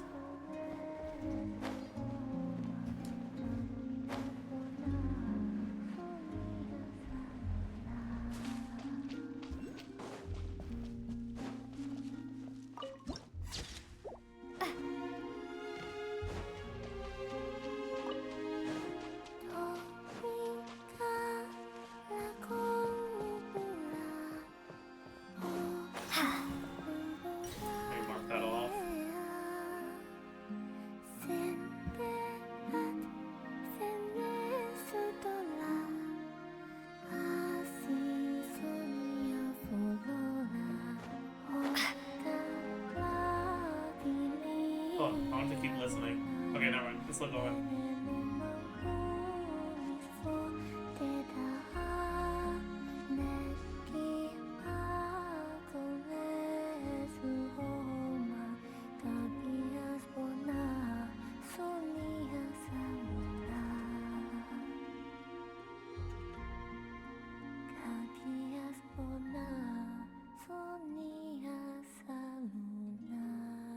Stop being weird, man. That girl, she looks just like the Frostmoon Silent statues. Really, that's not.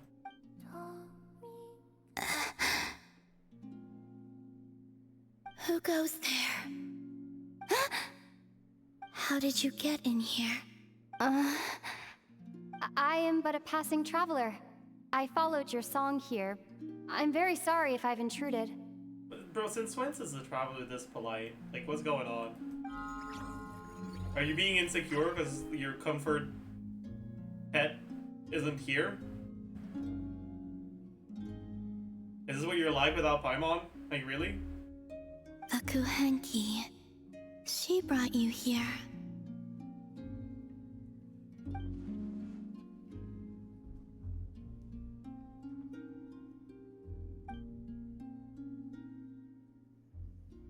May I ask, are you the one they call Kutar?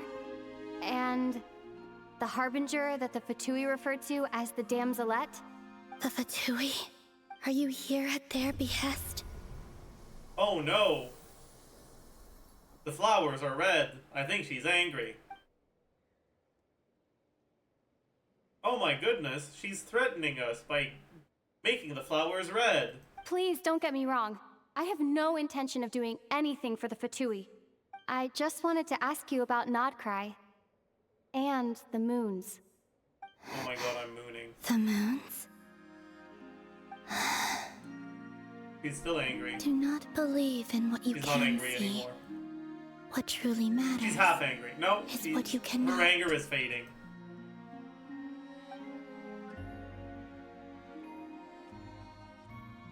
What do you mean? She's just, okay, man. Sorry I asked. Listen, I'm the Traveler. I'm on a journey through the nations of Tevat. Hello. Is that it? Doesn't she know how a conversation's meant to work? Or does she just not care? Could You're you tell me your name? Columbina. Oh, it is Kutar. her. The damselette. The moon goddess. Pick whichever takes your fancy. I do not know my own name. Wow. That's crazy.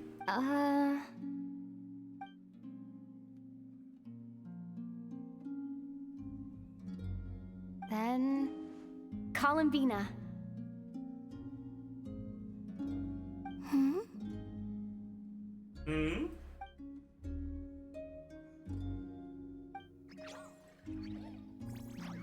This Kuhenki, this Luanatar, did you bring her into being? Come here, little one.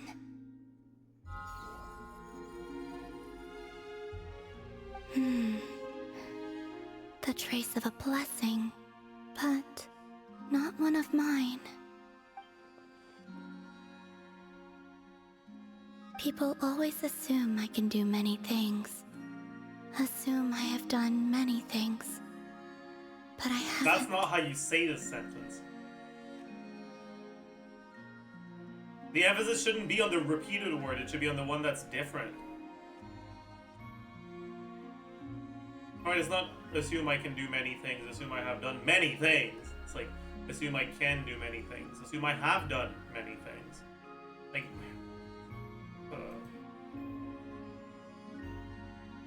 All I ever wanted was to.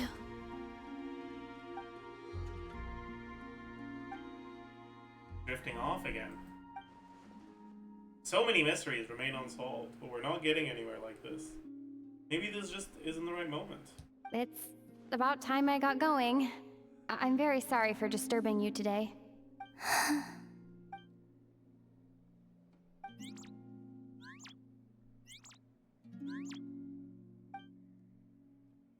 Columbina. Oh, you're leaving? Not willing to let it go? It seems she likes this Luanatar a lot. Go then. That's crazy. Goodbye. Take care. The moon can be treacherous.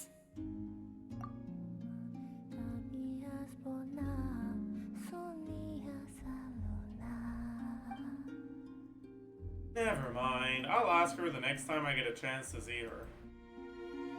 Are you not... Isn't this like the perfect opportunity to be like, well, you seem to like this Kubenki, so how about I visit you again next week? If you're available. Sounds like a plan? Bet. Just assuming we'll meet her again. Like, I know the story's convenient, so we will, but like...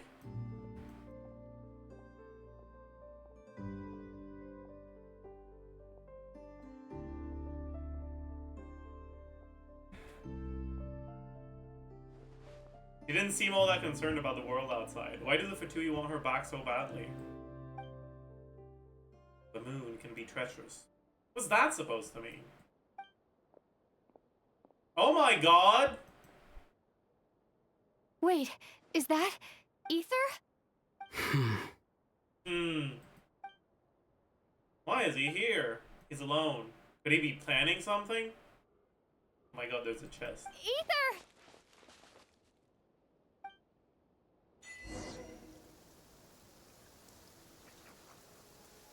Ether!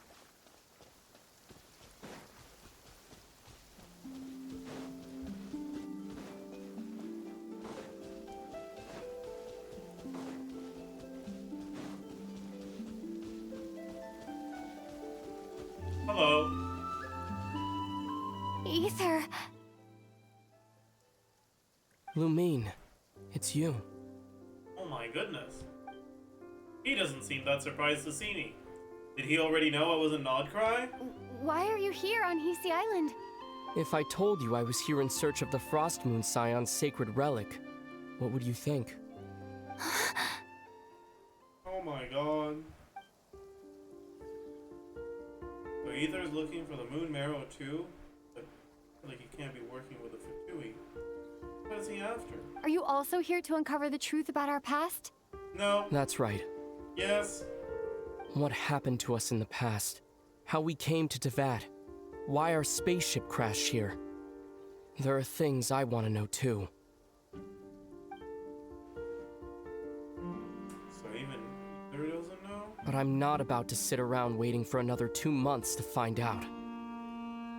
Wait! Wait?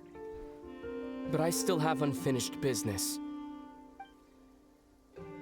That's the way to the statue of Kublai.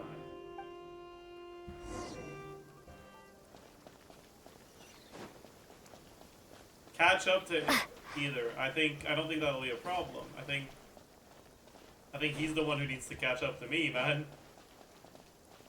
Like,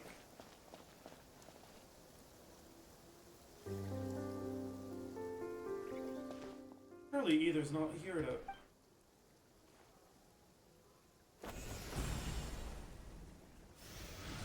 Oh my god.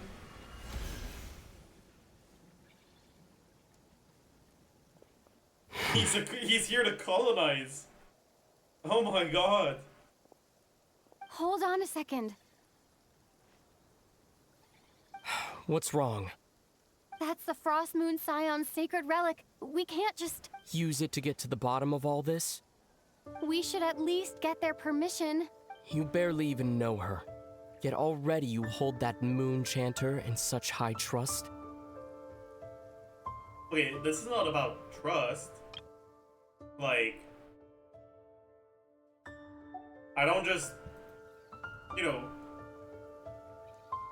do crimes against people I don't trust. But sure, I guess. What do you mean? She told you that the seal can only be broken on Moon Prayer Night, when the flow of Kuvaki is at its peak, yes? You heard all that? Watch this. Huh? But... Get it now? She's been stalling for time. As long as the statue's base is imbued with sufficient power, the secret chamber can be opened at any time. Either used abyssal power, not Kuvaki, and he's broken the seal all the same. Did the abyssal power override the seal's Kuvaki? Or has Aether been telling the whole truth and nothing but it? Maybe Llama's just afraid of breaking with tradition. Is it such a sin when I don't put all my cards on the table for you, but not when someone else is doing it? I mean, you could try to, like, embellish it all you want, but you are currently breaking and entering and committing a crime. Like...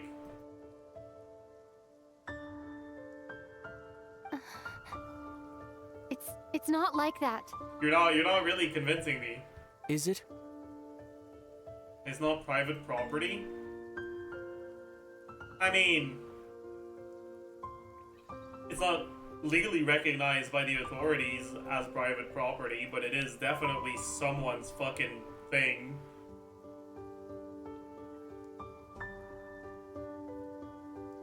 Like, there are no authorities? Yeah, so there's no concept of private property.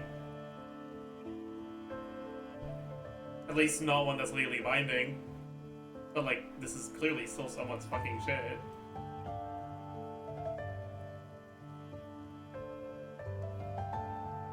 Gaslighter son versus good manners daughter. Real. Ether, you've got it all wrong. This whole time I've wanted to ask you, what happened to make you like this? I admit, I've been having trouble accepting it. But after all this time apart, I've finally come to terms with who you are. Willful side and all. I trust you. I still do. Through all the worlds we've traveled, you've always been there by my side. If there are things you can't explain yet, I can wait while the journey goes on. Okay, you know what this story is severely missing for me to give a fuck about the relationship between the Traveler and the Twin? Any sort of flashback to their time before Tavad. Like, please, show us their relationship. I'm begging you. Have the Traveler reminisce on their time together sometimes, instead of just being like, oh my god, the concept of a brother is so fucking poggers. Sure, my brother fucking sucks, but oh my god, brothers are poggers. Fucking hell, man.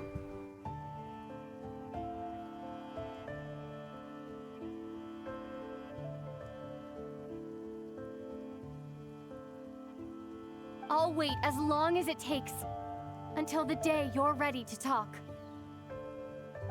Lumine. Probably shouldn't have said all that. Must have sounded super sentimental. The truth is, I've bottled that up for way too long already.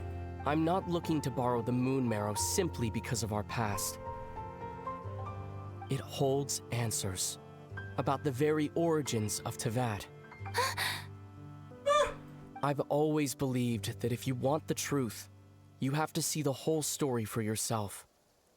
I'm not asking you to trust me, Lumine. Just don't try and stop me. If this choice weighs on your heart, then let me go in alone. Forget this meeting ever took place. A bit late for that now. But maybe this is the chance I've been waiting for all along. Even if it fades with the morning light. I want to go with you. You sure? God, I do not like how undecisive this fucking character is. Jesus Christ. Why is he such an expert gaslighter? Listen, you get...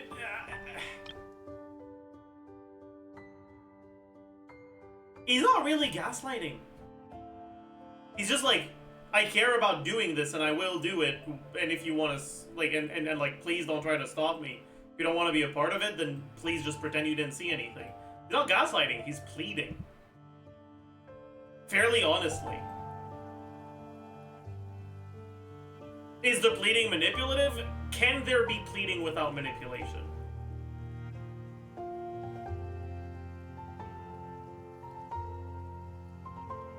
But like, anyways.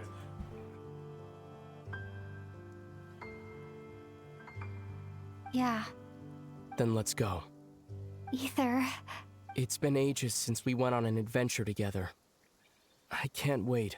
Really?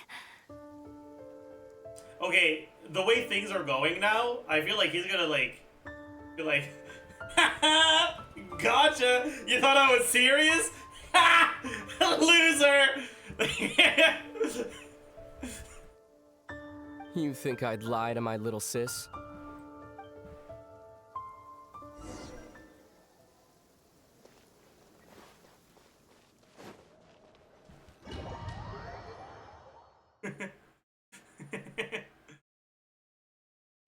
From what I understand, the path ahead is likely to be full of trials and challenges. That sounds more like siblings, true. A deterrence against intruders, and a test for those who But truly honestly, seek Aether and entrance. Lumine do not sound like siblings. Nah. Like, I doubt the two of us will have any problems. I agree. Still, if we get separated, things could get I don't tricky. know. Best we move together and watch each other's backs.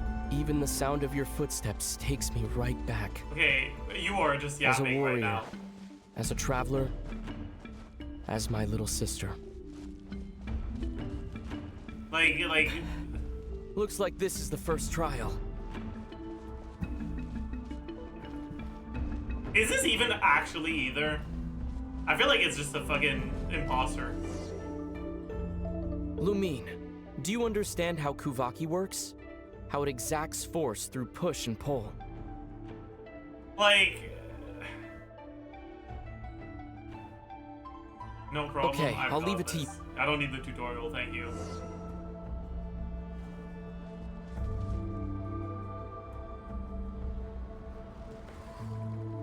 You think Lumine would not recognize it either? I mean, if it's someone trying to trick her, and they're good at tricking people, then maybe.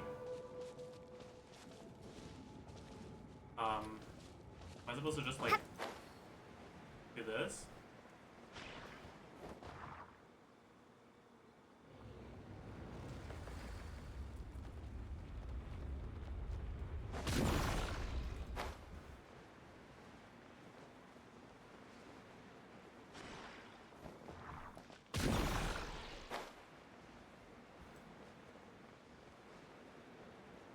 This should help Ether get across. Ether! How was he planning on getting through this if he didn't convince us to come?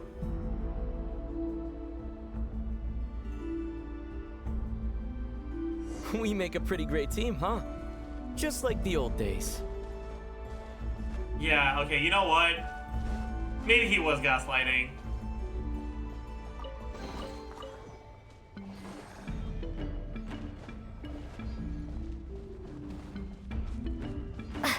Because these puzzles clearly require us.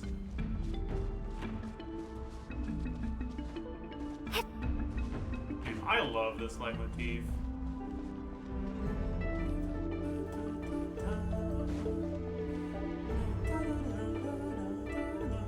A wide open space. Must be in for a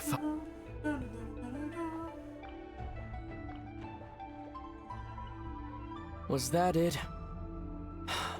What a Isn't letdown. Lecter the guy from Despicable Me that looks like Xiox? I think his name is Vector, not Lecter. That look on Ether's face, it's so unlike him. Was he scarred by his experiences while we were apart? Each day a mark in his flesh until he ended up like this. Lumine, What is it? why are you looking at me like that? Those enemies were weak, were they not? Maybe it's because the trial's only just begun. Actually, I've got an idea. Why don't we have ourselves a little friendly competition? Let's see if your journey has made you rusty. You're on. So, can I just let him do it? I wanna see him fight. I won't lose to you, Ether. If memory serves, I used to come out on top.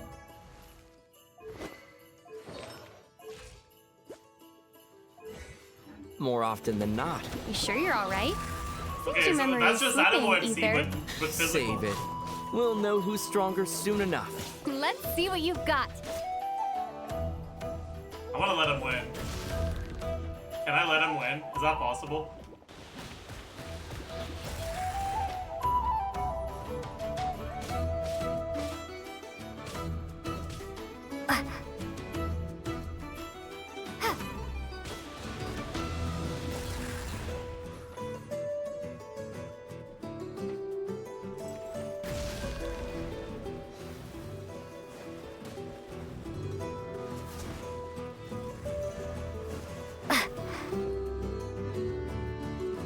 Can you fucking hit them? Like, what are you doing, man? Okay.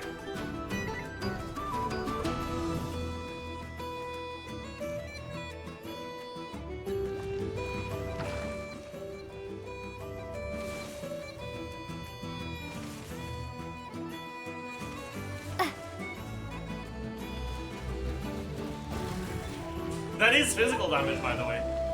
Right, it's not true damage or void damage. Because Whelper Flowers have physical resistance. And the damage on Whelper Flowers is lower than the damage on slimes. I lost. GG. Been slacking off on your combat training? Yep. Or has no one been around to keep you in shape? No, I just wanted to let you win. Been too busy practicing your excuses instead, huh? So true.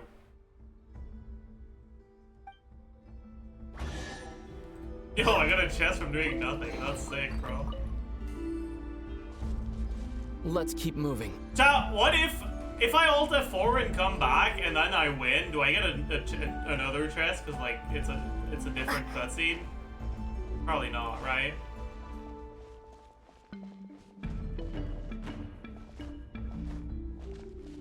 Trust, try it.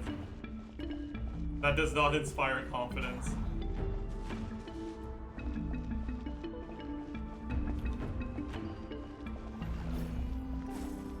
What the?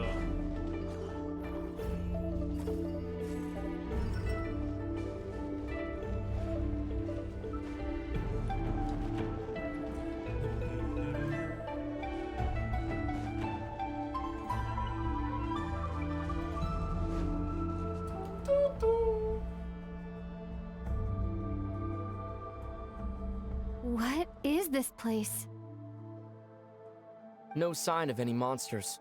Feels like a ritual site.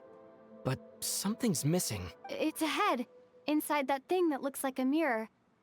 I can feel it, but maybe it's sealed within? Can you open it using Kuvaki? Apparently not. Do you think it might have something to do with the Frost Moon Scion's bloodline? Ether? If this is about strength of blood, what could possibly stop us? So Let true. me give it a try. Why don't you check around for other clues? Sure. Oh my god. He's gonna cheat. While we're distracted.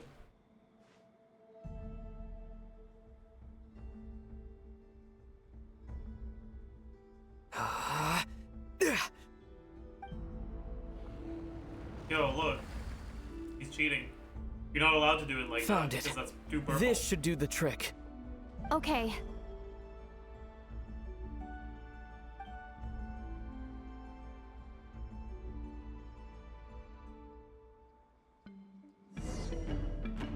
Purple is cheat? Yeah.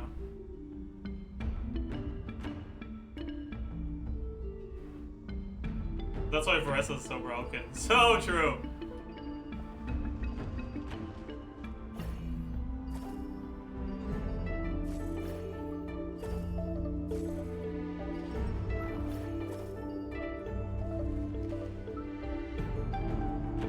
Yep, that got a reaction. That's one down.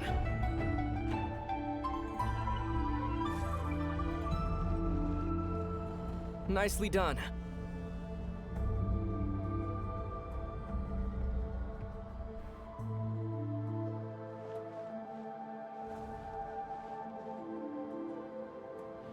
Thank you for cheating again.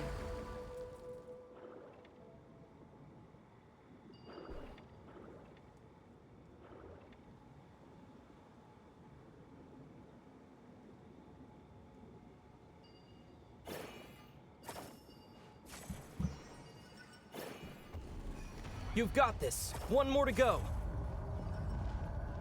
Good work, Lumine.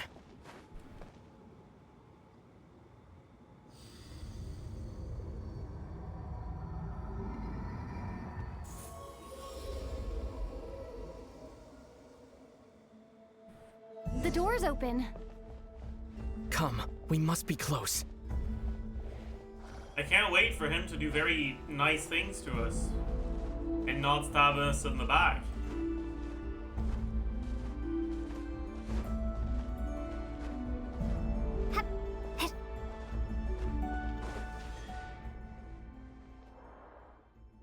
Stay on your toes now.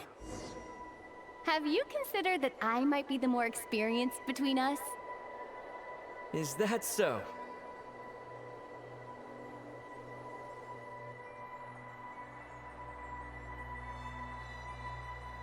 So, will you be heading off again after we're done here? Maybe. Maybe not. Another cryptic response. Don't worry about things that haven't happened yet.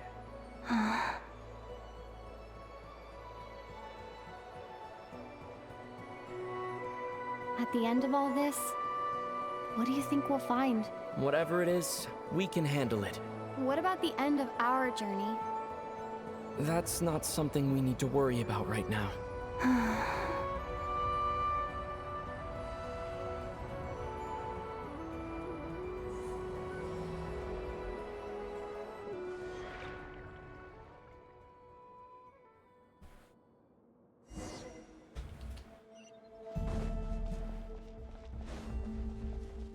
Oh boy. Isn't that the new boss, by the way? Like Looks like the final boss? trial is just up ahead. Ready for battle? Yup, When I'll let have you I do all the ever work not again. been? What's wrong? Going on an adventure with you side by side, it's been so exciting. But at the same time, it just feels surreal, I guess. Maybe because it's been so long. You know, this is only the second time we fought together since the day we both woke up in Teyvat. Maybe that's it. Lumine, let the light of our blades come together once more, just like they did in the past. Ether. This is a night of miracles, an adventure that belongs to us. Let's not weigh it down with worries and regrets. This is our adventure.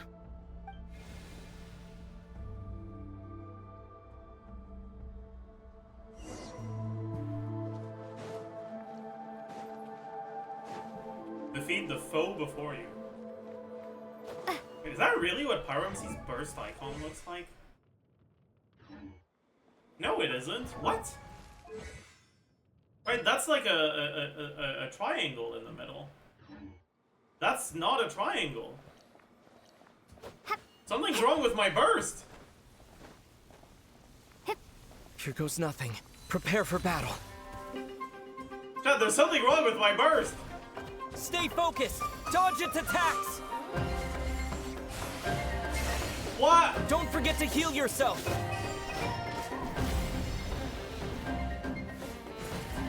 We need another healing thingy.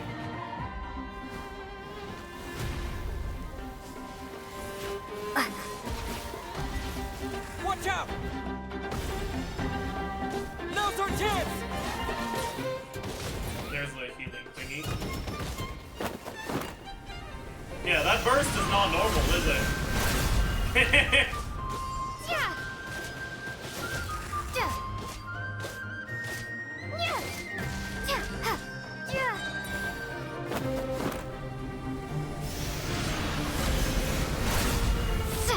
Stay focused! Dodge its attacks! Time for the finishing blow! There we go, we're back to a normal burst now. It's over.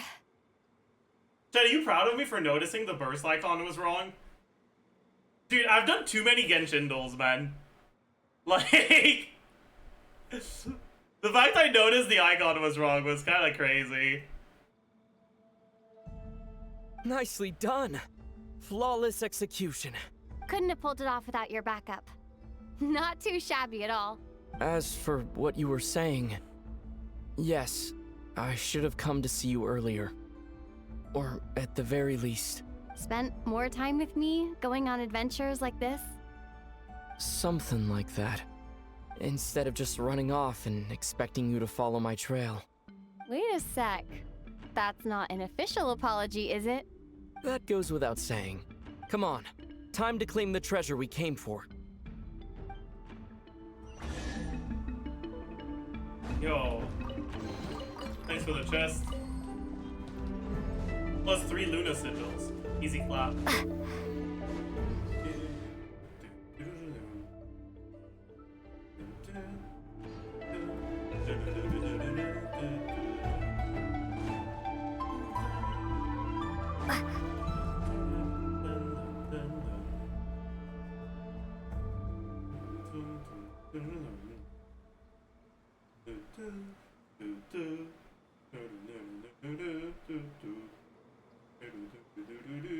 So this is the moon marrow, the treasure we've been after.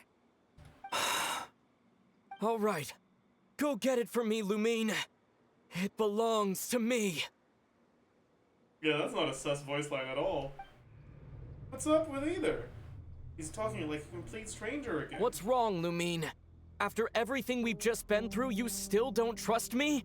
Don't you want to know the truth too? Just like I do? Precious.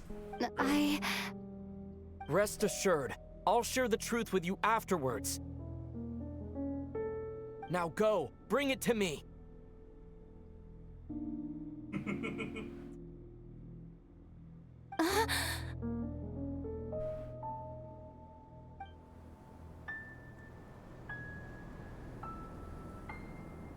What's going on? Where did this fog come from?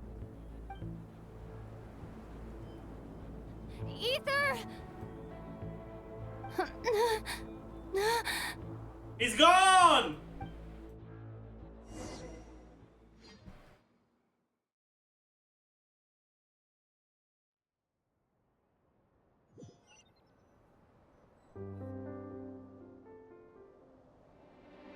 Ether! Huh? What is this place? A presence. It's the Abyss! Is that the Wild Hunt? Did it show up when we entered this domain? Oh my god! It's Kirill Chudomitovich Flins! His lantern is lanterning! Holy! Ether! Huh? Huh? What are you doing here? Yes, we ran into each other at the flagship this afternoon. I'm honored you still remember. Is either...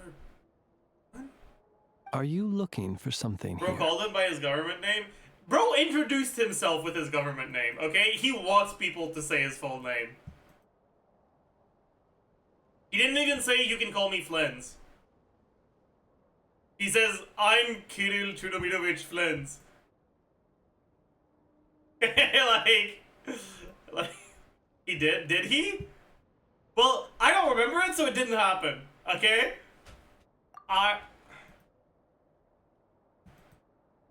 Not sure I want to admit I just broke into the Frostmoon Scion secret chamber in search of their sacred relic. I'm just taking a walk. And you I'm gonna just see here. happened to end up surrounded by the Wild Hunt. I smell good. What can I say? Alright?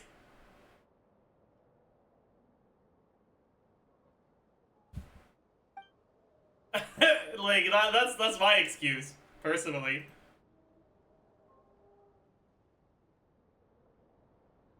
Sorry, I did not intend to come off as pointing fingers. Indeed, perhaps our courses of action do not differ so greatly. Not exactly. We Lightkeepers are accustomed to patrolling at night. A long-held tradition, you understand. I was just passing by when I noticed that the Wild Hunt had struck. So I simply did what I am duty-bound to do. As a matter of fact, I just saw someone leaving in quite the hurry. Was that your companion?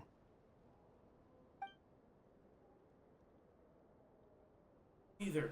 That was the person dearest to me. Perhaps I should take my leave now.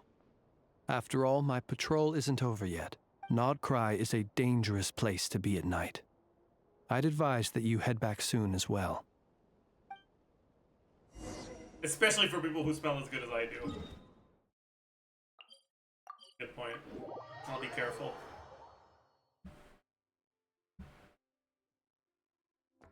Full throttle!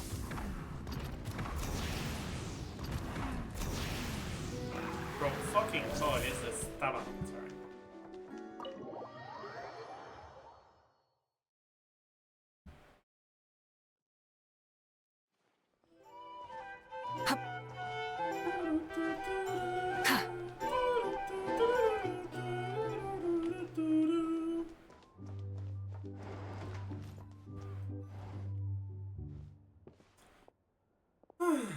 Went out to clear my head and came back with even more on my mind. What on earth is Ether playing at? Huh?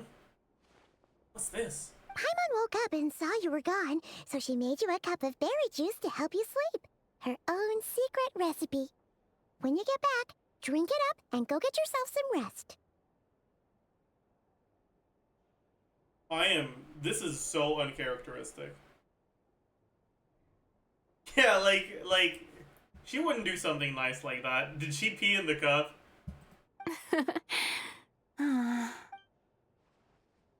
Paimon's right. I need sleep. Got another full day of adventuring ahead.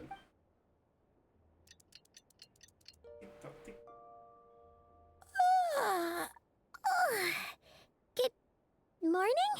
If now still counts as morning. When did you get back last night? Did you sleep well? Very well, thanks to your berry juice. Good to hear. We did drink it. Damn. So, where'd you wander off to on your midnight stroll? Anything interesting to see and not cry at night? More than you'd believe. Oh, really? Come on, don't leave Paimon hanging. I met a god, and I broke and enter into a temple. All right. Guess we'll have to feed your stomach before we feed Paimon's curiosity. Let's go grab something to eat while we talk. Also, if Flynn's asks, tell him I smell good. No reason.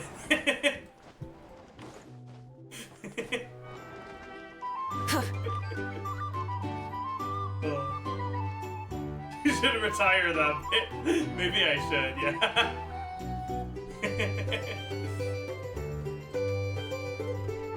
Phew. This is just the best, huh? Free food, free lodgings. This bark is bred for life material, that's for sure. Hey, did you hear what happened? What's the joke? Well, Flynn's asked us why we got surrounded by the Wild Hunt. And we didn't have a good excuse, so I said it's because we smell good.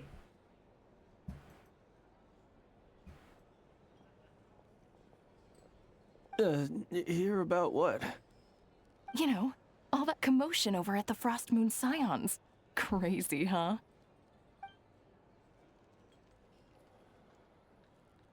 Huh? What happened? See what I mean? Completely oblivious to what's going on around you. The sacred relic of theirs. It's been stolen. Yep, that was me.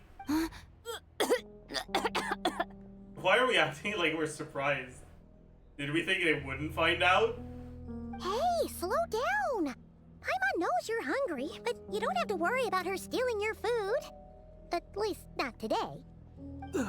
What? Was it those Fatui? No idea, but the news has already spread right through Nasha Town. What did their high priestess, what do they call her again? The moon something? Anyway, what did she say about it? What could she say? She's the mooner. She's the one who discovered it was missing. She was in Nasha Town first thing this morning, hoping to launch a joint investigation with the Voynich Guild. Whoa! Did you hear that? Lama and the others, their sacred relic's been stolen! Who in Tivat would even have the nerve? Paimon bets it was that bunch of good-for-nothing, rule-breaking, troublemaking Fatui! So true, Paimon. You tell him. Wait, does she not know? Is she really that stupid? They broke into that place with the stated express intention of stealing the relic. They successfully broke in, and eventually she like fucking warped out for some reason. Did she assume that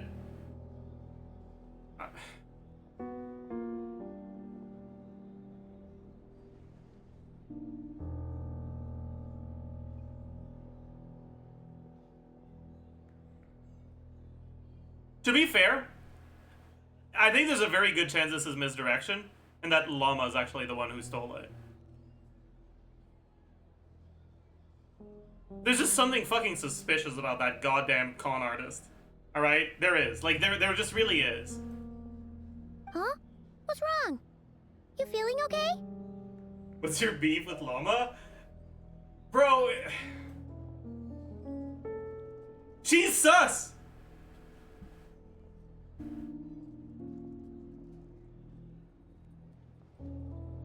She's really sus. I like her! Okay? But she's sus. Like... You know, I'd have a drink with her, but I would not... Like... I wouldn't tell her the password to my phone, you know? Like, she sounds fun to be around, but not trustworthy at all.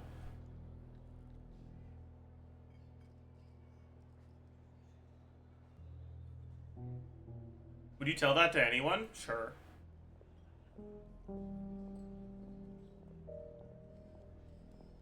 I don't really have that much on my phone. Actually, I have a picture of my social security number, because I always forget it.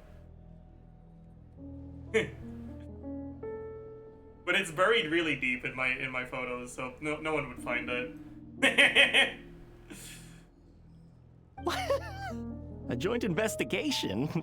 Good luck getting any takers. Unless there's some reward or business opportunity to sweeten the deal.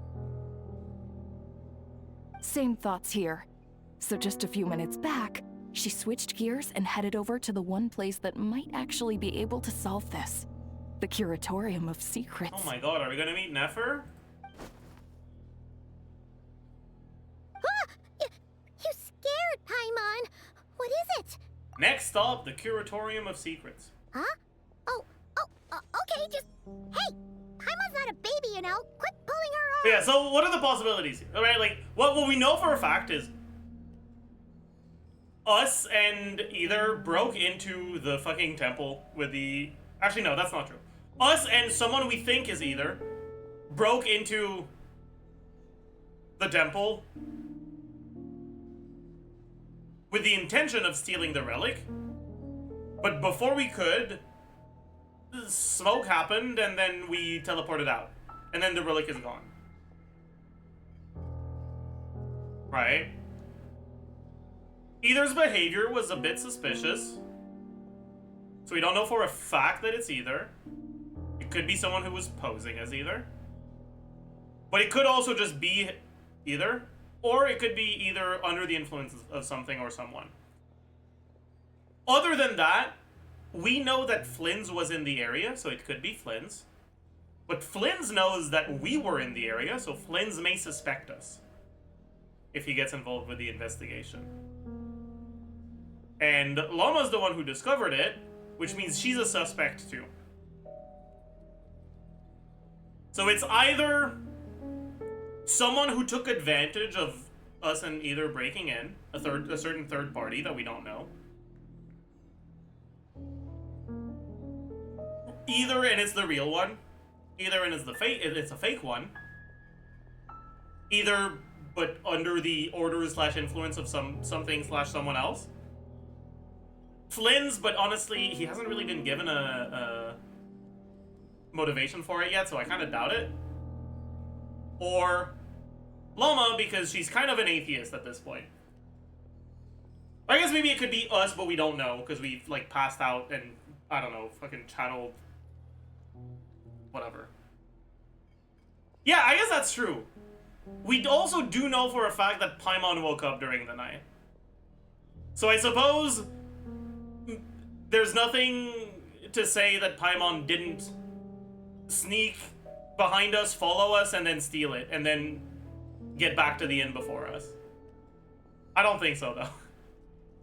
Personally, right now, I'm leaning towards a 50-50 between either, and it was a real one, but he was being controlled by something, and Llama. But I don't think those are the only possibilities. A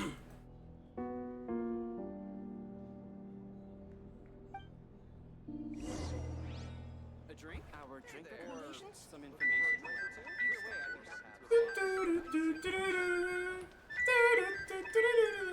Llama, it's her thing. I mean, it's her cult's thing. But she could have, like, not stolen it, but, like, fake stolen it.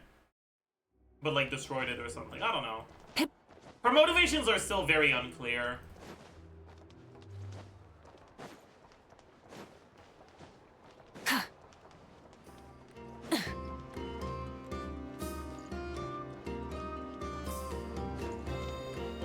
This is the second floor?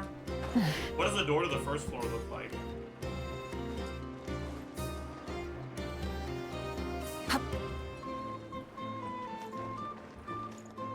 Is it supposed to be that?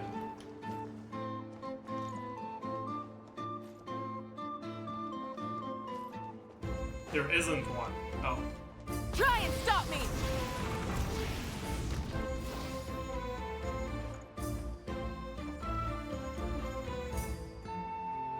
Okay. Listen, I don't want to shit talk Nefer, but like, please hire an exterior decorator. I'm like begging you right now. Like, what's going on here, man?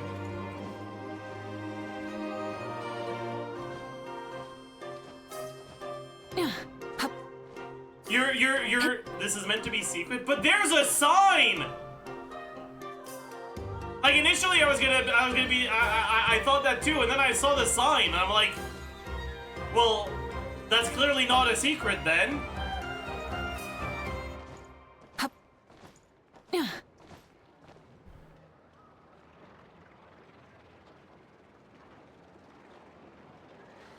It says the poster child of male living space.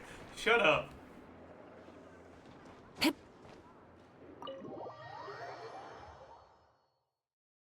Anyways. Everyone say hi. Sorry to... Huh? There's no one here. Oh, never mind. He's not here. Didn't he just say Lauma came this way a few minutes ago? Chad, are they gay?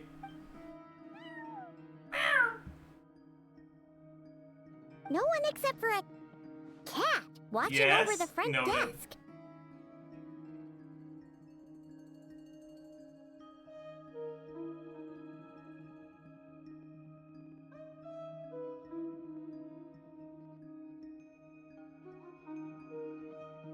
All the money went into interior design.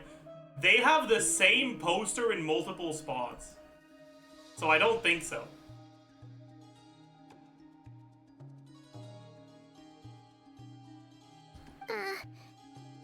Excuse meow? Are we supposed to check in here?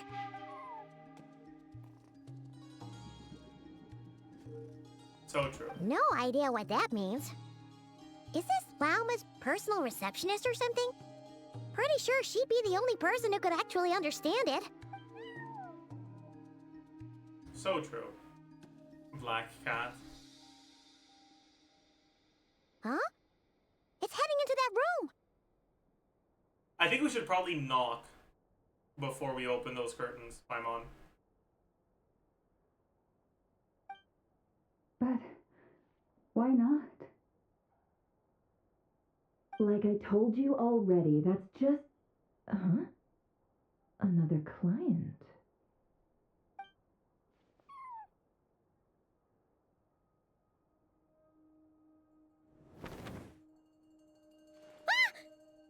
So, you were in this room the whole time? What sounds were you hoping to hear, Lumine? Something I can do for you.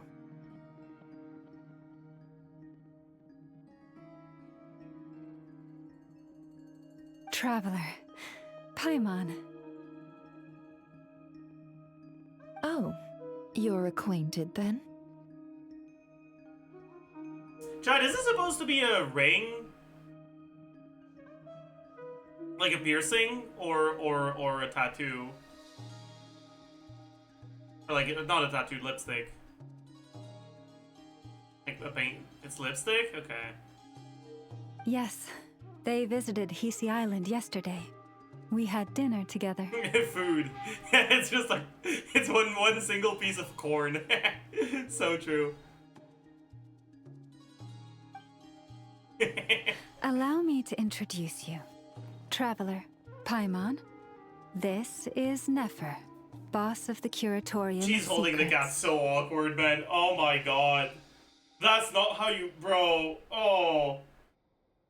That's... Bro. That's... No. No.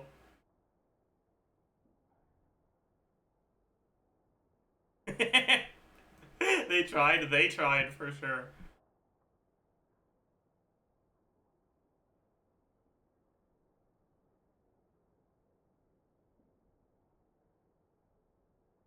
Pleasure to meet you. Her eyes have triangles in them. That's crazy.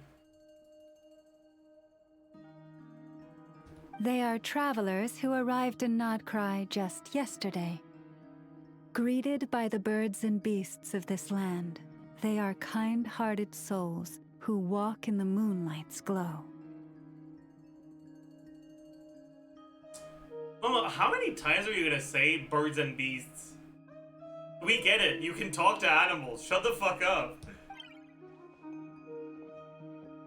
Like, we get it, man.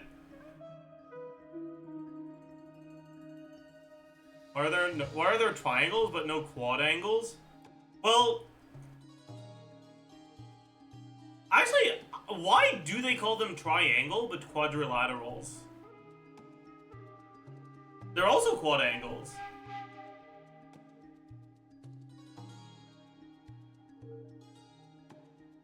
I don't know.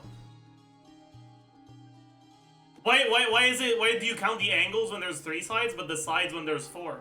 That's kind of stupid.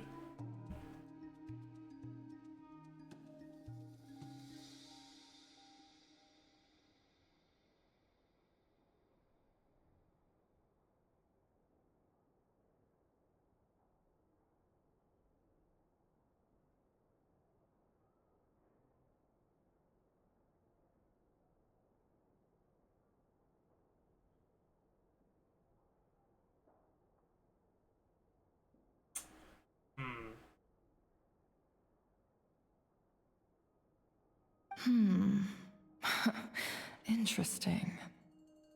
Oh my god. Is she a male lead in shoujo manhwa? Thank you, Lauma, but you need not have introduced them. They are great heroes, renowned throughout the nations beyond our borders. Bro, I swear, the word interesting has just... Like, the word interesting being used to describe someone is completely tainted for me now. It's just so completely tainted.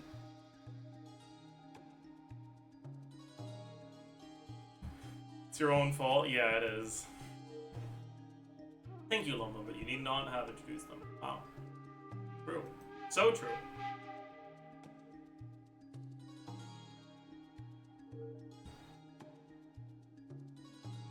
Okay, this looks like business stuff. This does not look like business stuff.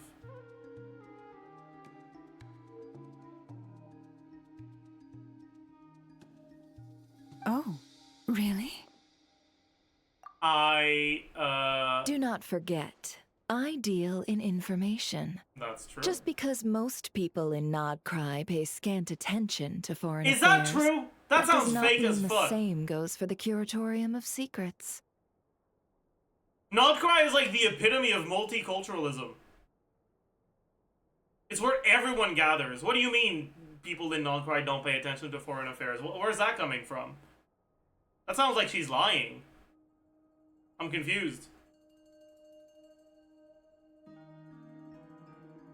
People go there to get away? I guess.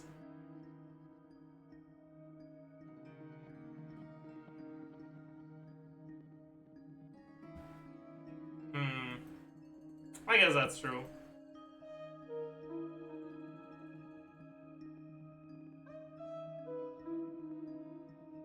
They're the heroes everyone was talking about before. The ones who saved Natlan during the Abyss crisis. That's me!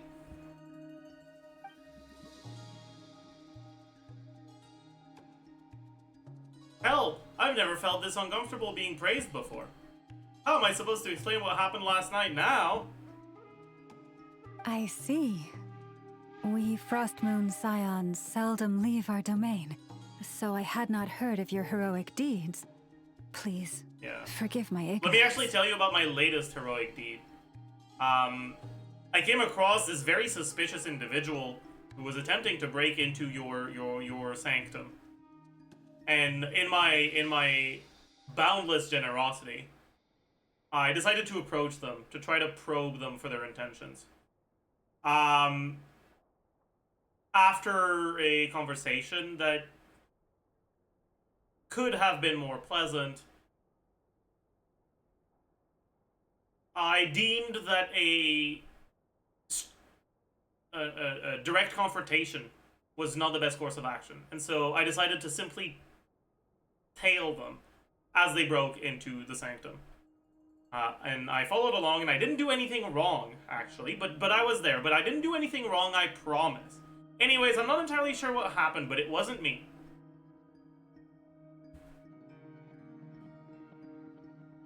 It's no big deal. We were hoping to keep a low profile anyway. If we had to list all of our titles and good deeds, we'd be talking till sundown, and then some. Huh? What's wrong? Still not feeling great? So, what brings you both to the curatorium today? We just wanted to see you, Nefer. We know you're gonna fucking break the game, okay? We wanna appreciate a state of the game where you are present in game, but not in the meta yet. So true. Oh, so basically, we were just eating when we overheard people talking about how the Frost Moon Scion's relic had been stolen, and then she dragged Paimon over here. Yeah, I wanted to see you before you get completely gutted into oblivion.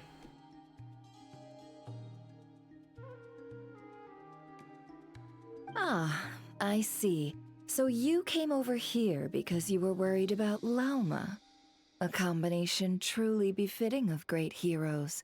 Strong at arms and pure of heart. I can't take this much longer. In that case, Lauma, I've got a suggestion. Why not ask these battle-hardened heroes to take the commission for you? Honestly, it's a little beyond the means of such a modest establishment as ours. Your modest establishment? Unable to handle a commission? You just don't want to take it, do you? You're right. I do not. Why is Llama so much taller? That's a good question. What kind of commission is this? Surely it's not to Antlers, recover your heels? stolen relic? Yes, that is it.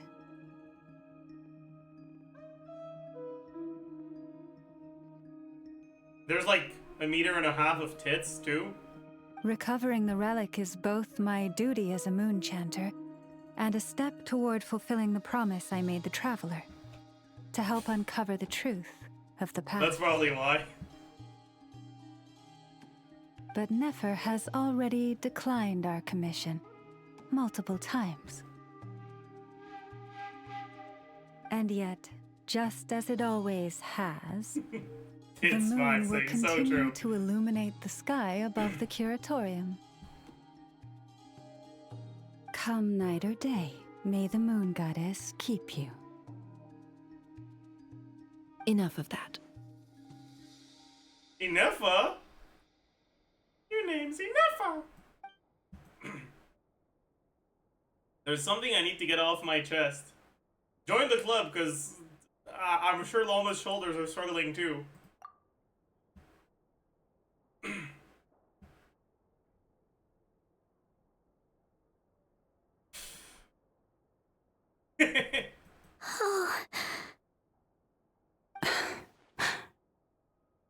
So, according to her, she never came into contact with the relic. Are you tired or are you So suddenly she funny? I'm always suspects funny. her brother may have taken it.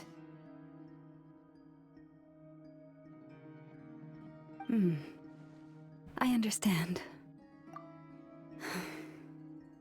The Frost Moon Scion's secret chamber has remained hidden from the world for generations.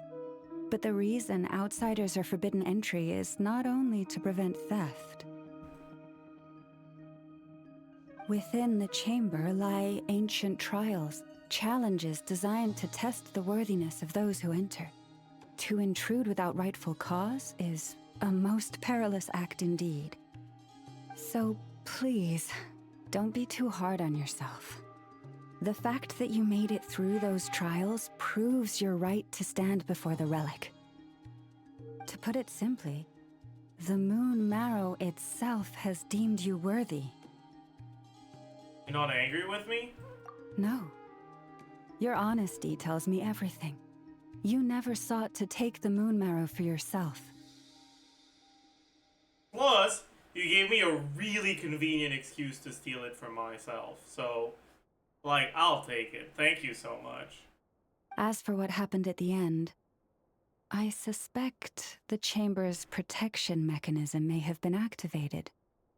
Among those who entered the final chamber, there was either someone with impure intent, or else an abyssal presence.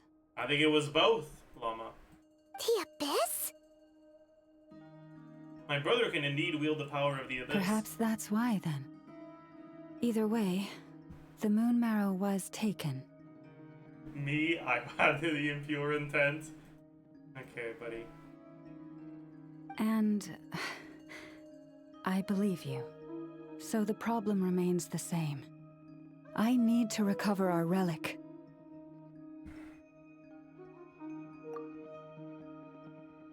See? Didn't I tell you it would all work out in the end? But before everyone starts celebrating, forgive me for asking just one more thing. Are you absolutely sure your brother took the relic? Nopers! What do you mean? Weren't they the only ones inside at the time? Who knows? Think about it.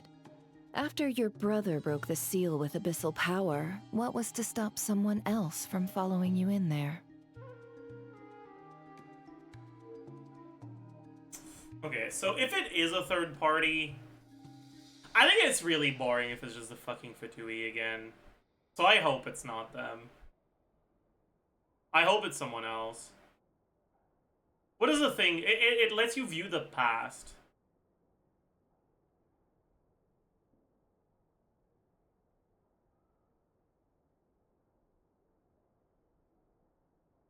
Who would be interested in viewing the past?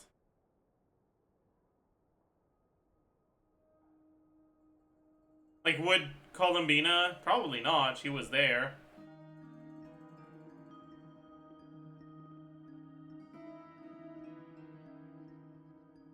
I refuse to entertain the possibility it was the Fatui, because if it is, it's just too boring and repetitive. Alice? I feel like Alice wouldn't need that. Like, if she wanted to view the past, she'd make a time machine herself, you know?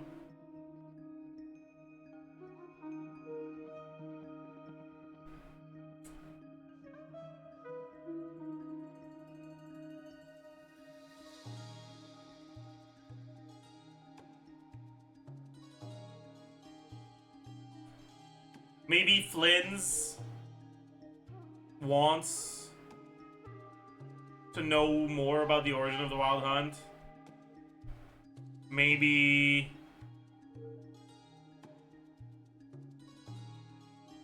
Varka wants to know why Alice neglects Klee so much.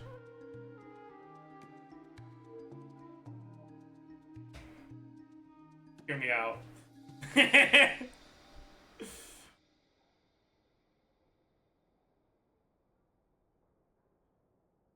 Dude, okay, honestly though, I feel like the character that's been given the most motivation to yoink the relic actually is Llama. Like, I'm starting to convince myself it was her. Like, she's clearly got some fucking bone to pick with Columbina. Right, like, she's clearly got some bone to pick. Sandron is more sus. Like I said, I refuse to entertain the possibility that it was the Fatui, because if it's them, I think that's boring and cringe.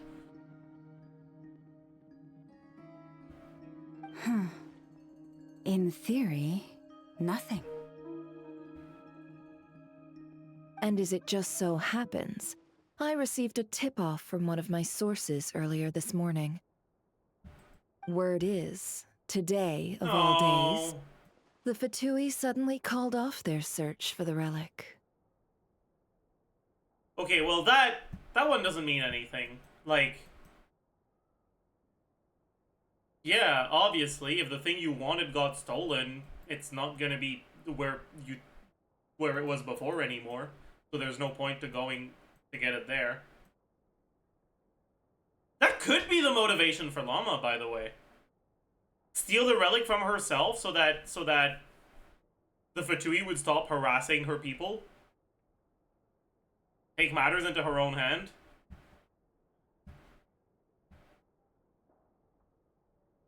Oh, they know it's stolen? Bro, fucking... Oh, never mind. We don't have to...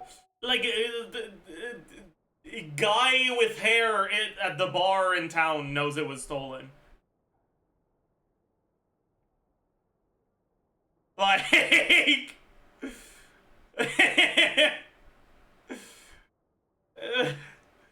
I think the Fatui's information network can probably gather that much. David eating a full English breakfast, yeah. What? Huh? Why? Well, either they woke up this morning and suddenly decided they'd lost all interest, or... Why would she steal it for real? Can't she just say, oh no, it's stolen? How do we know it was stolen for real?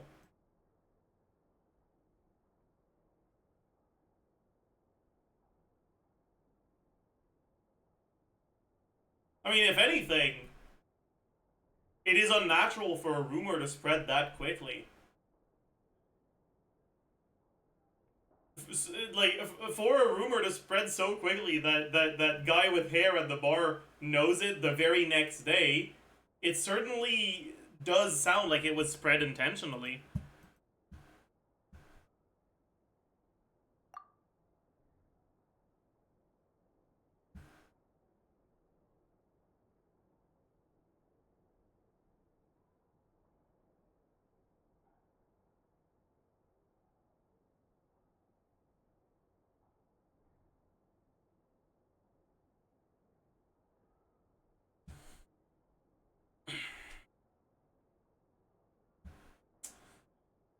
Maybe it's just that, like,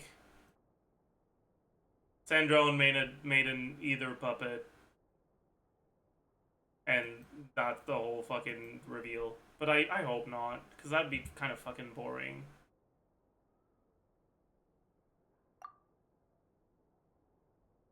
I really hope it's not that. Exactly.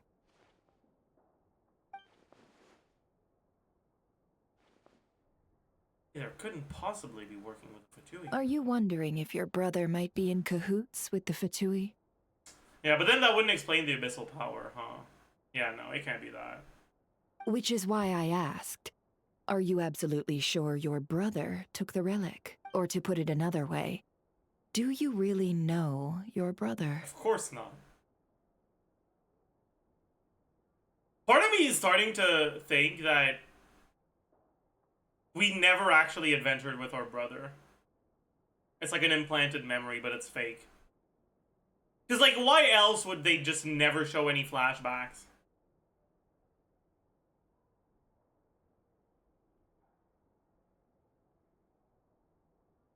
Our relationship with the twin is a fake memory that was implanted artificially.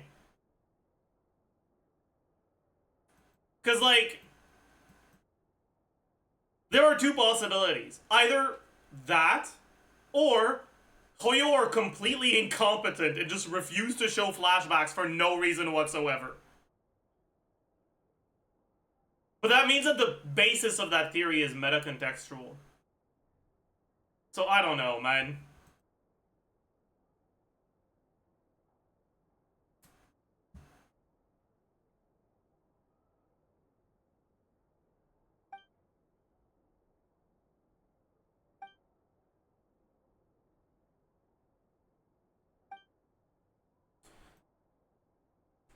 He's right.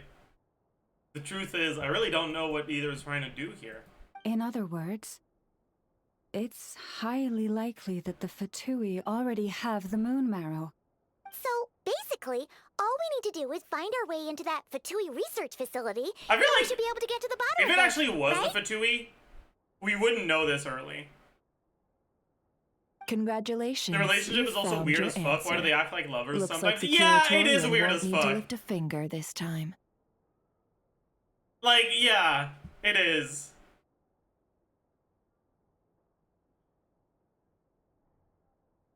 Well, Lauma, there we are.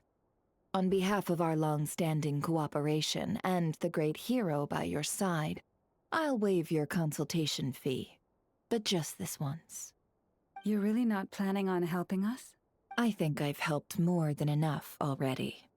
If we're to stand any chance of infiltrating that facility, we'll need the help of a specialist. Is she gonna be like, hey, I have a specialist for you, and then throw a Yahoda at us? Just so you don't get the wrong idea, let me make myself crystal clear. The Curatorium of Secrets has always striven to abide by a policy of strict neutrality. We do not take sides with any faction in Nodcry. I cannot help the leader of the Frostmoon Scions sneak into a Fatui facility. That would make me their enemy. When one of their harbingers asked me to help them infiltrate your territory, I gave them the same answer. No. All right. I understand. Oh no, she's a radical centrist? I mean, this isn't really a belief type thing. This is a I don't want the Fatui to want to murder me type thing. And I use the idea of neutrality as an excuse to not have to help them. But if I start helping you, I won't have that excuse anymore, and then they're just gonna kill me.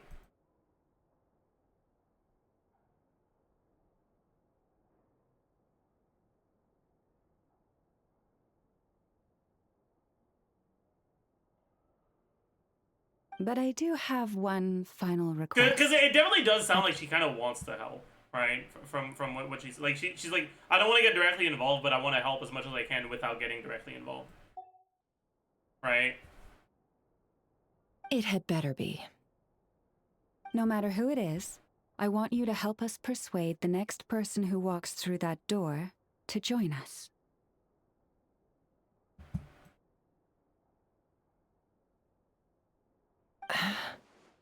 What is she up to? You're that desperate for help? What if it's a member of the Fatui? It doesn't matter. You're welcome to tell them everything, even about our plans to infiltrate the Experimental Design Bureau. All I'm asking is for you to say one thing, just one thing to help persuade them. If you do that, I promise I won't ask you for anything else. Made up your mind? Fine. Fine, I'll play along with your little game. Besides, as long as I'm not personally involved, no one can accuse us of taking sides. Boss, I'm back! Oh. Pre-played.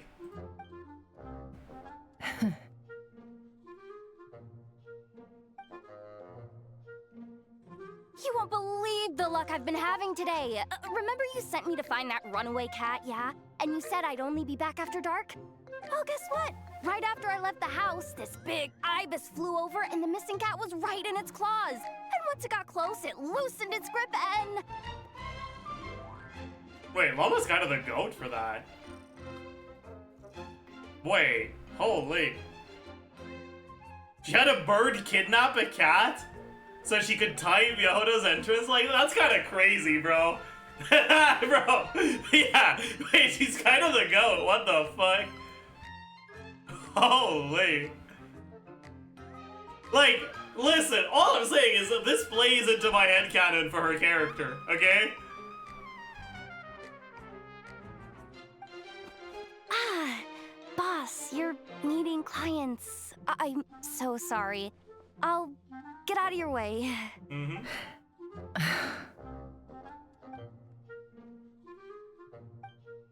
Why did you point that out?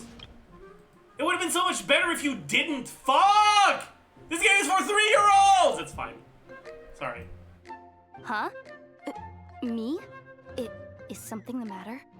Oh, hi there. My dear Yehoda, I have a request. Yikes! Why does the boss sound so scary? Did I do something wrong? Would you be so kind as to accompany these 3 delightful clients of ours and help them infiltrate the Fatui's Kuvaki Experimental Design Bureau? What is going on here? Boss usually just says things like, hey, go do this, or you, go take care of that. Why is she being so scarily polite? And wait a sec, the Fatui's research facility? That's basically a death sentence. Made your mind up yet, my dear? What is up with Boss today? Am I supposed to say yes to this? Or maybe it's because the mission's too risky, so she's actually looking out for me? Why is everyone looking at me like that? Is this some kind of test? I can't let the boss down. Can I? Have you made up Why your is she mind? talking like this, though? That's... Sure, why not? Really? You really don't mind helping us? Huh? Oh, yes. I mean, no. She wants her to Of say course, no? I mean, I guess I do.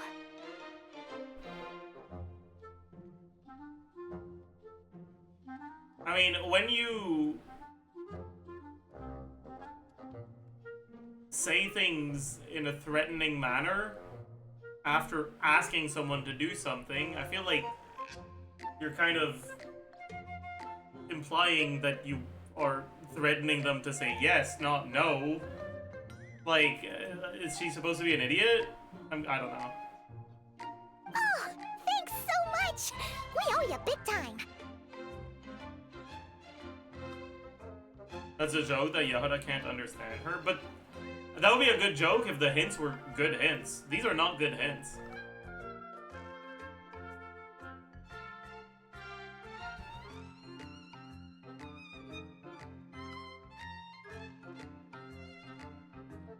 On behalf of the Frost Moon Scions, too. What the? Seriously? What just happened? Why does the boss look so fed up? Oh no. Was I supposed to turn them down? I don't blame her for not knowing that. The hints that she dropped were not good hints.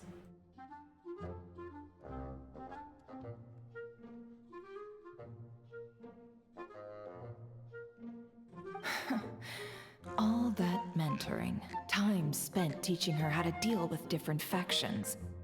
In one ear and out the other.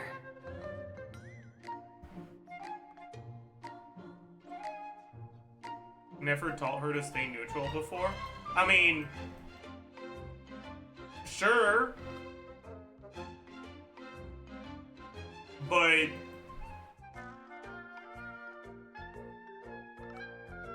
if your default state is to stay neutral and the person who taught you that is saying in a very threatening manner that you should do something, why would your first thought be, oh, she wants me to do the same thing as I usually do and be neutral? Instead of, oh my goodness, she's scary. Ah, I should listen to her.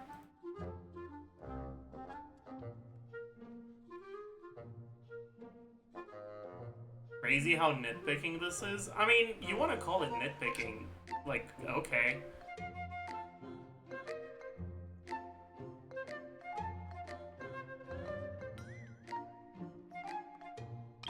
But like, The situation is Nefer dropped a hint and Yehuda didn't get the hint. There were two possibilities. Either the hint was bad or Yehuda was too stupid to get it. And I'm saying that I think the hint was so bad that Yehuda's stupidity can be excused. Like, I don't think this is nitpicking. The hint was pretty bad.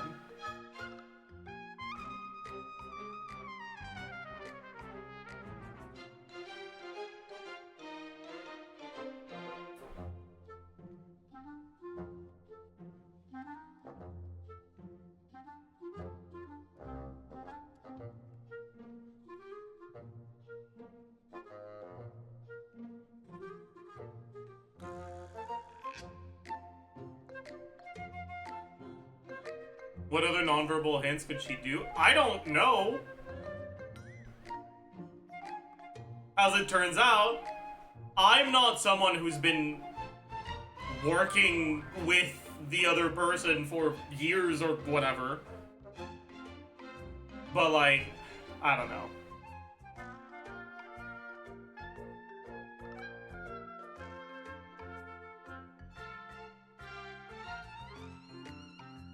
The hint was asking politely instead of just ordering.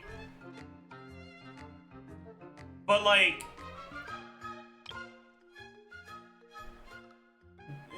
does this look like asking politely to you? This looks like asking threateningly.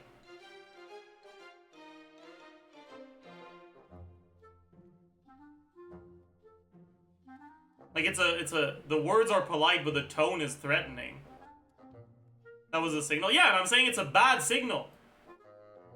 If someone tells me, do this thing, and while saying, do this thing, they threaten me, I will think, they are threatening me so that I do the thing, not they are threatening me so that I do the exact opposite of what they're saying.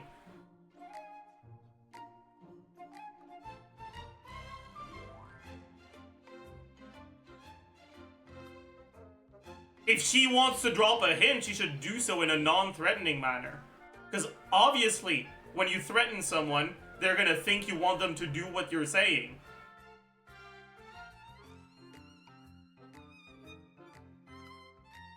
You don't know how they usually interact? Sure, but clearly, it didn't work out. And she knows how they usually interact.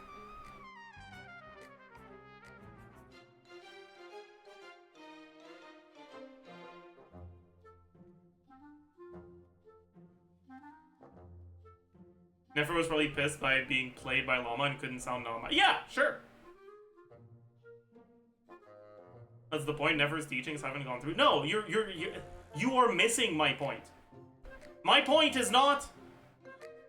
I can notice that the story is telling me that Yehuda missed on the hint that Nefer was dropping. My point is, my analysis of what just happened, looking at what was actually done and said, is that Nefer's hint was bad, and I think it's reasonable for Yehuda to have missed it.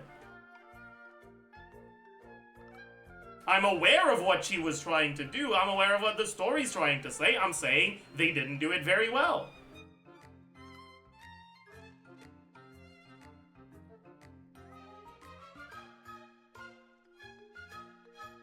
It's possible that what the story is actually trying to do is not tell us that Yehuda's stupid. It's to tell us that Nefer is impatient.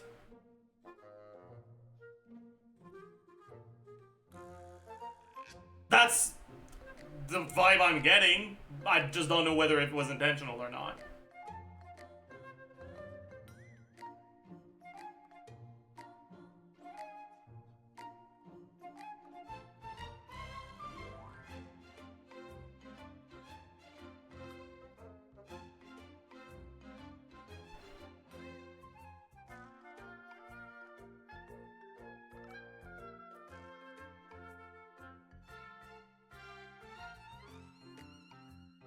Maybe it's that Nefer overcalculates too much and expects people around her to be on guard at all times. I mean, again, like I said,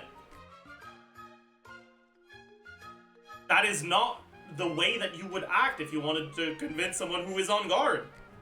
What she did was a mistake. It was just objectively a bad way to convey what she was trying to convey.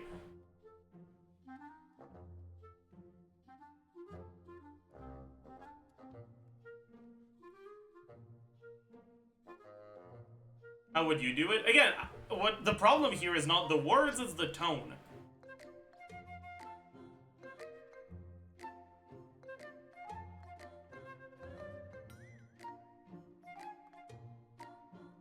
Right, like, this is fine.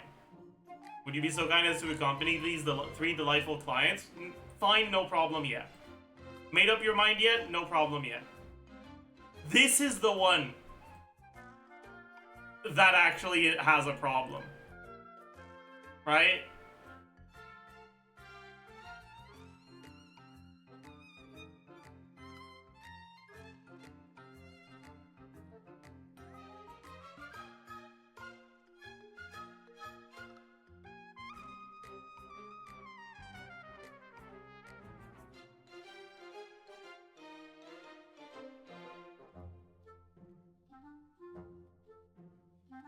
Like, this sounds like she's pressuring her into saying yes, not no.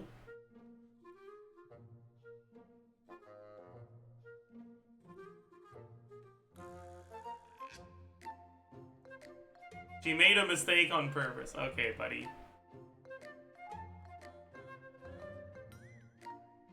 Anyways. She never asks her to say yes. Okay. You do realize that if I say, hey, can you do this thing? I am asking you if you can yes do this thing, not if you can no do this thing. Like, when you ask someone to do something, you are asking them to do the thing, not to do the opposite of the thing. So, she actually very clearly and literally, most definitely, did ask her to do the thing.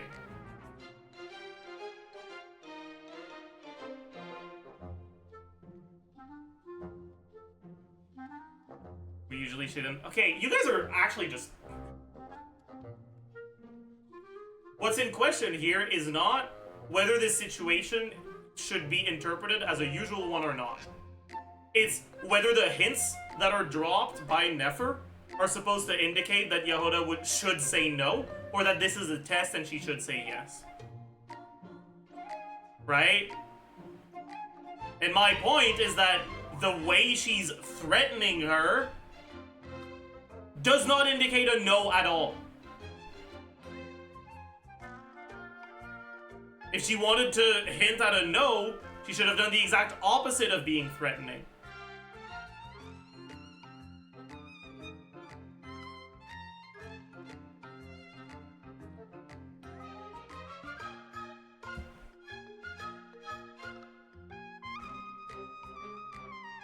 Damn, you and your chat is unbearable to enjoy story. I'm not entirely sure what you're trying to say. Are you saying that we're unable to enjoy the story? Or that it's unbearable to try to enjoy the story in our company? Either way, fuck you, I guess. How dare you enjoy yourself in a way that's different from the way I enjoy myself? How dare you enjoy yourself talking about the story instead of just consuming?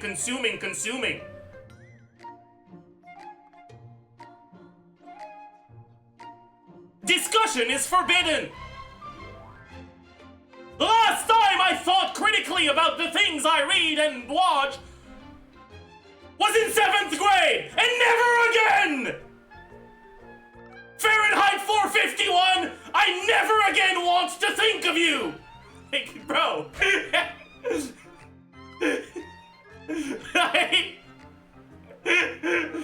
Sorry, I guess.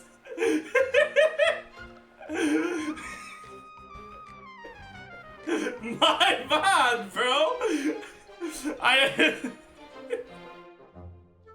Anyways, I'll be right back, chat.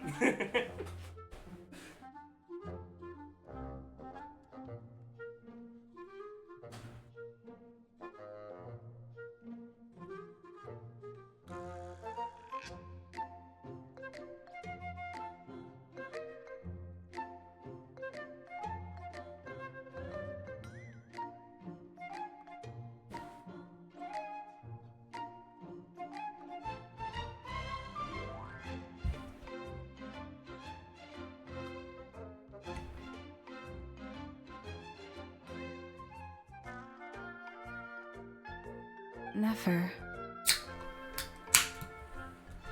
You got what you wanted.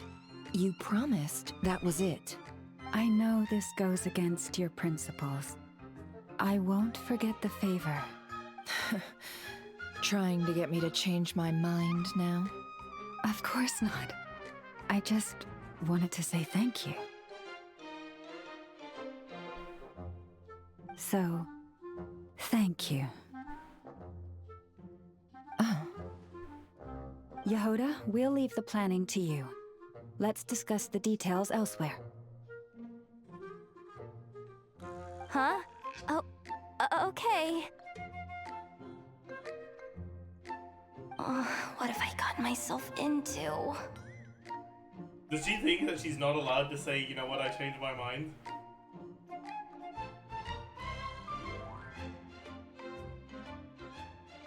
Oh, by the way, Yehoda, before you go... What is it, boss? You're fired. Gee! She's an employee, she doesn't have rights? Well, I think you spoke too soon, buddy. Huh? Effective immediately. As in, this exact moment. I see. This is not retaliation, by the way. This is her giving herself plausible deniability. The curatorium will take you back, of course. Yep. But only once you've completed this commission for our 3 clients. Again, though, I think this is the sort of stuff that's better left unsaid. Have people figure it out for themselves. What? Is there some issue? Well, here's the upside. Without me taking a cut from your commission, you'll earn more. Seriously? Can someone explain what's going on here?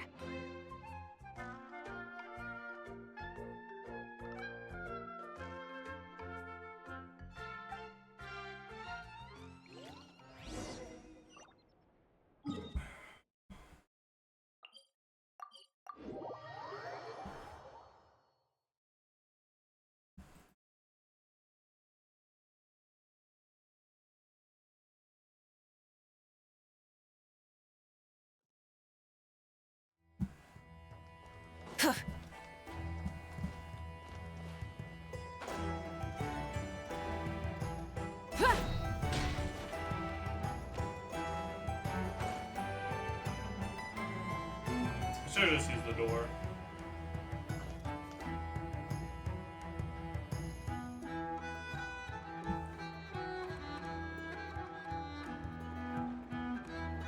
Are we sure Yehoda's alright?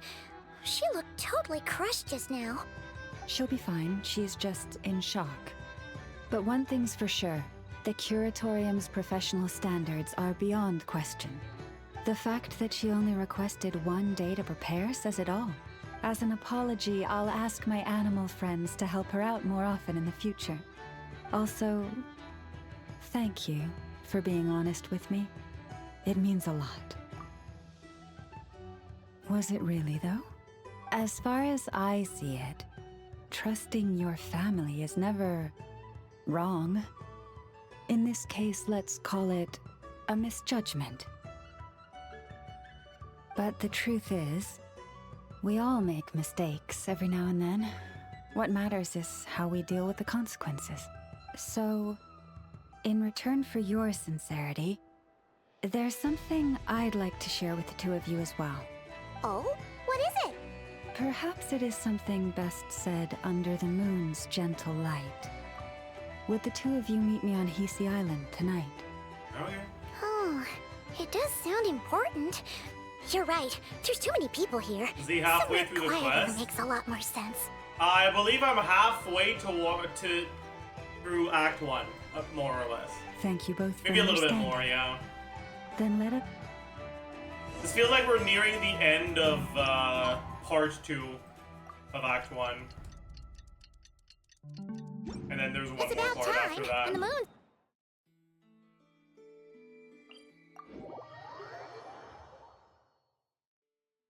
About 60%, yeah. That's what I thought.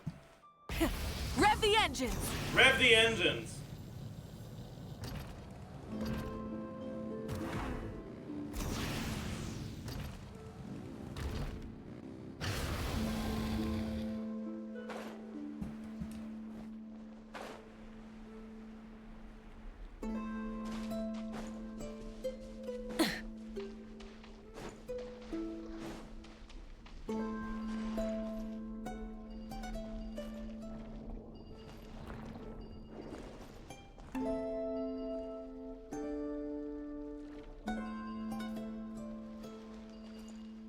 Bro, can I not fucking... There we go. Didn't do anything.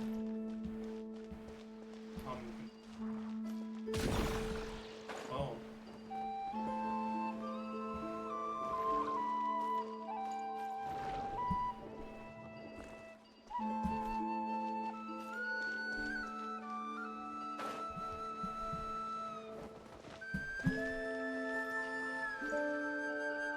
I don't really get it.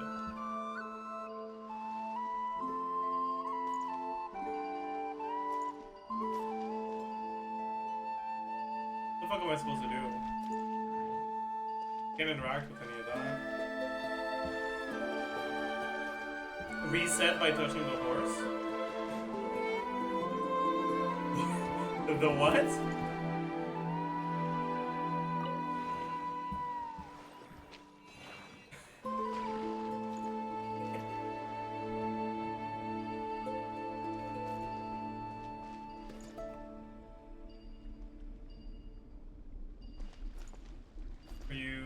Are you sure about that? Can't interact with that.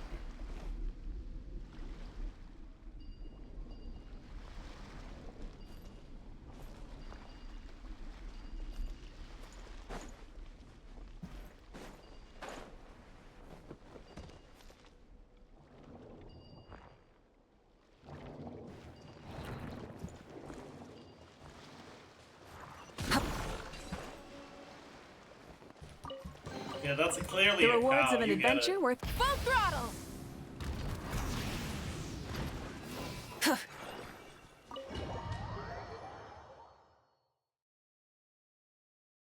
Sorry, I was looking for the word and horse was the closest thing my brain came up with. It's fine. It happens.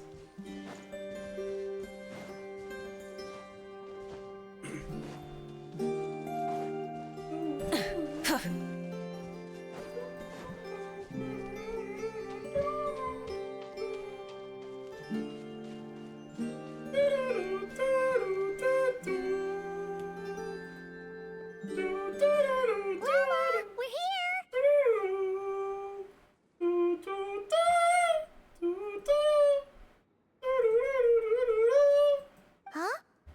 Llama, Sorry. are you praying? I am indeed.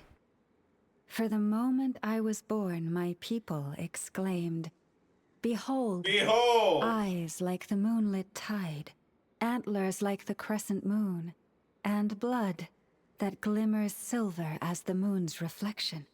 They knew what color her blood was when she was born? What were they doing to those babies, man? From as far back as I can remember, I was revered as the Frost Moon's emissary and the Moontide Maiden. The first words I ever learned were prayers Does he know? Well, to it's the not the Frost baby's Moon. blood. The It's first the mother's gestures, blood, no? those of our sacred rites.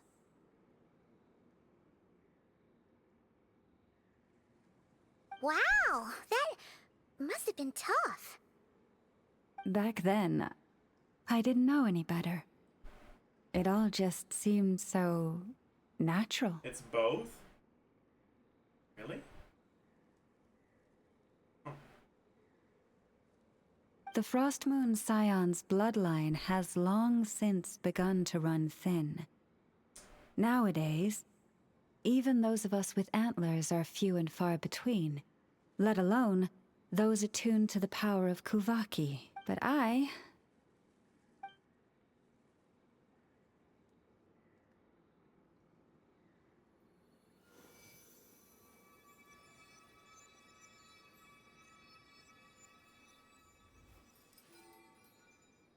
Oh my god, she's floating.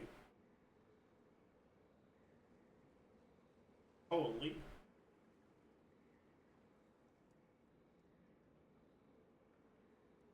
She's mooning. Whoa! Your antlers are so pretty. They say it's an extraordinarily rare condition. Once in a century, if that. I am unusually sensitive to the moonlight, as well as to the Kuvaki's ebb and flow. As a child, I could barely sleep because of it. Oh no! It was that serious? To others, fluctuations in Kuvaki are something you easily get used to, like a gentle tide lapping away at the shore.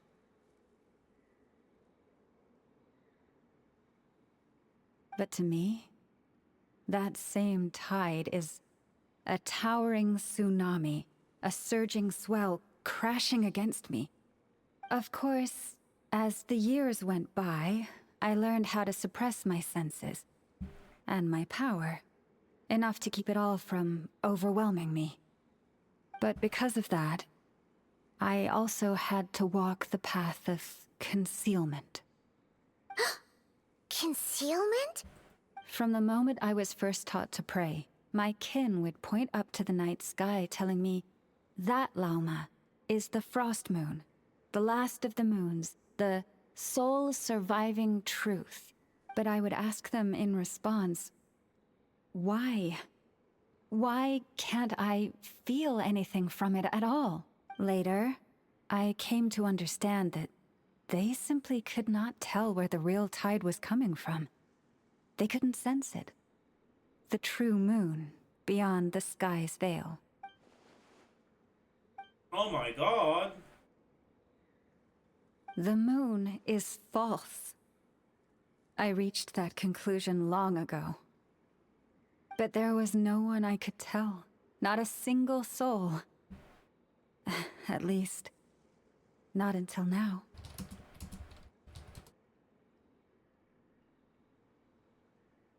Am I the one who's wrong?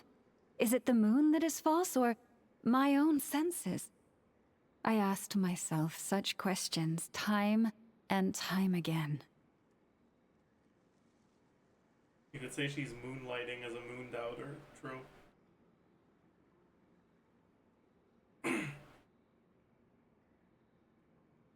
So true.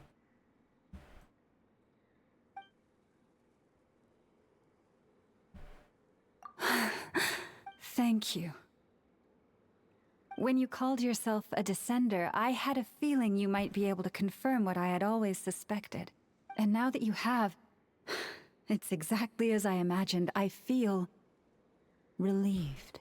Oh, Paimon kinda gets why you couldn't tell anyone now. It's not easy to change people's minds on something they've believed for hundreds of years. That's what I meant by concealment. I knew too much, so I had no choice but to keep my people in the dark. Every prayer I offer feels like a lie to keep myself going.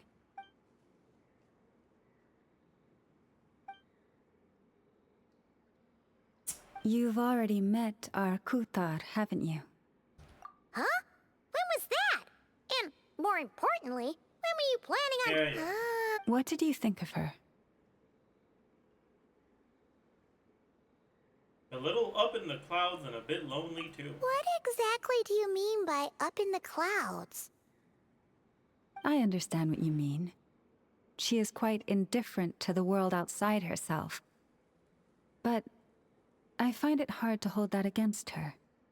Yes, it was shortly after the fall of the ancient moon's remnants. I asked her what the Frost Moon's scions meant to her, and why she left in the first place.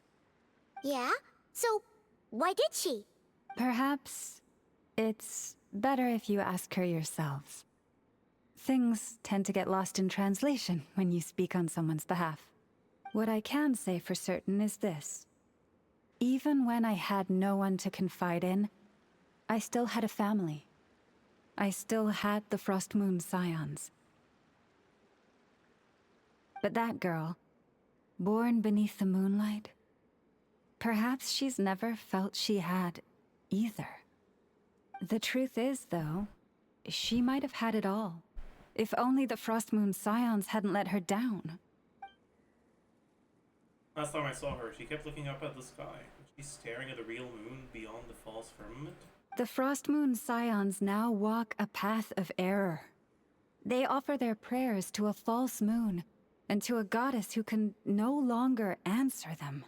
I want to change all that. But with the Fatui closing in on us day by day, the Frost Moon Scions must stand united, now more than ever. I just need to wait for the right moment. Lady Lauma! Lady Lauma! Oh no, her daughter's dead. Cappy? Has Kadena's condition deteriorated again? Traveler, Paimon, we'll have to continue this conversation later. We'll come too!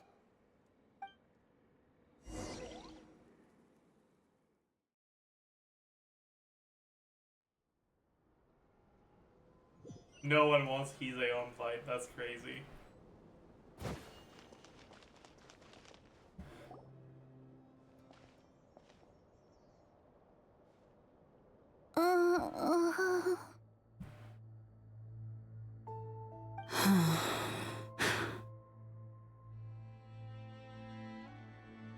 Why? Did I do something wrong? I've been praying to the moon goddess every day. Why isn't she getting any better? No, P is just a bad mother.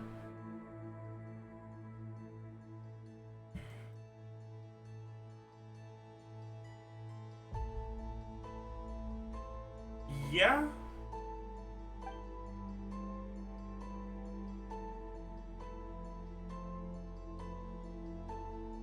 But no? Oh, there's a chest in here. That's crazy. Like, you guys gotta understand, it's not like these are religious fanatics. Like,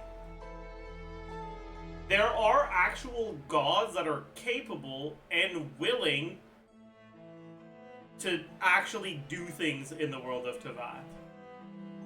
So, being religious is inherently very different. A prayer in Tevat is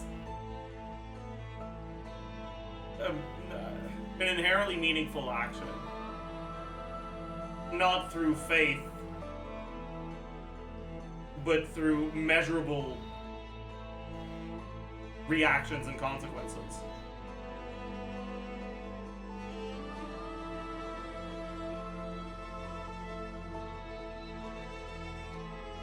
So I don't think it's as bad as some of you guys are saying. But also, yeah.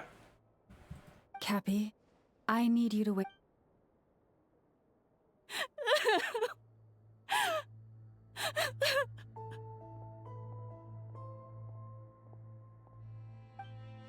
Is there anything we can do to help? Just don't be alarmed by what you're about to see. And please, don't let her mother see it. Is that a fucking knife? Jesus. Is she gonna cut herself? Is she gonna let the babe gorge onto her silvery blood? Is that what's about to happen?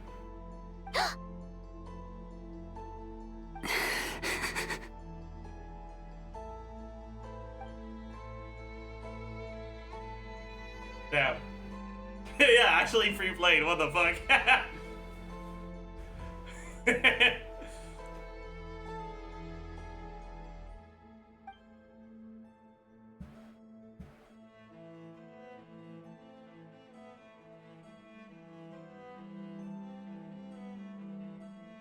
Shh. Please. Help me keep this a secret. We saw it in the trailer, did we? I don't remember that. She looks much better now. But, Lauma, was that? A medicine prescribed by a local doctor. For ordinary people, my blood has the power to counteract any adverse reactions to Kuvaki.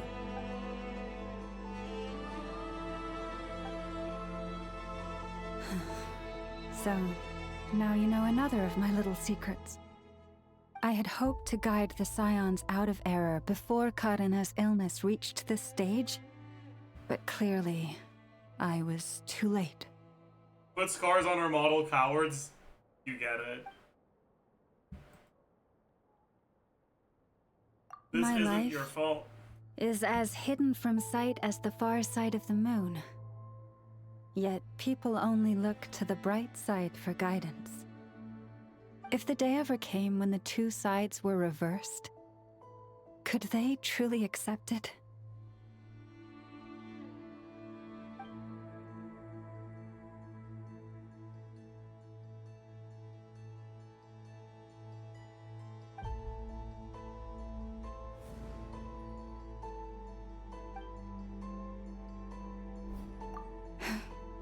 Hearing you say that puts my heart at ease.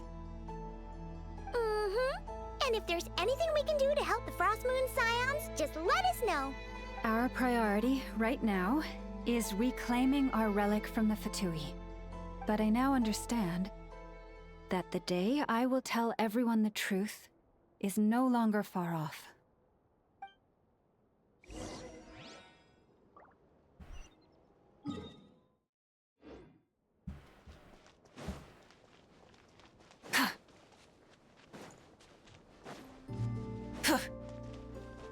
Oh, I wanted to get the chest. Wow. Paimon would never have guessed Lauma had all that bottled up inside. Hey! Watch your step! Sorry, Wilhelmina. Ah! What's wrong? Oh, you scared Paimon. You scared me there too. Almost stepped right into one of my traps. Are the chests on this island traps laid by Wilhelmina? Oh my god, that's crazy. Trap? Why would you leave a trap somewhere like this? Well, it's not like this is a main path. And besides, we Frost Moon Scions would recognize it instantly. What are you trying to catch? What kind of stupid ass fucking question is that? We saw the Fatui coming here in a very aggressive and antagonistic manner literally just earlier. Are you a fucking idiot? Yes, you are. Sorry. Alright. You don't seem like you're with the Fatui, so I guess there's... Lauma asked me to set up these traps to keep the Fatui at bay. Really? No. Oh. Come to think of it, their 3-day ultimatum is almost up now. Yes. Hopefully they'll back off when they realize we won't go down without a fight. Oh, you've done a lot for the Frost Moon Scions too, just like Lauma. Wilhelmina? It's nothing. I was just wondering if any of this is really worth it. What do you mean? Our people. So many are stubborn, stuck in their ways, clinging to a truth they refuse to even question. That's blasphemy, Wilhelmina. Do they really deserve everything Lauma's doing for them? Okay, I hate to break it to you, Wilhelmina, but I'm pretty sure there's something going wrong between Lauma and Nefer, and there's no place for you in that relationship.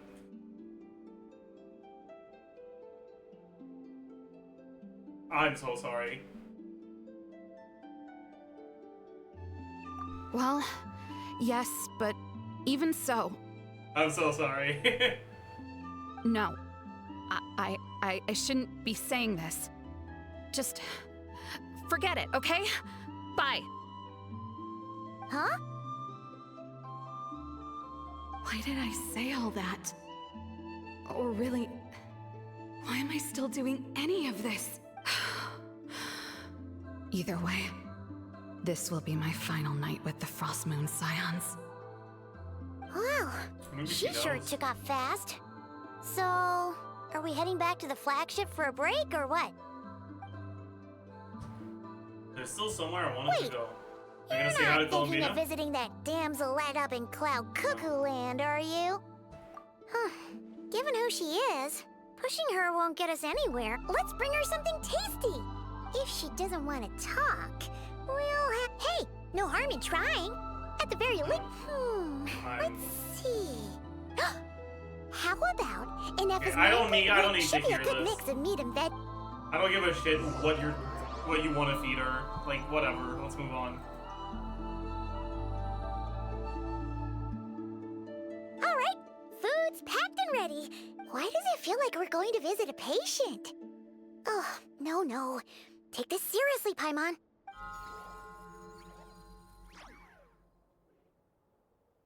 This was actually important.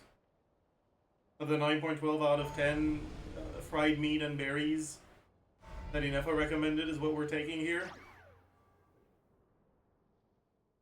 Shit, you're right. Sorry. What does he think of Yehuda? There's not much to say yet. I think she kind of got done dirty.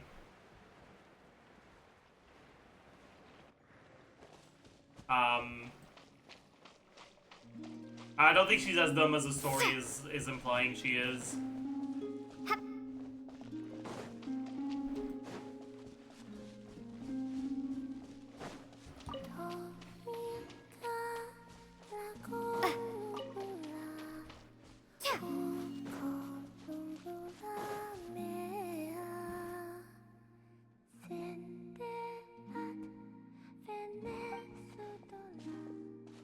Oh my god, she's mooning.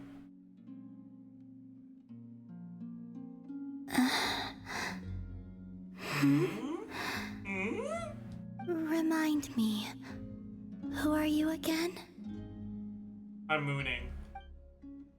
You forgot me after a single day? A different one floats by your side today. A different one? What's that even supposed to mean? Ugh, there goes Paimon's perfect conversation starter. Hi there!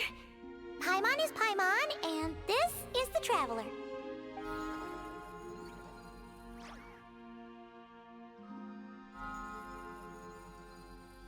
Oh, there you are. Between the two... Was that supposed to be like you're heels cuter. made of water bubbles? There was something under her feet. Wait, what do you mean Paimon's less cute than that floaty thing? Columbina. What is it? Huh. You just noticed? Yeah. Bluetooth heels, I see. The medium girl model has heels, but they wanted her to be barefoot. I see, that explains it. What's your favorite kind of food? When I was a kid, I was always on my toes. People I dislike the coldness of the floor. Well, I'm sorry to hear that. It must have been tiring. Your environment was so stressful that you were always on your toes? That's crazy. Is this a treat? Or an offering? Use elemental sight, you'll see Moonfall Silver is also made of hydro. Is it, or are we just in water? Let's go with treat. Anyway, this is all the Traveler's cooking, so please. Like, these are clearly in water. If you're talking about these, then that doesn't count. But if you're talking about the ones above ground, those are not in water. Are those blue too?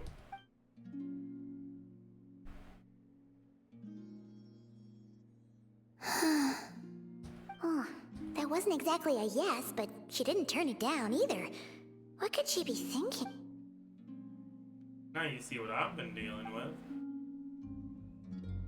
So, what do you want to ask? Hey, she's actually playing along! You know the moon in the sky isn't real, don't you? I know there is only one moon in the sky. It is simply that some can see it, and some cannot. That's me, I'm some.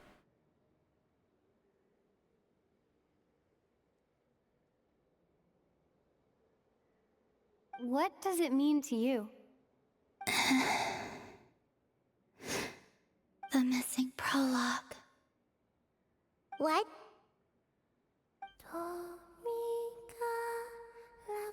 Huh? What does that mean? Isn't she going to explain herself? Can you tell me more about that melody? You were humming it last time too. It must be important to you.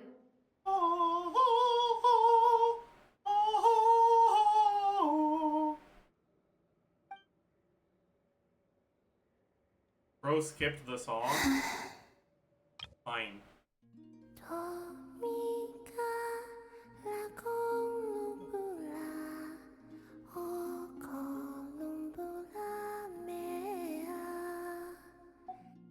It is all I remember from the moment of my Moment of birth! A melody. A few lines of lyrics. Like a lullaby from a foggy dream. Come into being! Oh, so who was singing it?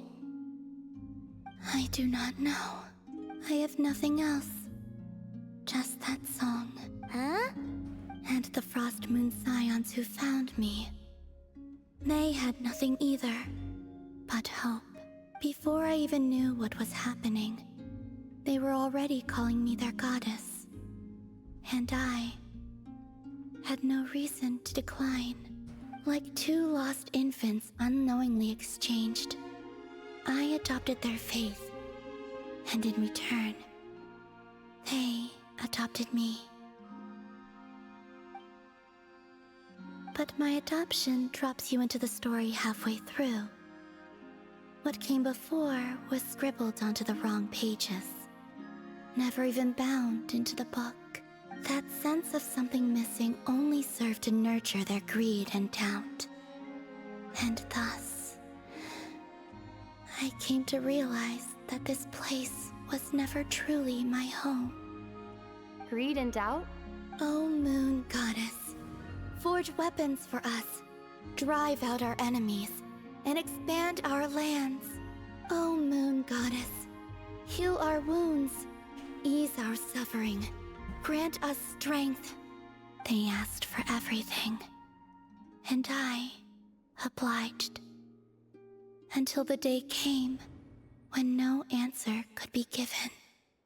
If mortals can turn to the gods when they are powerless, then who do the gods turn to when they have nothing left to give? You've got Paimon there. In those days, the Frost Moon Scions cared more for faith than for truth. Reality rewrote the sky in words I could not understand. I did not want to read a tampered version, so I simply stopped looking. Wait, you're telling me the canon reason for why she has her eyes closed is just because she doesn't want to open them? That's kind of funny. That's actually kind of funny. I just kind of stopped wanting to see, so I stopped. I don't think she meant it literally. Oh, okay. The real beginning of my story lies up there, on the moon.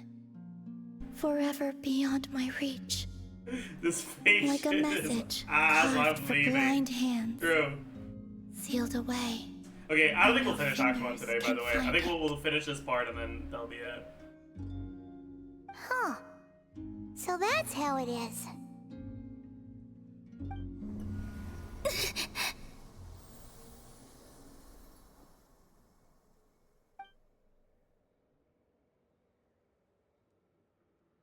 Oh my god, they're turning gray. Purple? Gray? I'm not sure. What's wrong? White? Purple? White? Purple? Gray? White? Purple?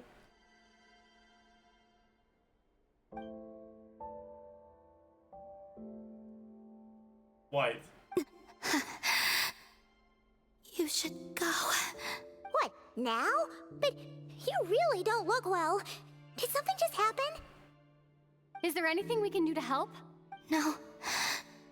Aside from answers, I have nothing else to give you in return. This is the price of running away from home a second time.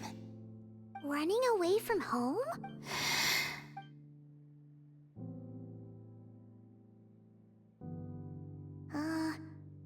Is she heading towards the food?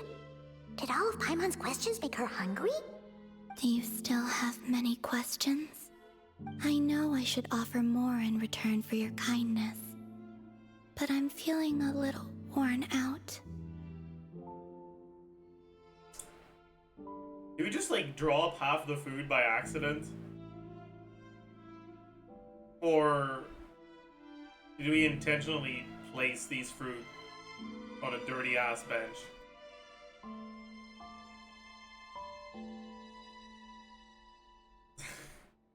Oh, we're so sorry about that. The Tsaritsa was right. Freedom always comes with a price. She said I could treat the Fatui as a second family, a second home. But in the end, they were no different. All they wanted in truth was my power as the moon goddess. I'd rather not dwell on such unhappy memories. Seems the Fatui can't afford to let go of such a valuable chess piece, so now they're coming for the moon goddess, their damselette in distress. Ha, good one. I have fulfilled my promise to the Tsaritsa, though it has used up much of my power. So you see, Oh my god, this has Darman, nothing so to you do see? with betrayal. That's crazy. So, you're just staying here for now, resting and recovering your strength? Yes, What about these flowers? they have grown in Nodcry for many generations. They're highly sensitive to the ebb and flow of Kuvaki. They turn white when she's feeling weak, and they went red that day. That was because she was drawing upon her strength. At times, I thought about using that relic the Frost Moon Scions had hidden away. I could sense the power within it.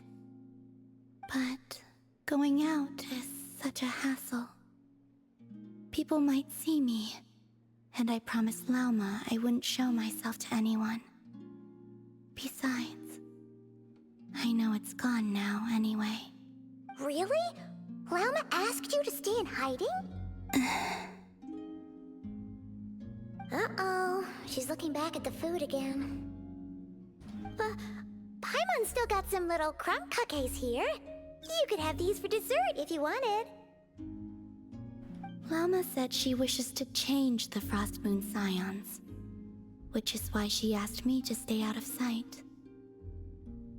I don't really understand what she meant, and to be honest, it's not something that concerns me.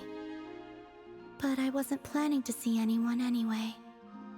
If they found their way here themselves, that's hardly my fault.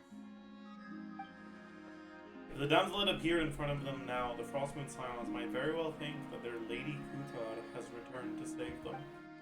If you look at it that way, I guess Lama's actions do make sense. Lauma, the Maiden of the Grove. She is quite unlike any Frost Moon Scion I have ever met before. After hearing my story, she actually apologized for how the Frost Moon Scions treated me back then. She told us she feels like she's been living on the far side of the moon.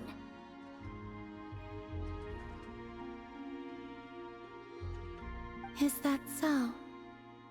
I actually got the opposite impression. She's been keeping her true power hidden away, afraid that people might be dazzled by its brilliance, and that they'd no longer be willing to look her way. Just like Kutar back then. Maybe her light was simply too bright for anyone to see her family. ... So, what do you wish for now? I wish to return to the moon. To the home where my story is written. Right now. That is all I wish for. Is this supposed to be like a metaphorical thing, or does she just like want to do space travel.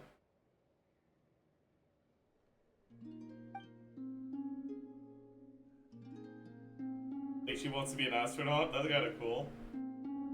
You and Paimon return to the flagship, reflecting on everything that's happened as you prepare for tomorrow's mission. And that is it for part 2. And I don't think we'll do part 3 today. Wait, is that it for part 2? Yeah. In the Shadow of Night, I believe that's part 3. Yeah, it is.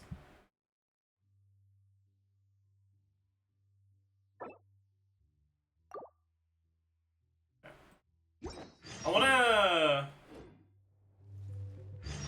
wanna pick up this thing. Oh, fuck you.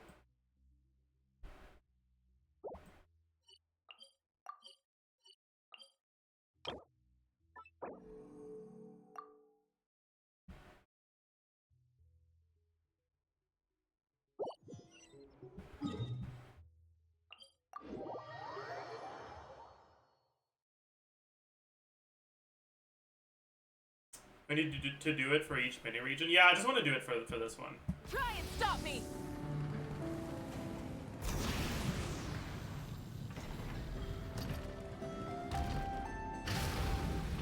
But yeah, tomorrow we'll Nothing's going finish Act right 1. lately. Probably start Act Is 2. a I don't good know if we'll night's finish sleep Act 2 too much though. to ask for? There, I know. If nothing is going right, then This nothing is. isn't Archon Quest. I don't care that much. I could not say. Please get some rest. I will. I'm gonna give each one a hit on the head with my wrench. I gotta see for myself. Oh, Traveler! Paimon! Hi, I know. It feels like it, but anyway. I know. It appears my analysis was correct. Huh? You were getting upset. Conclusion. Everything. Huh? Like. Act 2 is shorter than 1, then maybe we'll be able to do it Nothing all at major. 1 though. People keep getting into fights around here, and last night they crashed right into my workshop. Oh. Do not be alarmed. Treasure hoarder. Sorry. Yeah. Before Inefa came back. I already cleared. Wow. Well, that's nice. No, not impressive. There's Act a 2 is treasure. after Act 1, by the Box way. don't just break, and we'll find him. Yeah. How are you going to do that? By staring him down. Okay. I don't know. If it doesn't work, I'll just drag them. I see. Whoa! How's that fit? Thank you for letting me know. By the way. Okay then. Act 2 is before Act 3. I don't think we can do Act 3 yet though, so I don't think it matters. We'll let you off. But just. How do you like it so far? I like it a lot. This might be the best Archon You Quest. stare them down, all right, Traveler. Like the Notice best anything start odd? to an Archon Quest. Come on. Yep, that's it. What did I say? Come on.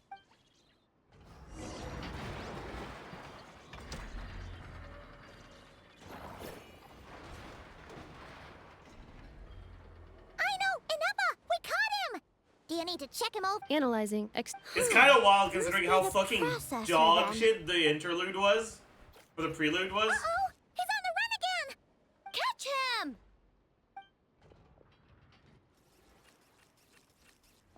The Inefa one, yeah. The Inefa one. What? Is that him? No, those are scrap sorting. Okay, well now, but we need. Try sucking him out.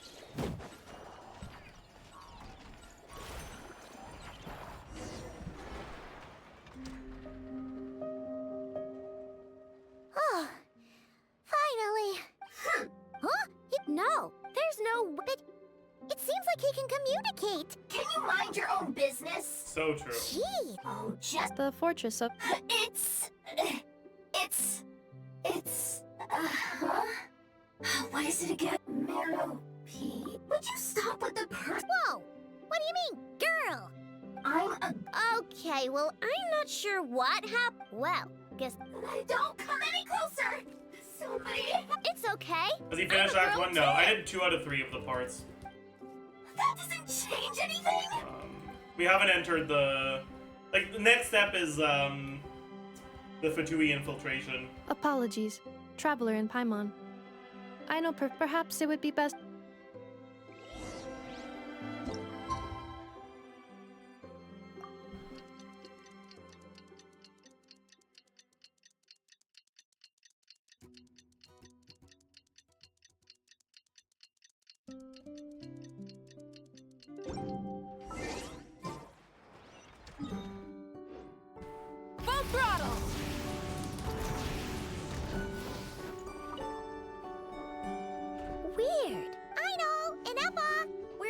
Greetings.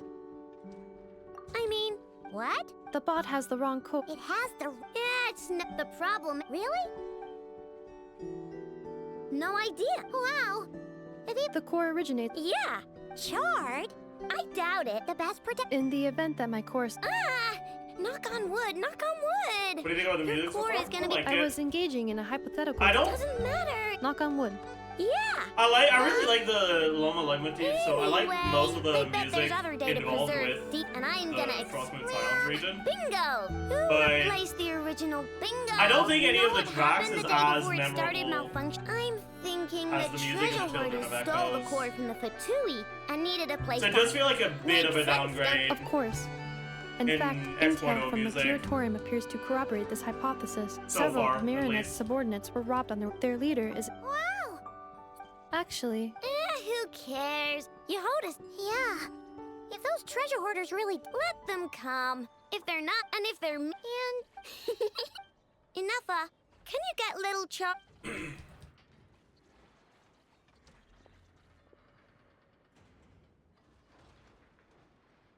How much longer until we unlock the thing, chat? Okay, hold on to your... What did you just... Come on, we Almost have done. to call you something. What kind of name is that? Oh, so use Lombro as a last name. Huh, I kind of like it. You're stuck with it. Don't think it likes the sound of it. Correction. This bot has no capacity. Huh? Because it's cool. Like, remember how I found the word charred? Oh, anyway, we can figure all that out later. First, why don't you...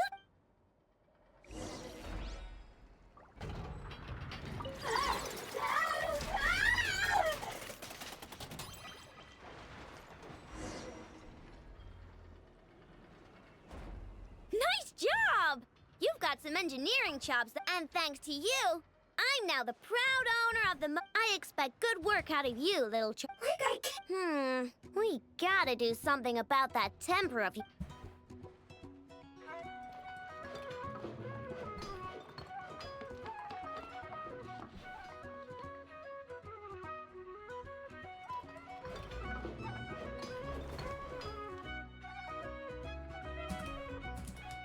There, much cuter. Oh, that reminds me. Traveler, Paimon, I can make them into deal.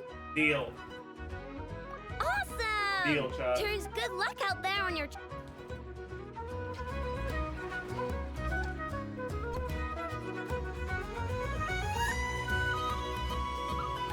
Fine, I think that's it, right? We can now interact with it. But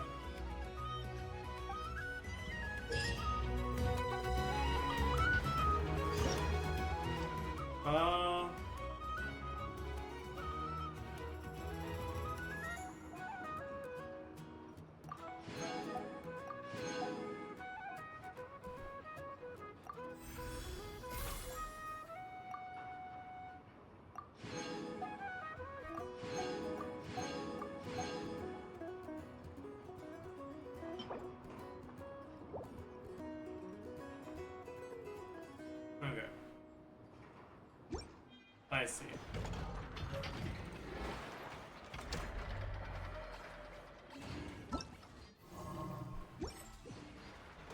Really get 90? I could. But we're not doing that today.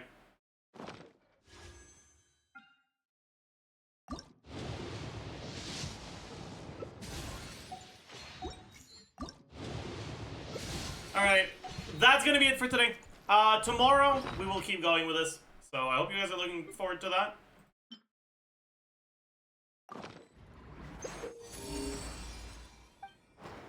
I